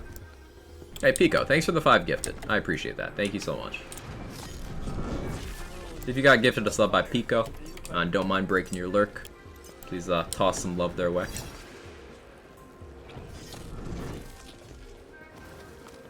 Having a hard time finding a good boss and gun. So far I got a Caddick, Sword Explosions. Is there anything else I can look out for? Not familiar with the weapons yet. Sword Explosions gonna be one of the best. Very hard to beat, assuming the element is favorable for what you need it for. Times 18 body rockers. That's non-unique Torque shotguns. Those are great. Times 3 encapsulators. That's Torque ARs. Are also great. Ludites. Torque pistols. Those are great. The Butter Boom. It's a DLC 2 Torque pistol. It's basically a legendary Ludite. So it is to the Ludite what the Sword Explosion is to body rockers, basically, in terms of actual usage. She's on fire. So idea could always run something like Dixper and use those funds put directly into a PC upgrade with chat gets the necessary in your games. So I don't know much about Dixper, Holo. I know you're an expert on that. Could you explain like I'm stupid in like a couple sentences? Like what it's about?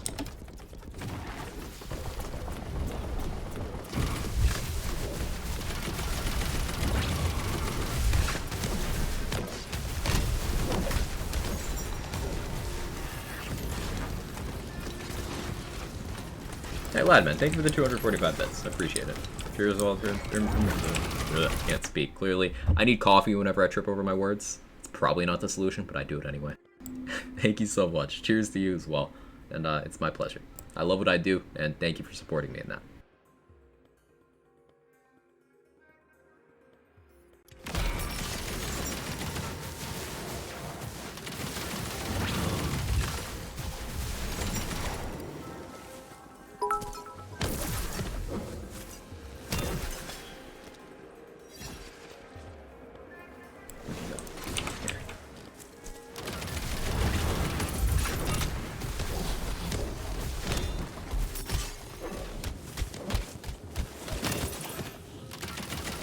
This was a slow drill kill. Did I take Nullify or something? I don't know why my damage is kind of mid right now.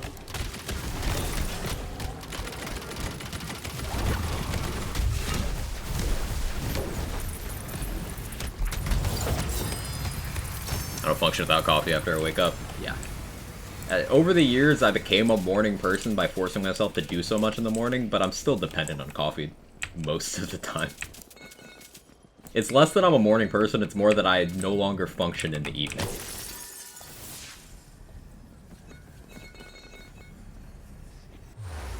Basically, chat buys card packs. Those card packs then have a chance to drop cards they can use to mute your mic, make your keys not respond, play funny sounds. Oh, that sounds cool. That's pretty interactive.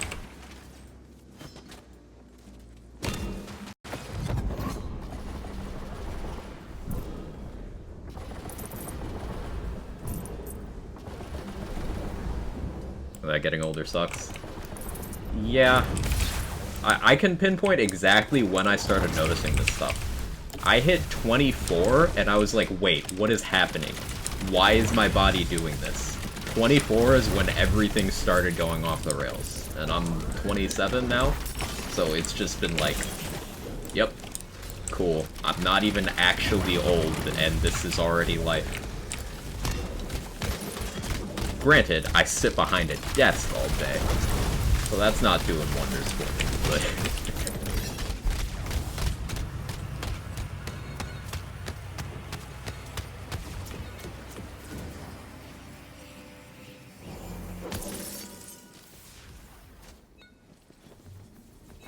Yeah, I'll be 28 in 6 months.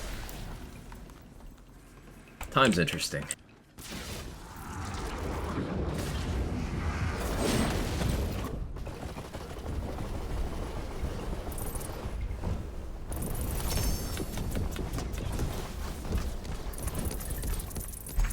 Your 20s are cute. You're also cute, Jaybridge, so what are we gonna do about this? Are we gonna hold hands and share words of affirmation? Build a relationship based on trust and mutual respect? Take a genuine interest in each other's thoughts and feelings? Huh? You wanna do some degenerate shit like that? Because I'm down.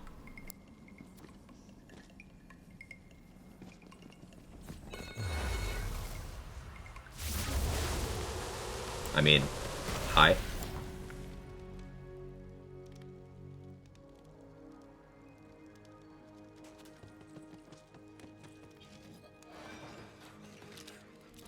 $32 with an office job, so my back basically hates me. Oh, mood.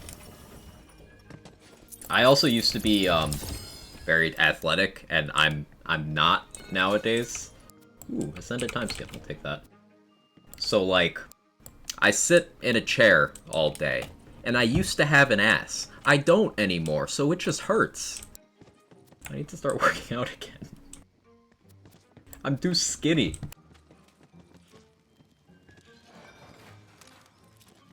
Be 40 in 82 months. That is a perspective on aging. Hank Hill style. It's not that bad, Brendan. It's not negative. It's just like 2% of power. It's been worth it for me, so I also recommend it to others that are looking to give something in return for people supporting you. A better way to give them the option to totally wreck you in games. Yeah, that's a good way of doing things. I'll have to look into that. Finally unlocked all pistol SDUs. I need to do that on more of my builds, Dillweed. I don't think my Ghostblade setup has all the pistol SDUs. I gotta fix that. I'm missing like 1 or 2.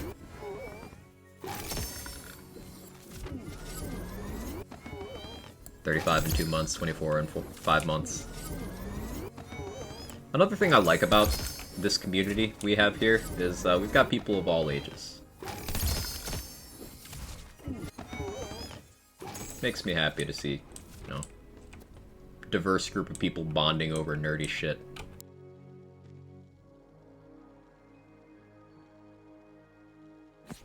One greatbow. Do I hear 2?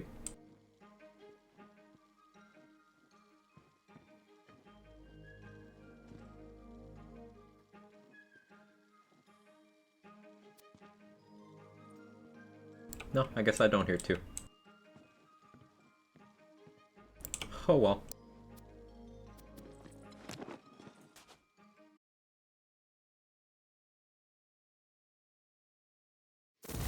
Only 30 to go. 40 in 39 months, 47 in 5 months. 37, not old. I think most people here, 20s and 40s. Which is interesting. We don't have that many people in their 30s here, at least that I know of.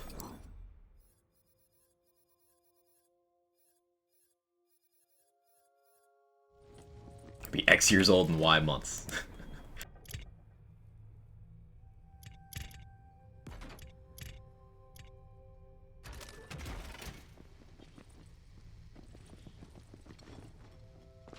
I'm 53. Oh yeah. We have a decent amount of people in their 50s as well. Now that I think about it. I hope to have as much of a handle on existing in my 50s as people in chat do, because I don't know how y'all do it. I'm already tired. What's the secret? Give the hacks. Most marketable age groups, like 18-35. Yeah, I think that's like the golden area.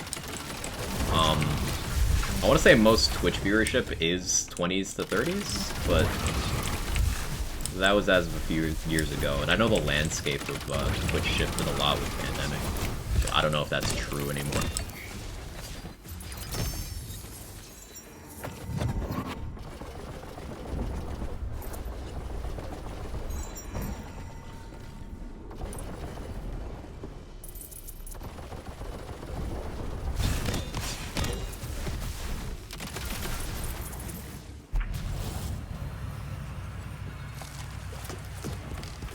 Meds. Yep. I'm in poor enough health that I've got that skill set locked down. Feels good? Man, it doesn't.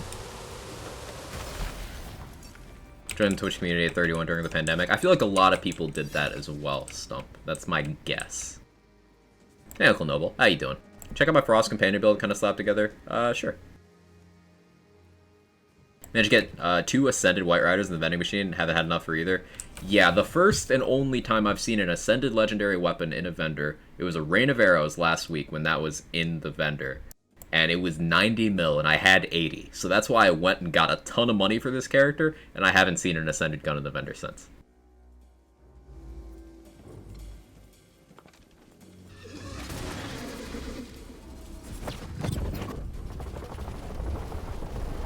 I forgot to take that hit again. Oh well.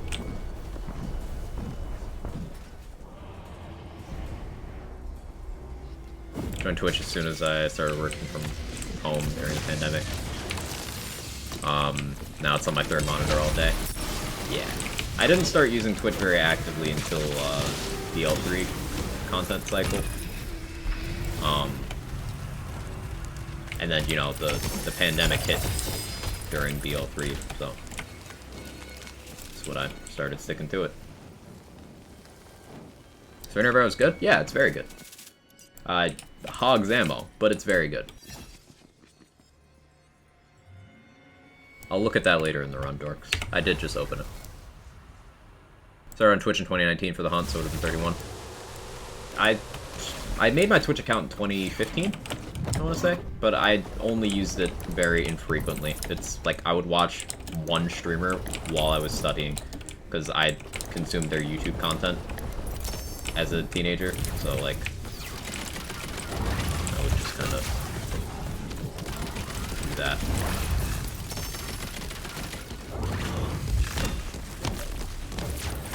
I would watch them on YouTube while I was studying, and I eventually made a Twitch to watch them, like, while I was doing other stuff.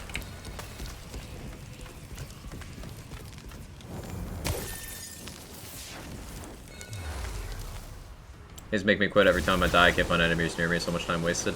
There's a cool item that helps you out with that, Wobbuffet. If you get a... Do I have one on me? I never have one on me when I go... If you get a Sacrificial Skeep Amulet, the cool thing about that is when you're at low health, it'll spit out a Skeep that'll float around and do AoE healing pulses. Not only does that help you stay alive, but you can also kill the Skeep while you're down to get a death save. So, I'd actually, on my other build, I bring a Skeep just for the Theodore boss fight, DLC 3 boss, because there's large sections of the fight where you don't easily have a target death save off of. So that helps a lot. That's what I always do. If I'm studying, I watch Twitch streams, such as now. Hey, I'm glad to provide good background for you, Disco Dude.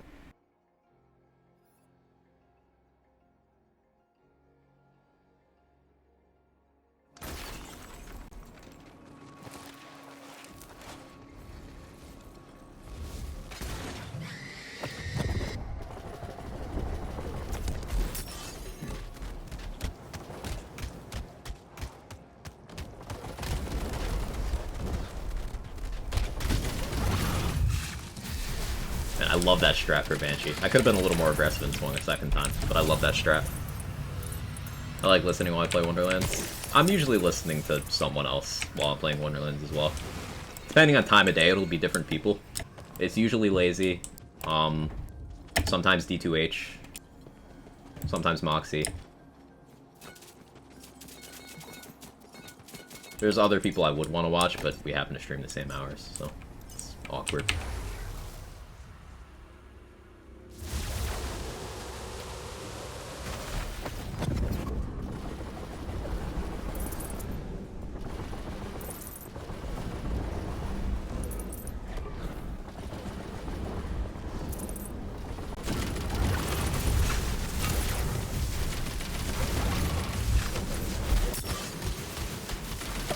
Thank you, learned a lot about Wonderlands passively for listening in. Hey, I'm glad. Love to hear it. Just describe my day. I go from you to Lazy to D2H. There you go.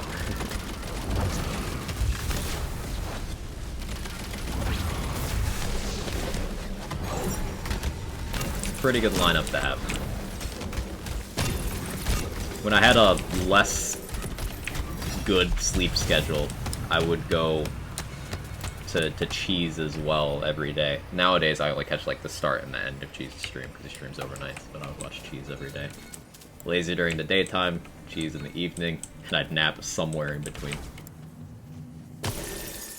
Or vampires, yeah. Holo working those degen hours as well. Sigma Wish needs sleeps. Let them for your DMs whenever you get to it. Will do. Thank you so much. Before you go, chat, follow Holo. I'm talking about people whose content I consume. If my sleep schedule allowed it, I'd be watching Holo every day. So she streams degen hours. Lots of different games. As you can see from chat activity, just all around cool human being. Drop the follow, go watch, do the stuff and things. Had a sleep schedule, Quack, amateur hours. There was a bit where Lazy was convinced I didn't sleep, because I was somehow active at every hour of the day. It was actually kind of funny. Because I slept like something wildly unhealthy. It was like 20 hours a week or something. Like it was bad. It was real bad. Like, I probably should have done something about that. But eventually I just developed a better life situation.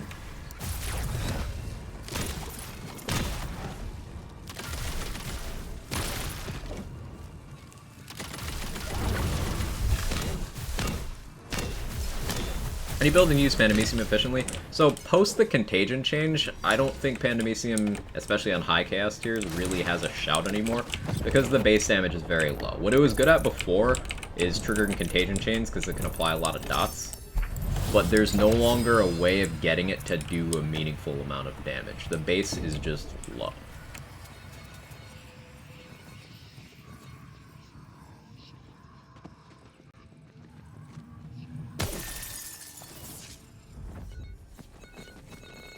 Holo's the one doing Deathless? Yes.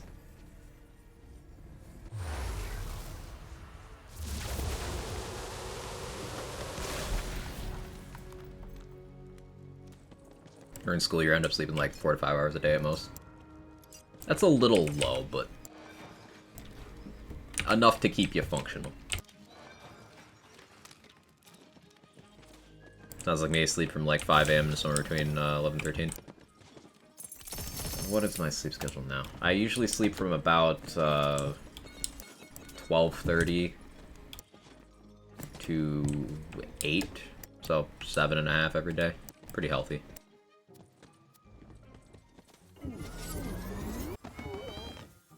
Just got third character Chaos 50, let's go. Been running a melee dot Clawstalker setup similar to yours, primarily using Storm Dragon's Judgment for mobbing easier bosses. Yeah, I have found myself situationally swapping to Storm Dragons sometimes, Brendan. It's definitely a good action skill. That build started out as a Storm Dragons build before I discovered my unhealthy attachment to Ghostblade. Absolutely viable. That's cool. Still suck on Panemisium. You have to get any good melee rolls on anything else you have for stab over. Yeah, the worst Panemisium will do is provide a laser light show while you do your other stuff, if you've got good stats. It's like a good purple, if nothing else.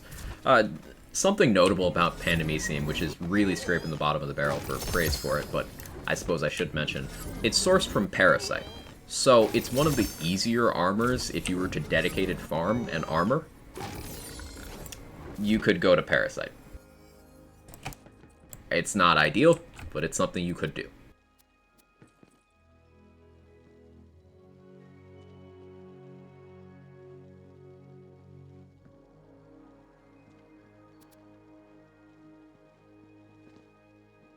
Ascended Carouser.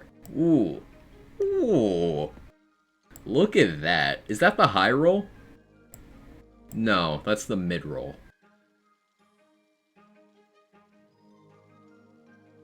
There's either 2 or 3 rolls for Carouser.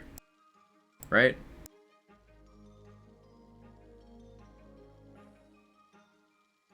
Do you go live 10 AM your time? Between 9 and 9:30 my time, Baron, yeah.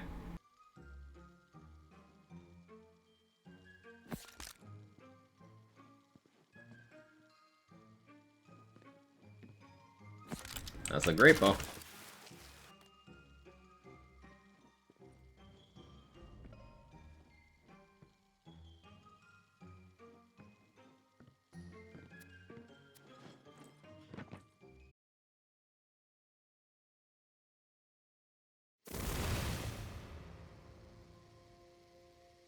$45. I need to make more bank space now. This is very awkward. You know the momentary heart attack when you get, like, an email about a bill and it's like, oh shit, did I miss it? It's like, no, it's just telling me I can pay my insurance bill. Adulting. Adulting be scary. It's like, shit, did I forget to pay? No, I didn't. It's just, I paid a month in advance, so it's telling me that this month I can do... Ugh. Also, can you look at my build? Yes, give me one moment. Let me sort this out first.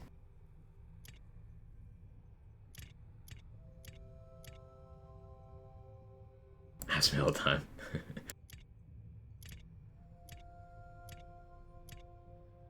There's a skeep. Keep a skeep on this build.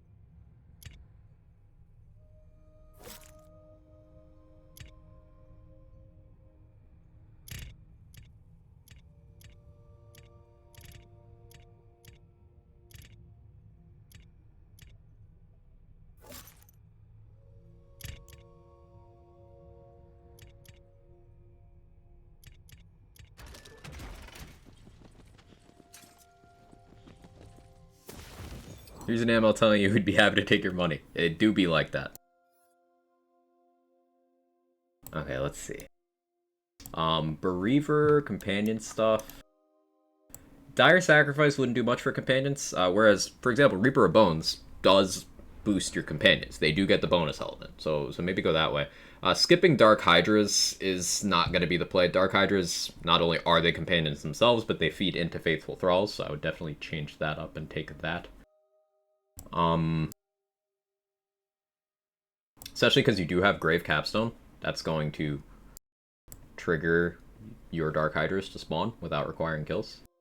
Mortal Vessel doesn't really do much for you here. So I'd move that.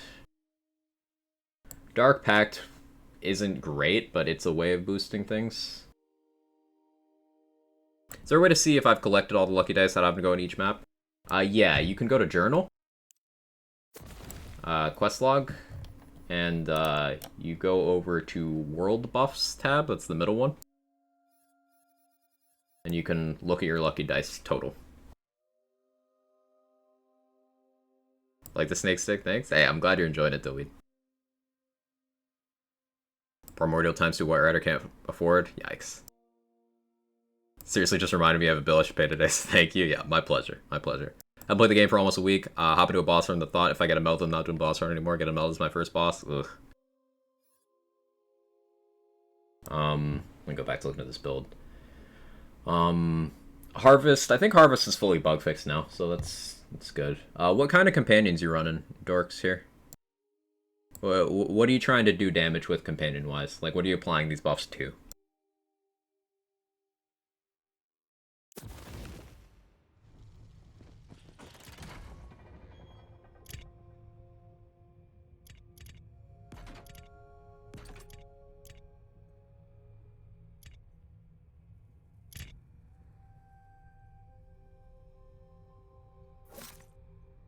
It's a low damage envy, I can get rid of that. Like Hydras and such. Could you be more specific? So there's a lot of different ways of doing Hydras. Like, there's a lot of varieties of Hydras. Are you doing gun Hydras, spell Hydras, snake stick Hydras? Like, what kind? You do different stuff for all of them. With a Scalawag, do I shoot a bit then melee repeat because of the crossbolts? Yeah, basically Dillweed. You'll find me shooting Scalawag somewhat full-time on this build sometimes because Executioner's Blade is happening every so often as I shoot. So I can just, like, keep shooting. Like, now. But, yeah. It's best to mix.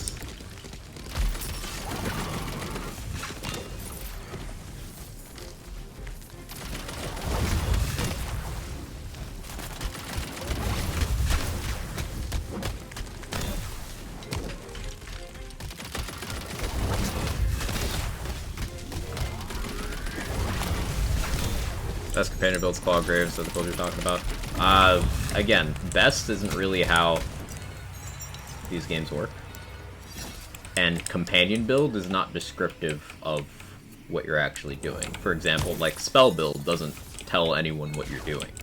Gun build doesn't tell anyone what you're doing. I was thinking gun hydras is above my pardon me, this one on laser hands, not taking part close to my heart. So if you were trying to do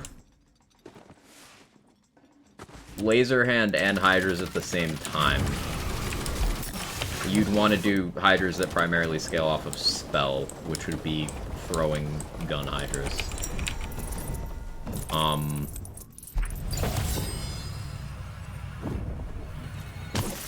Spells scale up Buffmeister too, so like same tree really. Let me think about this. Remind me again at the end of the run, I'll put together a tree for that.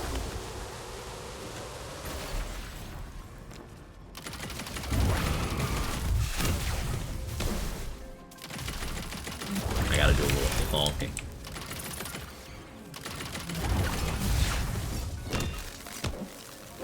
Also, side note, how often is the blurry stream pixely thing happening today? I'm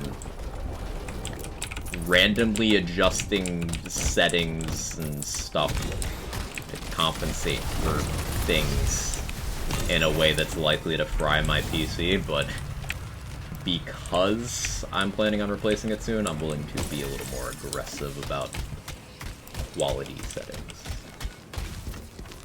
So, let me know. Because my ISP is terrible and I gotta overcompensate for their shit. Yesterday and today have been really stable? Okay.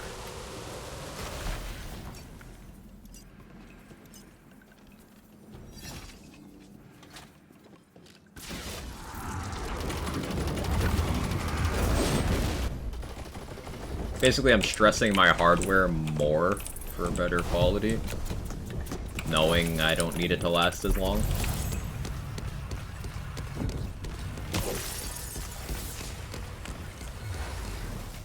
Hard to tell for me because the stream resolution is lower than my monitor anyways. That's fair.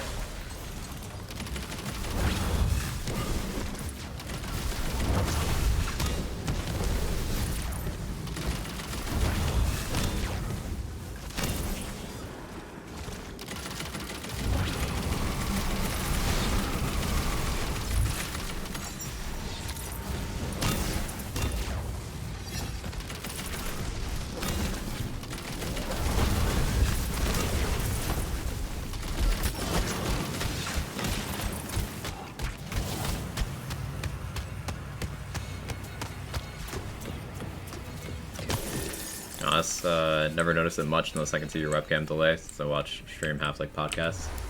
That's fair.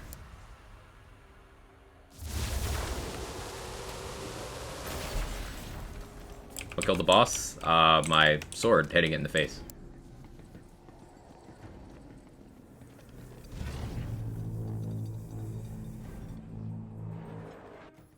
I think I missed a question. Do spore and ammo regen skills reduce overheating of skullduggers? No. No, they do not.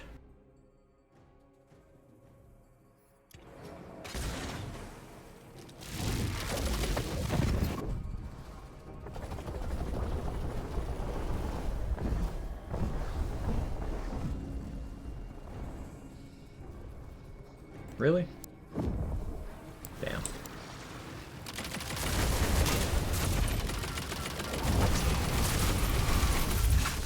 But yeah, Foster, that's the reason why people doing so much COV stuff on Moze and BL3 always puzzled me, because ammo regen does not and has never stopped overheating. Ever.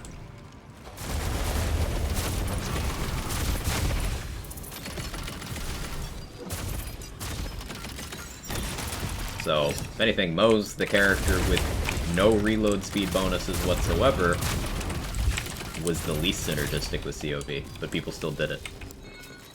Gargoyle go burr? Yeah, but Gargoyle you want to reload all the time, and you would reload cancel it so that you could keep reloading. Because Gargoyle reloading was hilarious.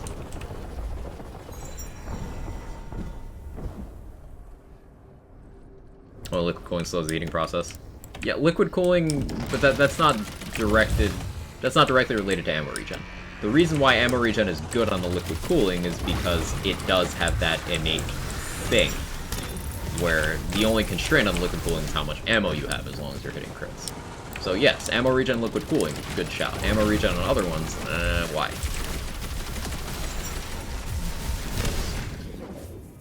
There's save file for this build? No, I've not distributed any of my builds as save files as of yet. I'll probably do that eventually, but I currently don't have any plans to.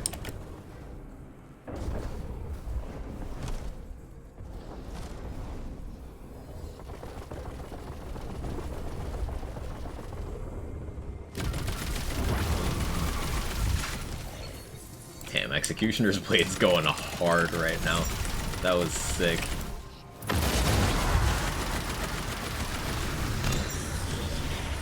Is this a crit connoisseur on? Okay, yeah. Crit connoisseur Executioner's Blade hits ridiculously hard. Like, that was surprising. Vommy mommy. Yes, sir. Good old vommy mommy. Barbalode. It almost tried.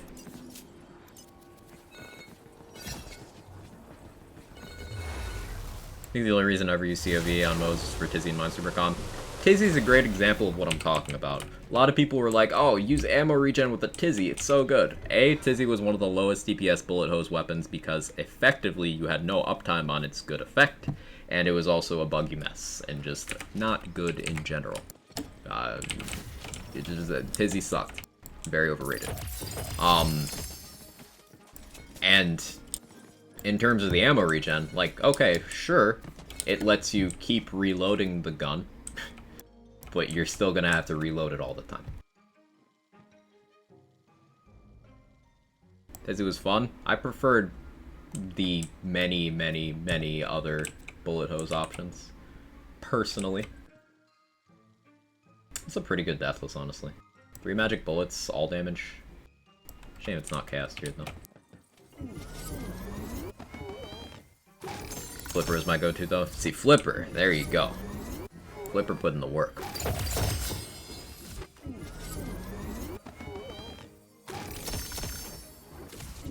Torrent go burr. Yeah, Torrent was a more effective bullet hose than the Tizzy. Also came from the same piece of content. It was just better.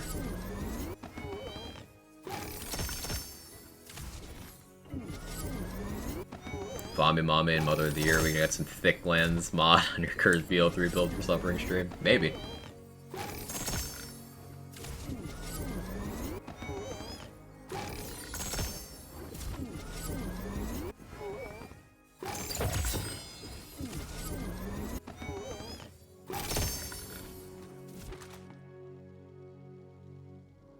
greatbow.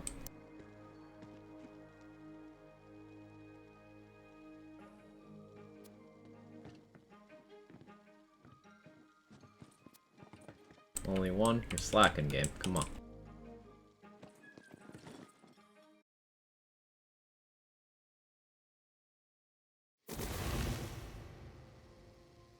$46. We're getting there. We're getting there. No PPU though. No PPU, my beloved.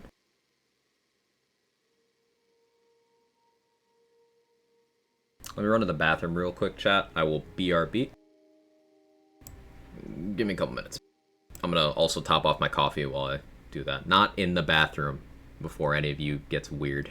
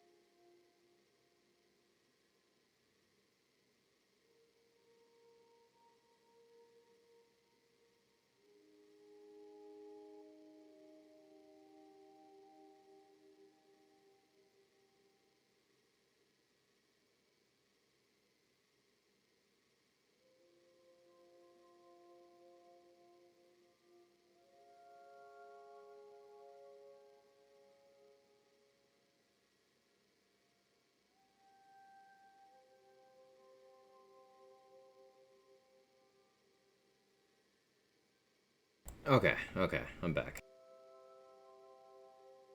I will have you guys know that when I came back in here, Kat was waiting expectantly like, what'd you bring me? Jake thinks anytime I get a food or drink item that it's for him. I don't understand, but...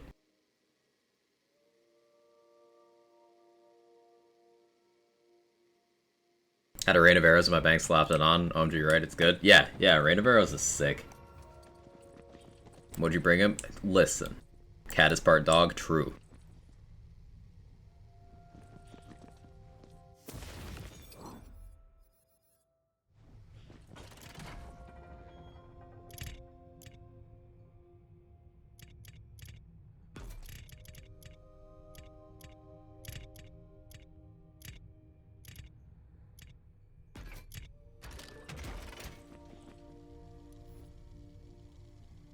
You're one of the few people who think the fadeaway Megavore just crushes people can't aim.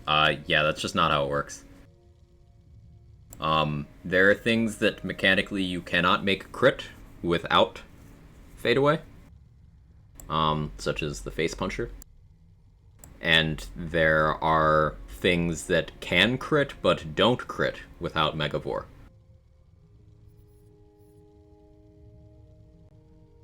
So, yeah, that's just not how that works. Also, fadeaway provided a different damage bonus entirely than what shooting an enemy in the crit spot did. An entirely different thing. And you could stack the two, so... Yeah, that's just, that's not correct. Not how the game works. Is damage reduction any good, C50? Depends on where you get it. And hang on, Dorks, I was supposed to help you with the tree thing. I remember now. If you don't have to give up anything opportunity cost-wise for damage reduction, it can be good at C50, but, for example, Clawbringer's Rebuke skill is very low value per point, and those points could be used elsewhere, and even if you had 20 points in Rebuke from Butt Stallion boosting you up, it's still not going to make a meaningful difference. So, the answer is it depends. How do you build for Deathless Armor? You want to stack HP, because HP converts more favorably with Deathless. With Unarmored Defense, you stack wards, because that converts into more health. With Deathless, you stack health, because that converts into more wards.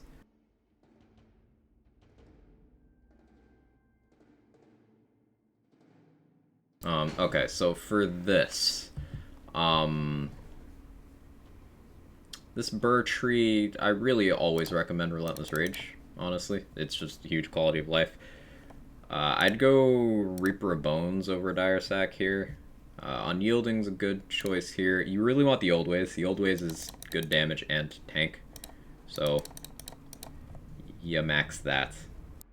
Unarmored Defense is bigger overall health pool, so sure.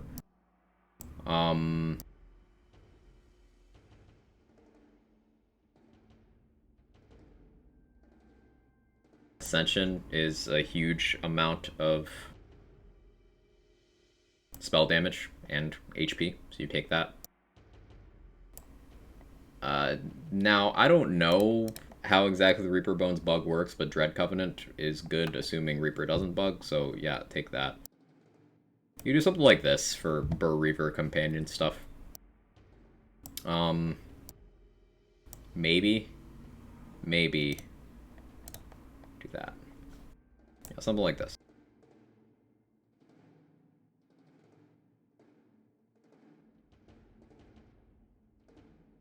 That's for you.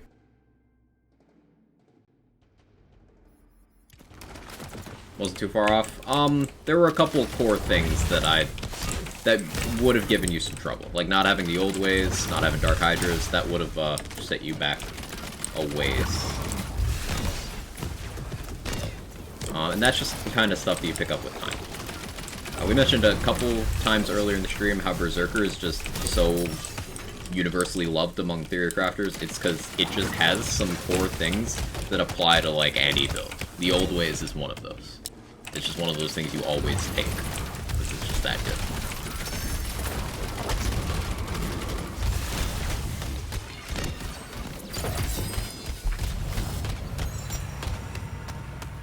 Our normal players even be able to find out what works and what not. It's not obvious, thank you, Gearbox.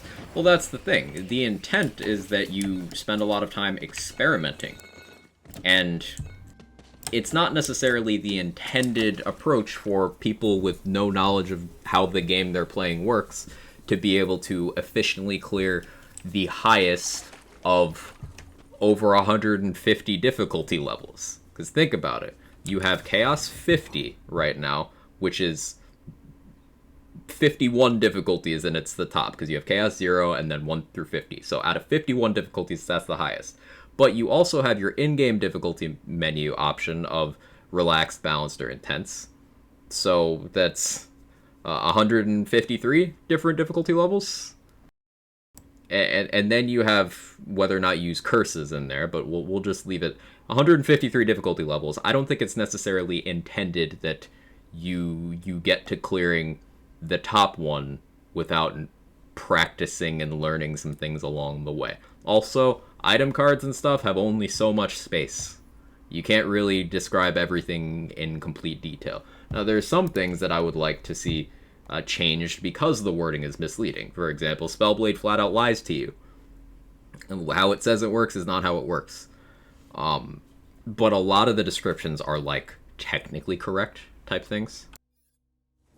So 101s have crits and crits? No. They actually overhauled the crit system for this game to be something much more intuitive. And crits are crits.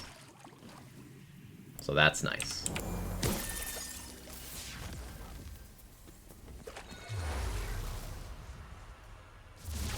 Does Myth Rank go across all characters? Yes, it's shared across characters, but the character has to be level 40 to benefit from it.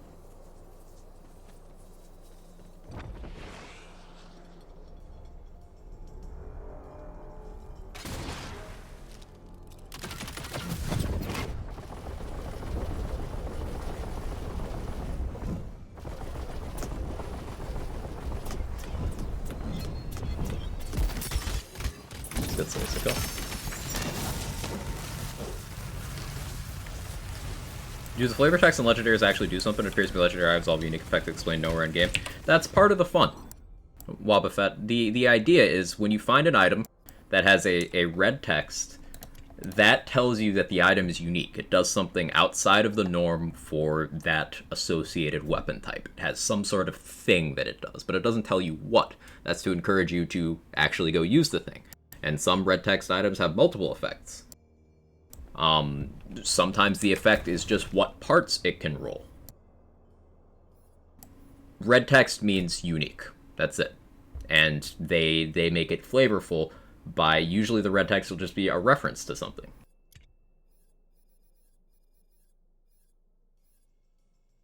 Like Universal Soldier, for example. It's a Captain America reference. MCU Captain America. I can do this all day. Soldier. Universe. It's a reference. The texts themselves don't tell you what the thing does. It's just usually a pop culture reference of some kind, because that's fun. Don't have to refarm Myth Rank? Nope. What does it do in your build? Which thing? Which thing are you referring to?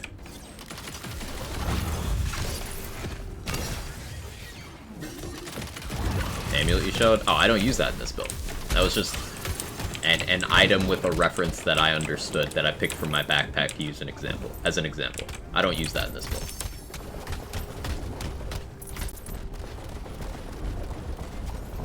A lot of items do explain what their effect is, but it depends on the slot. So, like, guns don't tend to explain what they do, although some do. Like, let's see, do I have any example of that? So these are good examples of guns that don't tell you what they do. But if you look at, I don't have one on me. Oil and Spice does tell you what it does. But for the most part, guns don't tell you. However, melee weapons do. Like, my Banshee tells exactly what it does. Melee attacks create up to 3 projectiles that seek out enemies behind the target, dealing 50% damage. Melee weapons tell you. Spells don't tell you, for the most part. Wards tend to tell you partial information. Amulets tell you what they do. Rings tell you what they do. Armors tell you what they do.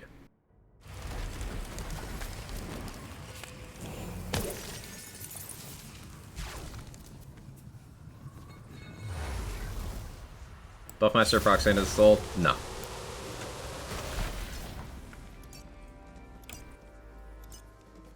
Ruby Spike, gun seemed really horrible until I saw a bit of special power. Yeah, that's a great example. It's a great example. Any references to the community in any Lands game yet? I don't know. I don't know.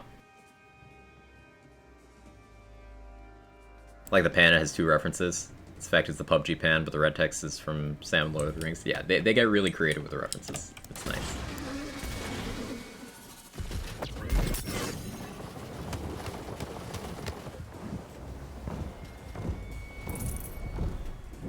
Yeah, it's definitely faster if I take that hit. Faster if I don't miss, but...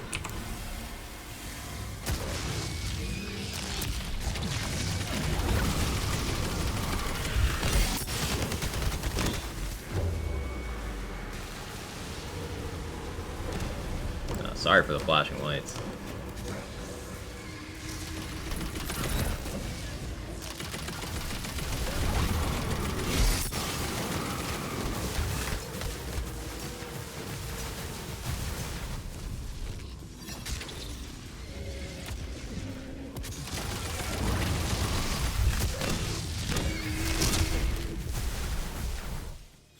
Really?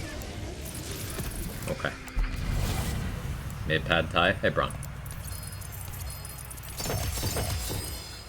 Be great to hear some guy that looks like me line from Marcus in BO4. That would be cool. I would enjoy that. Someone made a reference to Mitsu's scarf. Yeah. Jar made a reference that I think the community... I think we all decided that was a Mitsu reference in this game. Yeah, that's a thing. Good memory.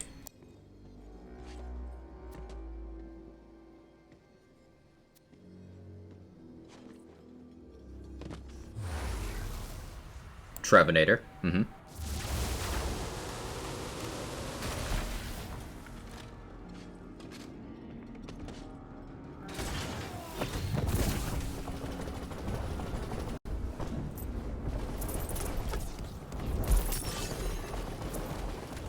The dude in BL2.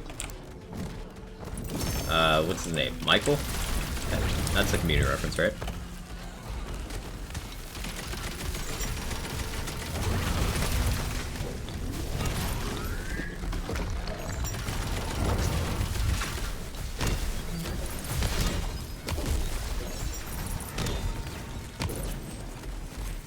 What spell should I run with pet build? Buffmeister, Hydra spell. So, as I've outlined before, I do not like Buffmeister. It just kind of suppresses creativity, and it doesn't put any of the onus of making a build work on you. I will never personally recommend Buffmeister. I do not like it. It doesn't make for good habits in building. So, I will never recommend that.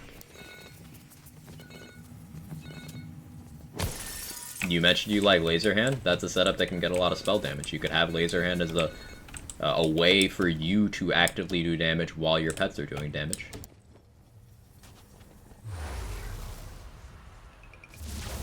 Michael Mamorel, that's the name.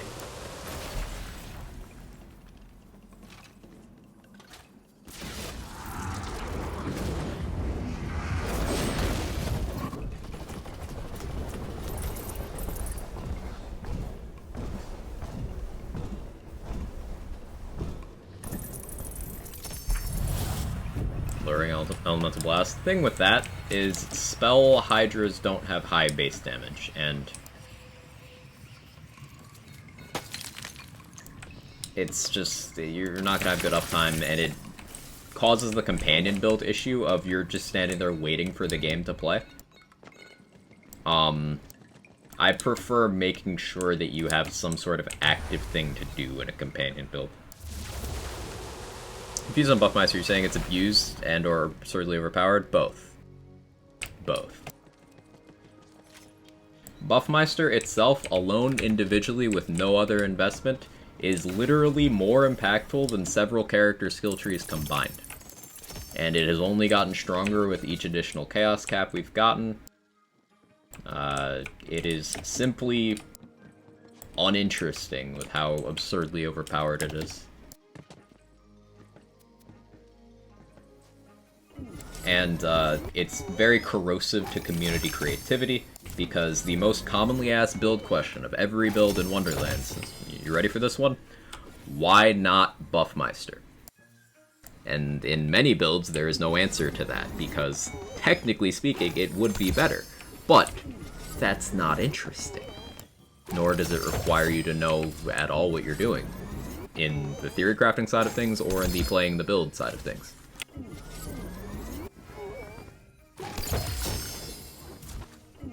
It's true, we should be asking, does it have a cape? Exactly.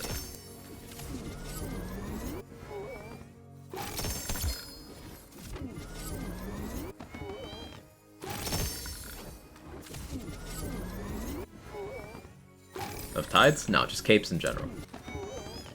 Someone like me who sucks at video games, Buffmeister brings me joy. And if that brings you joy in your personal gameplay, then I encourage you to use it.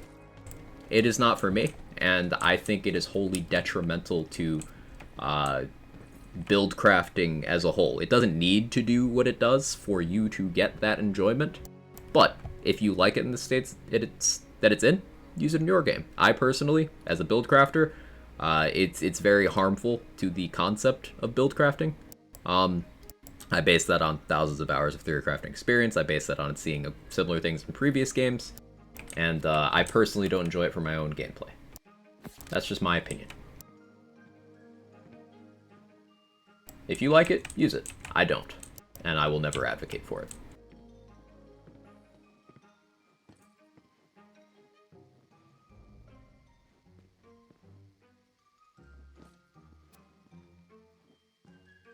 Only one greatbow this run? Sad.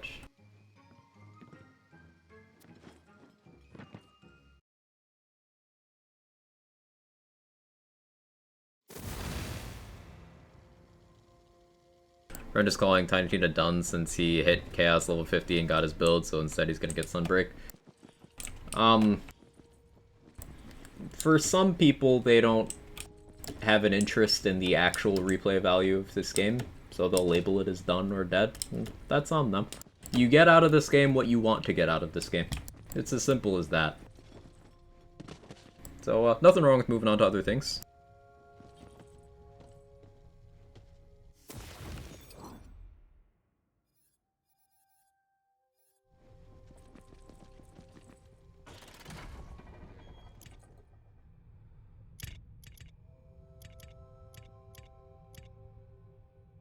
How good is this Thunder Anima?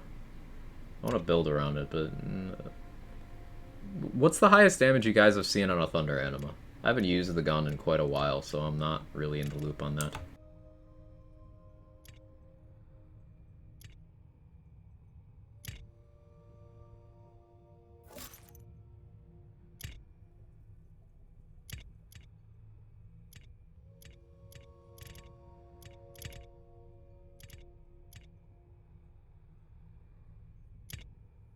Builds I use don't need to use Buffmeister too good. Most of the time it's literally overkill. I find a good majority of the spells just be boring and uninteresting except Laser and Calamity. I always encourage more experimentation there. Something I've had some fun messing around with the last couple weeks is Threads of Fate. I want to build more around that because it's conceptually very cool. It makes a turret that'll laser on the target that you were looking at when you spawned it. And you can do some interesting things with that. It's something you could try out maybe. Barrel Maker, super good.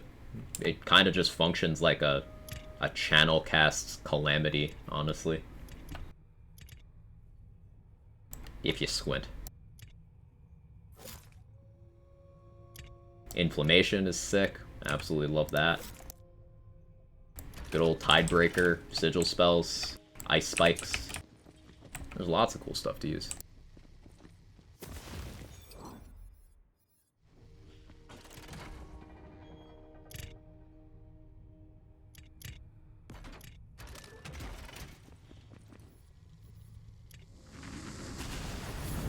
I like Thunder Anima, but I do think it needs a small damage increase. Like a few percentage points, not a ton. That's fair. That's fair. Makes me feel like Donkey Kong when he was Barrel Maker. Is that a bad thing?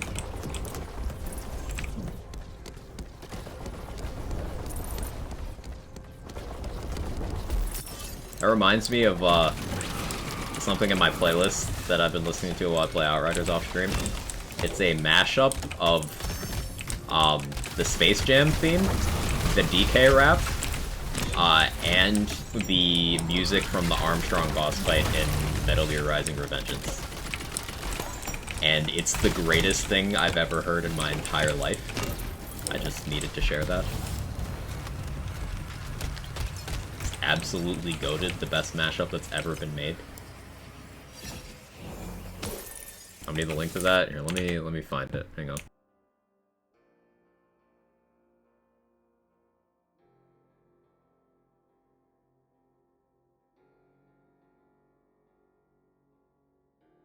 Oh, yeah, it's on my homepage. Oh, there you go. you heard it for a second.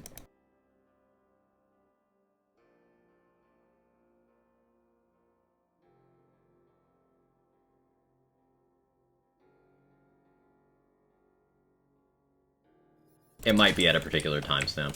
I don't know. There you go. Use about every spell, and even a lot of the unique ones that look cool just don't interest me. I don't know why. Not everything's for everyone.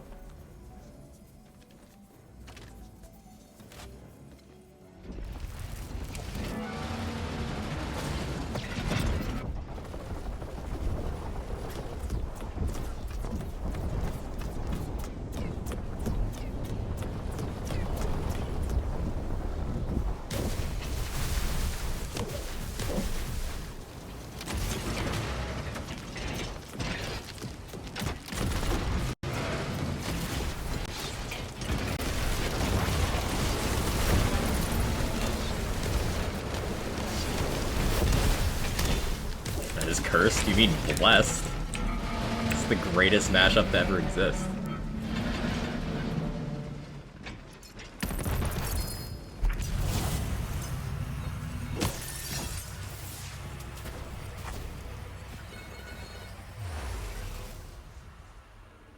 Love that. I'm glad, Emily.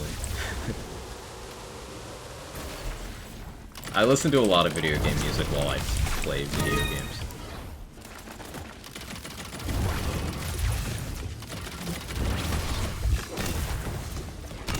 I'll do that at the end of the run, Konya.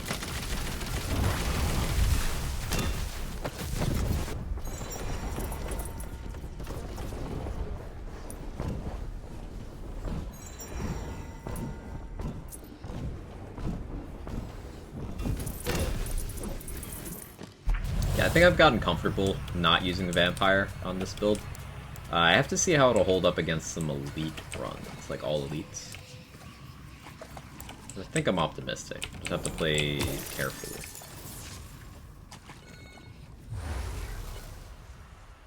Kong chat. Start of the game. Am I able to change second class? Yes. You have to progress a certain amount in the story. June Talus. You're unable to change your second class until you complete the story. But the game gives you a tutorial on how to do so once you've met the requirements. Thank you, you're very welcome.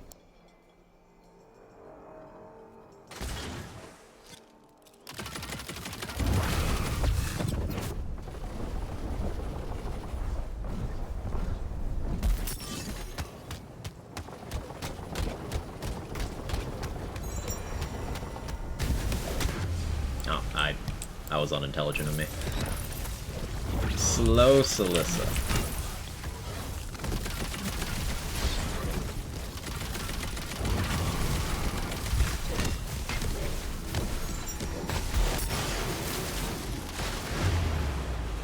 You did the double.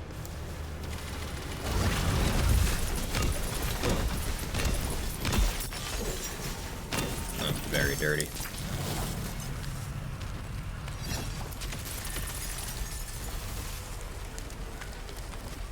Super Shock Obelisk catches me off guard way too often. Yep. That's part of the trickiness of Celissa. There's very rarely safe footing. But usually when you die, it's your fault. Like, I went down there to my fault. My own fault. Sounds from the shadows really trip me out. Yeah, it's interesting sound design. It's gonna go on my work playlist. Let's go, Swin. It's so good, right? It's so chaotic, but in the best way.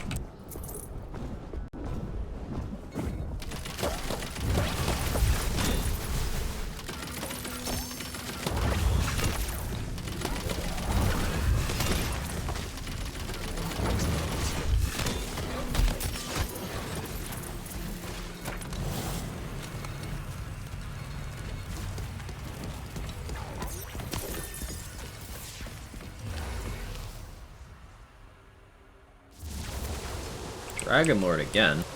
I've not been getting a huge variety of bosses here. Kinda sad.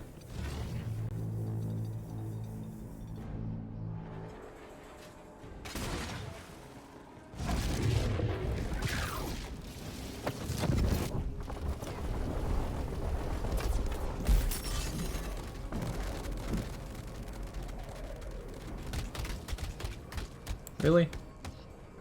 Ugh. Which class are you playing? Currently this is a Stabomancer Berserker.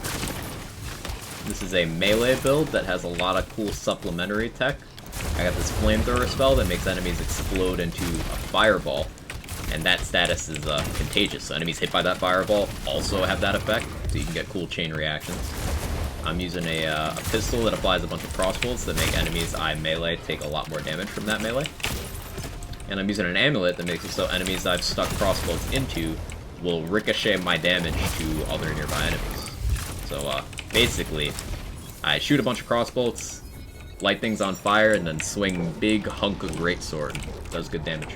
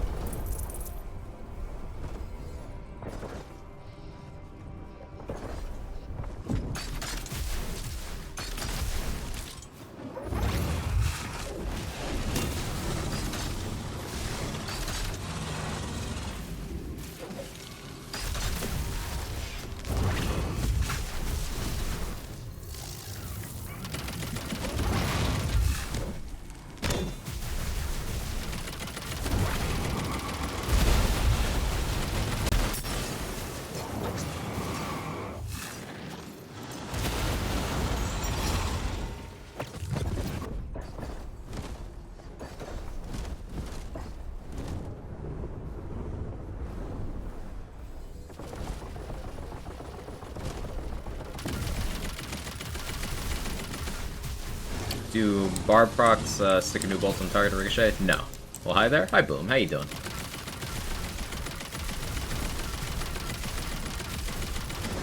I ran out of sniper ammo because I missed a few shots. A little awkward. Come on, Executioner's Blade. RNG's being unkind. Wait, do you have a buff buddy on you? Is that what's happening? That might be why. Oh, yeah. Yeah, that's why Bernadette's healing. I didn't notice that. I was like, why is this taking so long? That would be why. Like, why is her health so high in this phase? Yep.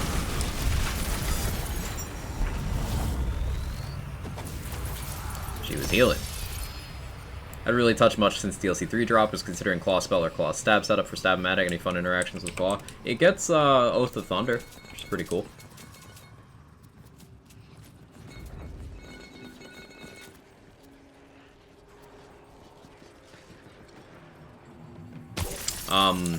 And since Stab-O-Matic scales off your melee crit chance, and when using a proper melee setup with some points in Awe, you can get very high melee crit chance, like much higher than this setup.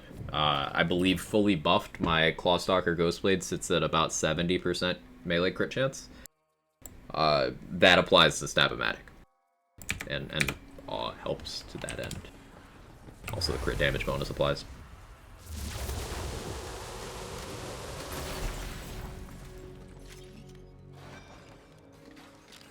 Nice looking character. Thank you.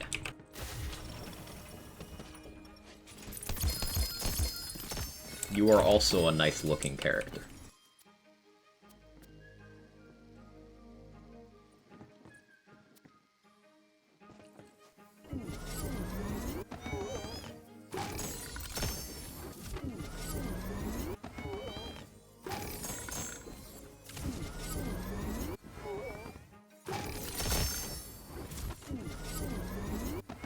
I'm hoping to break 50 greatbows today. Also, yes, Arconium, I owe you that pasta. Give me a minute. Hoping to break 50 greatbows today. That'd be a nice milestone. We started today at 30. If we can break 50 today, that means getting 74 tomorrow is achievable. Though I imagine tomorrow will be more occupied with some DLC stuff. Unlock Chaos 31. Let's go, Dillweed. Making good progress. Making real good progress.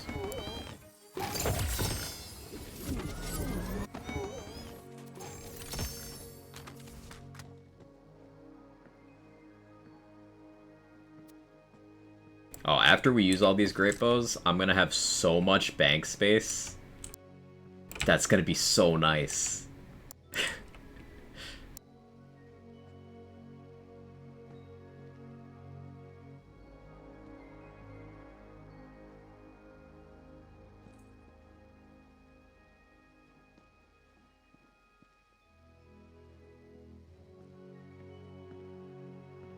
And it's going to be pretty good money from selling all the used ones we don't want as well.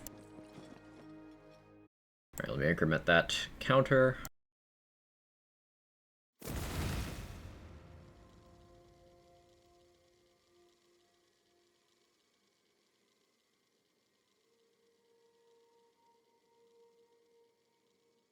Okay, pastas.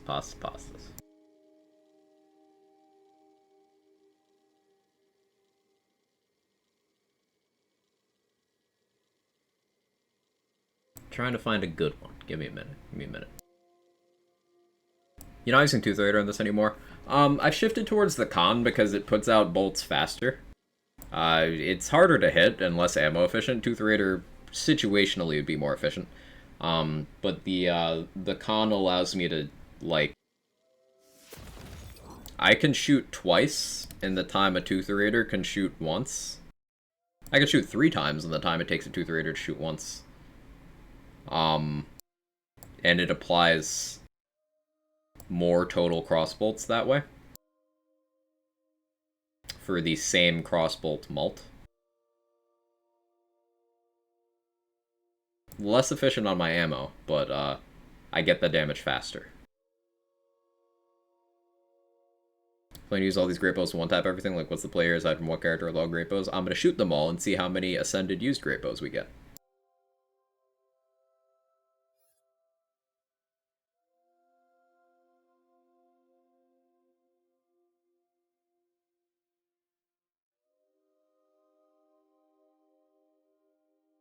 Petting the cat while I look.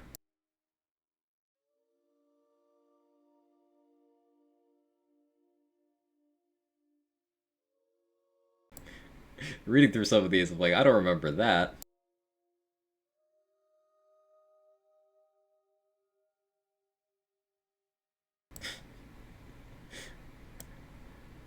Oh, okay. Okay.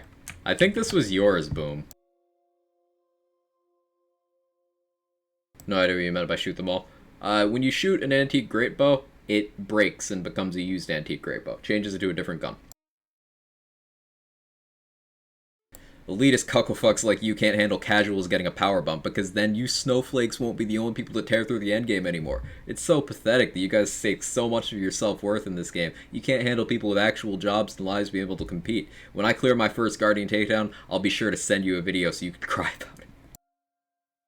That was you, Boom? I thought I remembered that one being you. So much to learn in this game? Yeah, there's so much going on.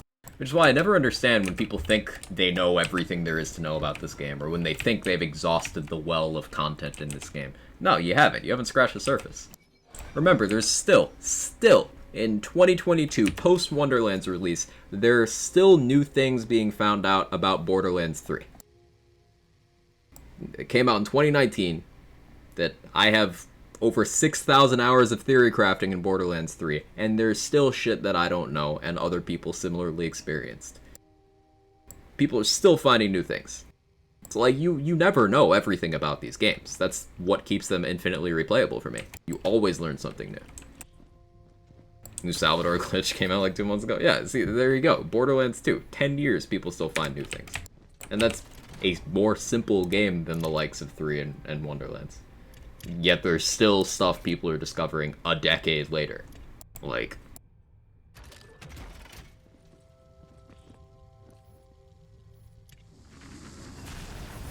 After rereading my pasta for the Walrus ASMR, I refunded. And I'll tell you now, I don't feel like doing that. Because I just read one, and I'm trying to play the video game. You gotta time those pasta redemptions. You gotta time them. But yeah, I refunded your points from yesterday, right now.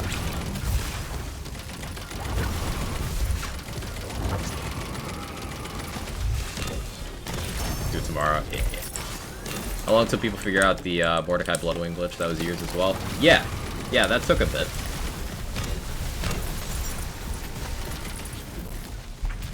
Is there a build guide for this? No, but if you remind me at the end of the run in the loot room, I can go over exactly how the build works and what I'm doing for you.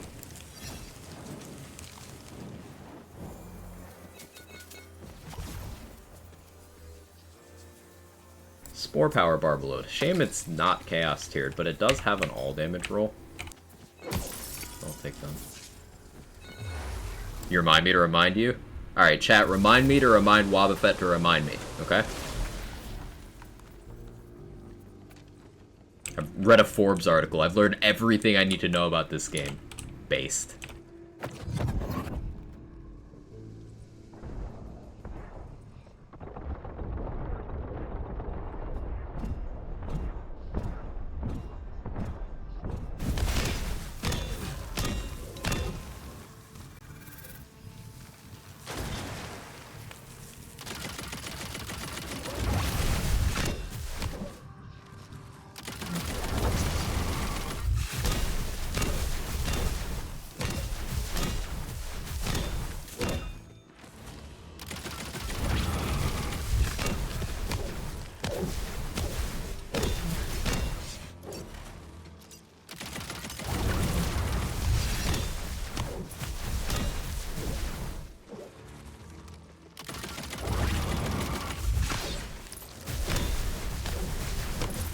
No damage, son of a witch. That was fun.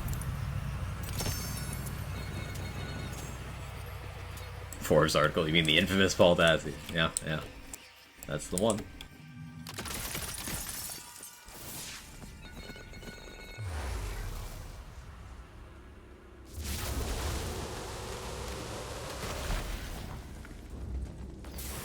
I was told to remind you to remind Quag about something.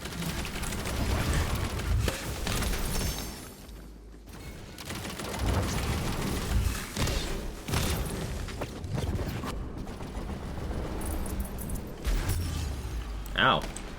Yeah, I don't know what hit me. Legit no idea at all.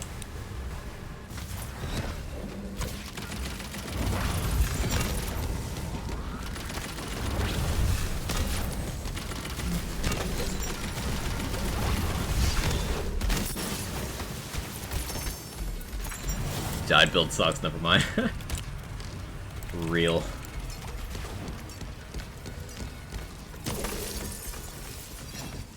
And before we all forget, we're gonna.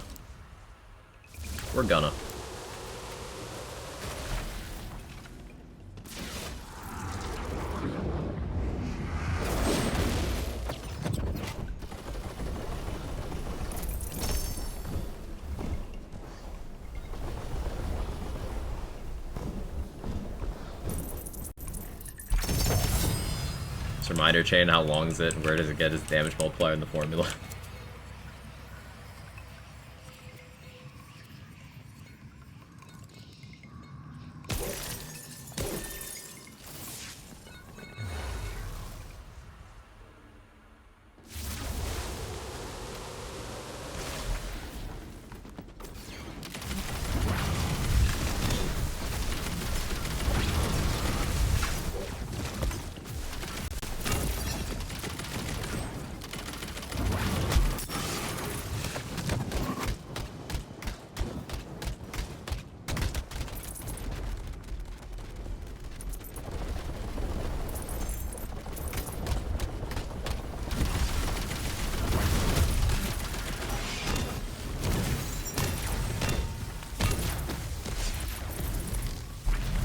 Gonna get a Melta and everyone forget about the reminder. Why are you like this, Roddy? Who made you this way? Was it me? If so, my bad. No crit parts on that. I would have taken that.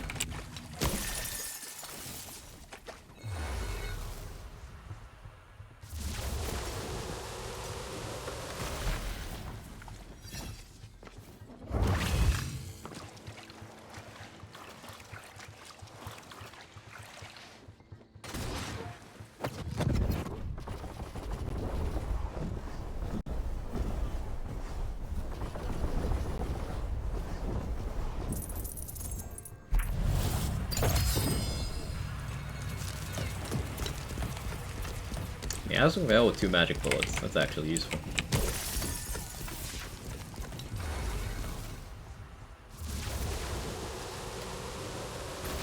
Not bad. We had very easy bosses, but like for this kind of build, it's not a bad runtime at all.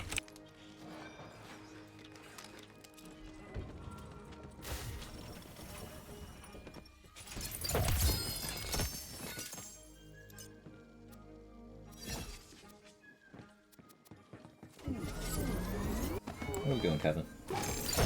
You catting? He's catting. You can find it here. Gun card damage times bullet damage times gun damage times Remind Quack to show build times global damage times conditional damage times area damage times elemental damage times debuff times crit damage times miscellaneous. Reminder about something? Yeah, I don't know what we're reminded about, Douglas. Who was I supposed to remind first? Slime boss is pretty much a Genevieve more annoying. Yeah. Gonna do another run? Maybe. Maybe? Evan, do I do another run? I don't think he has an opinion. Reminder, but you don't need to take forever, especially if you're trying to reach your goal. Great bust. I'll go through the build. Who am I? Can't remember. Me either. Alright, let me look for these great bows first. Right, good jump, cat. You're good at catting. You are the cattest cat that ever catted. Good catting. You're cat. Yes, buddy.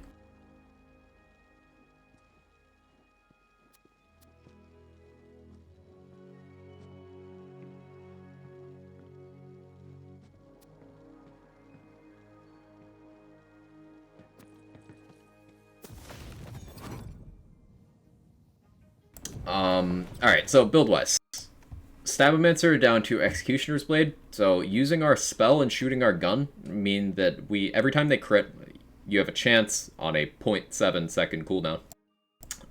So it's not like super spammy, but it happens frequently. To cause an Executioner's Blade to spawn, which takes the element and damage of our melee weapon. Takes the element and crit stats, I should say, of our melee weapon, excuse me. And does 150% of the base damage. So since we're running a Banshee, which has a very high base, this hits pretty hard. And it is melee, so it can trigger Alchemical Agent and all that good stuff. And it's a way to get melee application from range. Because of the nature of the Inflammation spell, the status effect applied by Inflammation also counts as spell damage. So if we have an enemy on fire from Inflammation, just over there while I'm over here fucking with another enemy, if the fire tick crits, it can cause Executioner's Blade. So that allows me to multitask, and I can still have Executioner's Blade going off while I'm swinging my actual melee weapon. So that's nice. Then we have Berserker down to Relentless Rage. This is providing a lot of damage formula for the build, and Unarmored Defense is providing us a lot of our tank. Executioner's Blade can be proc with Stab-O-Matic? No. Stab-O-Matic is not a gun. It is melee. Executioner's Blade requires spell or gun. And then hero points wise, max strength, max wisdom for status damage, remainder in constitution for some tank. Or using from the Shadows action skill. Gear wise, Wailing Banshee, Scalawag with blade and melee crossbolts, Barbalode. And we have just beneficial rings for our melee stuff. This one has action skill duration for from the Shadows uptime. Body Rune for damage and healing. Selective Amnesia because we're in melee range, so we're going to take damage frequently. This gives us a lot of damage for taking that damage. Inflammation for the aforementioned purpose, and Barbalode helps distribute our damage across an area because we are using crossbolts already, so it just makes sense. We nickel back No, you do not remind me. And I'm not a rock star. Inflammation is there because the status chance and duration and the charges are high. You can always have enemies. Inflammation is doing multiple things. One, it's triggering Executioner's Blade a lot. Two, when an enemy dies under the influence of inflammation, if you hit them with this fire at all, or if another enemy that died with that fire on them was near them, they explode. And that explosion applies the inflammation status. Also, it deals damage and gets our bonus elements and stuff, so it's just good area distribution. What's the main weapon you hold? This Scalawag right here. It's a non-unique Skulldugger pistol. I like this one for this build because ×2 cryo means we're putting a lot of bolts downrange, means we apply these melee crossbolts very fast, and Scalawag itself is unique here because it gets this 25% blade, or can get this 25% blade, which is just 25% more melee damage for holding the gun. And then melee crossbolts are a unique part of the formula. They're fully mult with everything else. So if you stick the full cap of 25 crossbolts in a target with these 3% bolts, then that's 75% more melee damage to the target. And my primary damage here is melee, so it works out nicely. Is it essential to take Stabbo as first class or second class? Doesn't matter. Doesn't matter. The only thing that your class choice will affect in that way, Gentalis, is you cannot change your first class, ever. It is locked into that character. You can change your second one at will once you've completed the story. The first one's locked in. So this would play exactly the same if I was Burr primary, Stabbo secondary. Wouldn't affect anything except which builds I can change to. On my first playthroughs, any advice on how to distribute hero points? Generally speaking, Scotty, for most builds, strength is going to be most relevant because it is crit damage is just great. Almost everything in the game can crit. There's exactly 3 things in the entire game that can't crit, but everything else can. So crit damage is great. The crit chance stat is, it might sound attractive, but it's pretty low value compared to other crit boosts. Status damage is great for dot builds, Constitution is good for tank in general, and skill cooldown from attunement and spell cooldown from intelligence tend to be lower value because you can get those cooldown boosts in other places. But generally speaking, most builds will take strength, and then the second one will depend on the build itself. So I'd say for leveling, max out that strength.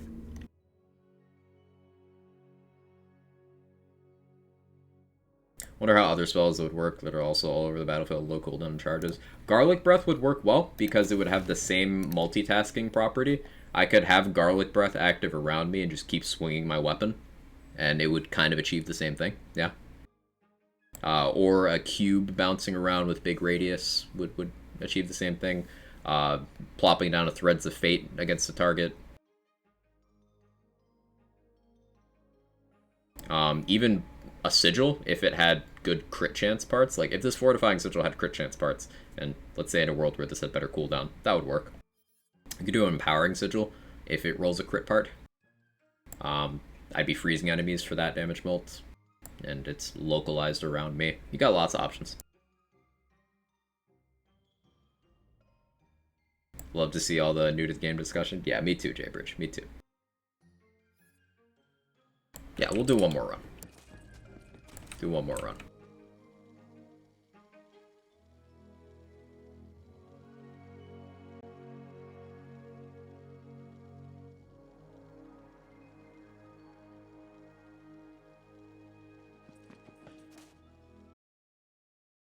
So my Bereaver Reaper Bones, should I go Strength, Constitution, or Attunement?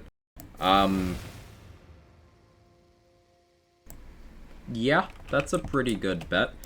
You could maybe make an argument for spell cooldown there, depending on what kind of spell you're using, especially if you're spamming it for Sanguine Sacrament, and if you have Grave Capstone, then doing Morhaim's Blessing, Blood Frenzy.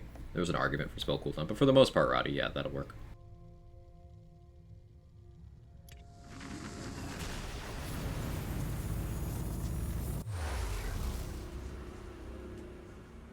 Yeah, keep in mind, Foster, there's a delay. I had already set the prediction by the time you sent that message.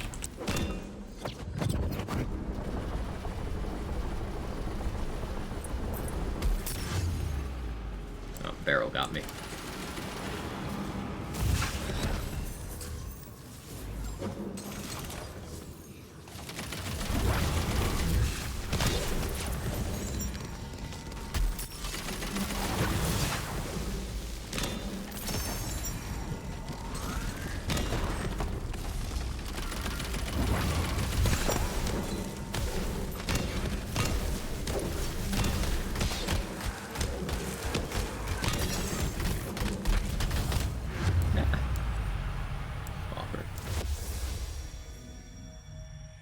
What I want to say is, Tessica Frozen Orb on it, damn it. It's my beloved. Can't wait for the life of me find...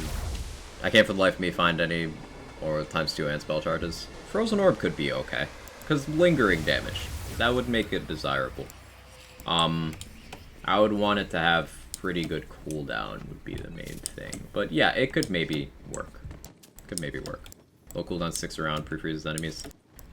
Freezing is dependent on how much damage it does. Keep in mind. I don't know if it has particularly high cryo efficiency. I'd have to look at the dot. I'm not optimistic about it freezing particularly well, but that's fine. It at the very least is slightly more progression towards Icebreaker, maybe. I'll try it out though. It would work well for the purposes of this course.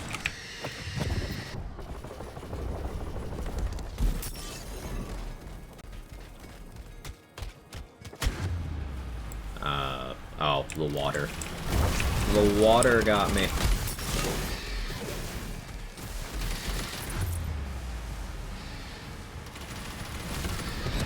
This is one of the problems with Selective Amnesia. If you go so all in on damage formula, you're also making the dot on you stronger.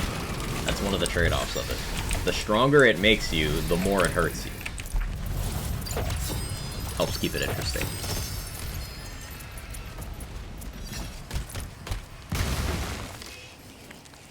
Another Primordial non-LE Banshee. This one's even Rampage. Ugh. Ugh. Frozen Orb's good. Would be better if it ×2 had both orbs stop and Polymorph orbs to track. And it does not freeze, does good damage regardless of everything I just mentioned. Yeah, no spell I use in this build is really going to have good damage. It's mostly utility. And the Inflammation having the explosions on kill is something that I'm really not willing to give up. But I'll try out other things, just to see how they perform. Inflammation is definitely the perfect fit for this. It just does too many things.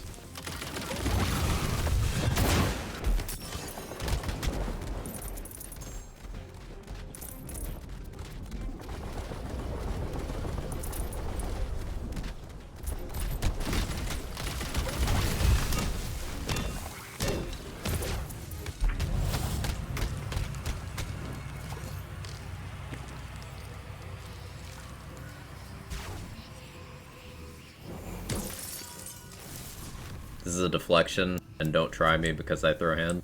Question mark?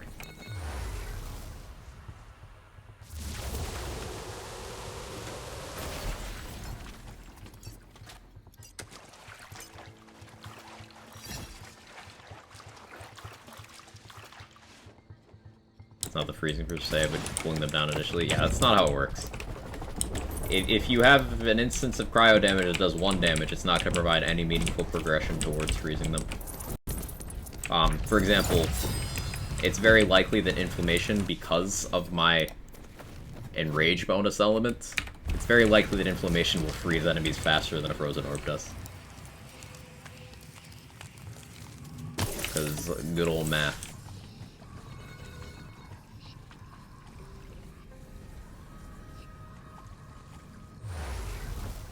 But, once again, I do want to underline that Frozen Orb does sound like it would mechanically be a fit for this. And builds having multiple options for multiple slots is always a good thing.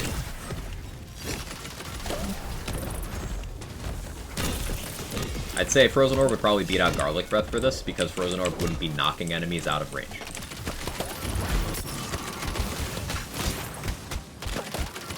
And I think it has a better cooldown than Garlic Breath.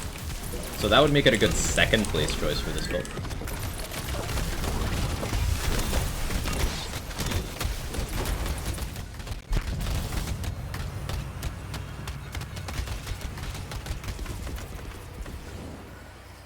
in stage 1 of the freeze effect should be plus 10% damage on Icebreaker or not. Not quite how that works. Remember, all of my damage has extra cryo damage on top of it, so I'm already getting that. And doing more damage means that that bonus element is bigger. So I could potentially do more progression towards a freeze for Icebreaker with a non-cryo thing if it hits sufficiently harder compared to Frozen One. Ah, there's Imelda.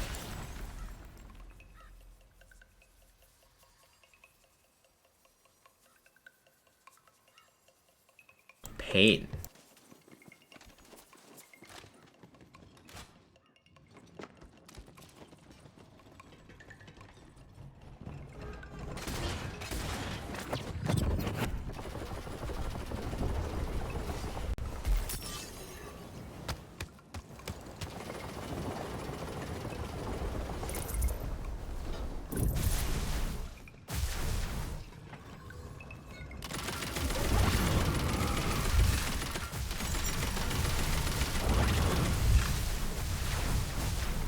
Never get chums? Never. I miss chums. I miss the boy. Thanks for all the advice and information about this entire game since I've been here. Learned a lot, enjoying the game much more. Hey, I'm really glad, Dillweed. It's my pleasure. I hope that all the weird, random conversations about tiny tidbits from this game prove useful to you guys. Oh, why did I? I'm not good at existing.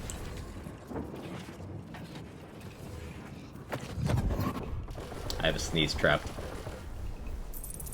Ugh. Ugh. Ugh.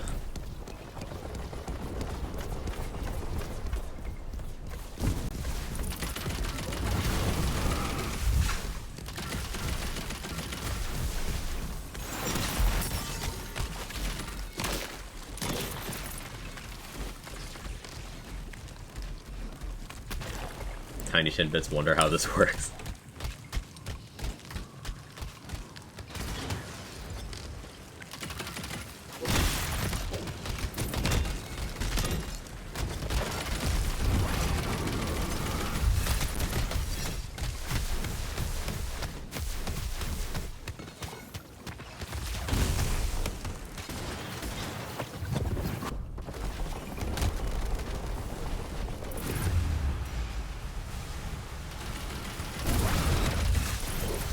It'd be cool if I could consistently hit her with the sword.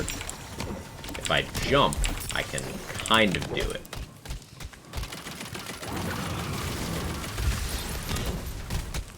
Cool.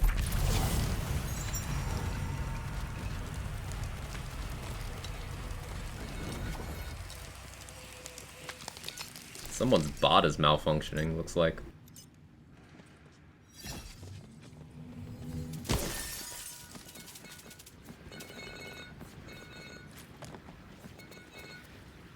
Weird champ, but thank you for the ad revenue.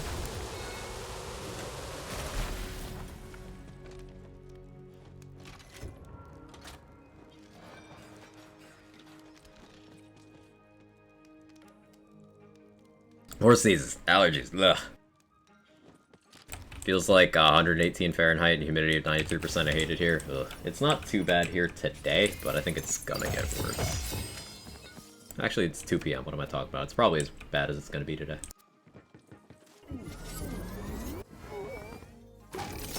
Let's see if thank you.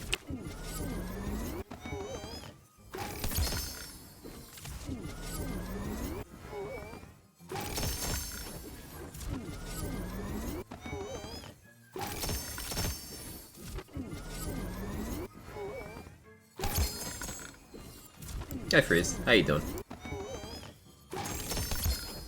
Alright, can we break 50 greatbows today, chat? We're at 48. A little late, how much longer you're streaming for? Only a couple minutes. We're ending now. This was just the last run we did. Just cleaning up the loot. Oh, we had an exact multiple. That's satisfying. No leftover crystals at all.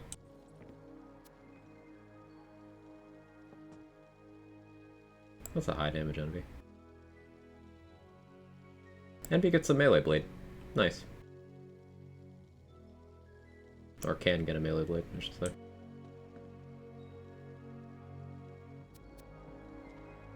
No greatbows on the last run? Tragic.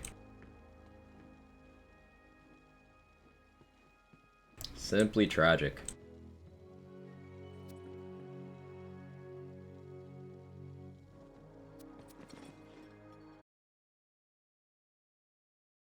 Now that was in Trick Mirror, how would Fortifying Surge be for Barbara?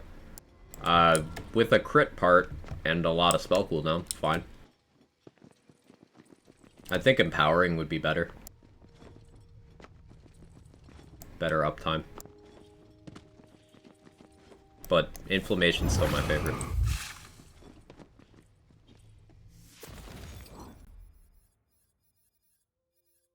Okay, so 48 out of 74 greatbows. We got, what, 18 today? How many did we start at today? 30? I don't know, something like that. So we got a decent amount of greatbows. I need more, though. I need more. We're gonna hit that 74, and it's gonna be a good time. So, thank you guys so much for hanging out. That's going to be it for the stream. Going to find somewhere for us to raid, but I once again want to thank you for all the support. Tomorrow is Hotfix Day. Tomorrow's Hotfix Day, so we're getting Fyodor Form 3. That'll be very chaotic. We'll have to see how that goes. So, as usual, I'll be live 9-ish a.m. Eastern, 9:30.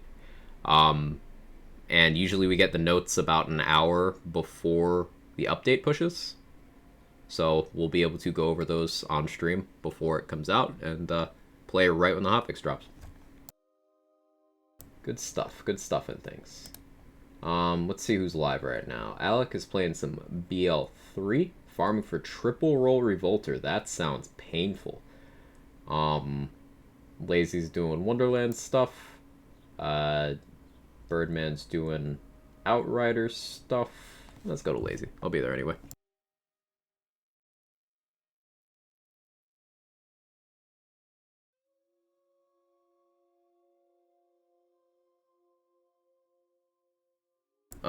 Yeah, so I hope you guys have a wonderful rest of your day.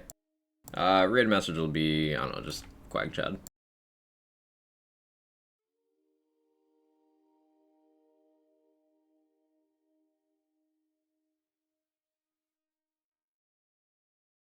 Just copy that. I'll see you guys over in Lazy's. See you tomorrow, bright and early, relatively. And hopefully we get some juicy stuff in the hotfix accompanying the new form of the boss. I'm hoping for a good featured run. I'm hoping for maybe some balancing for ARs, melees. That'd be cool. But we'll see. We'll see. Thank you again, everyone, and I'll catch you next time. Bye.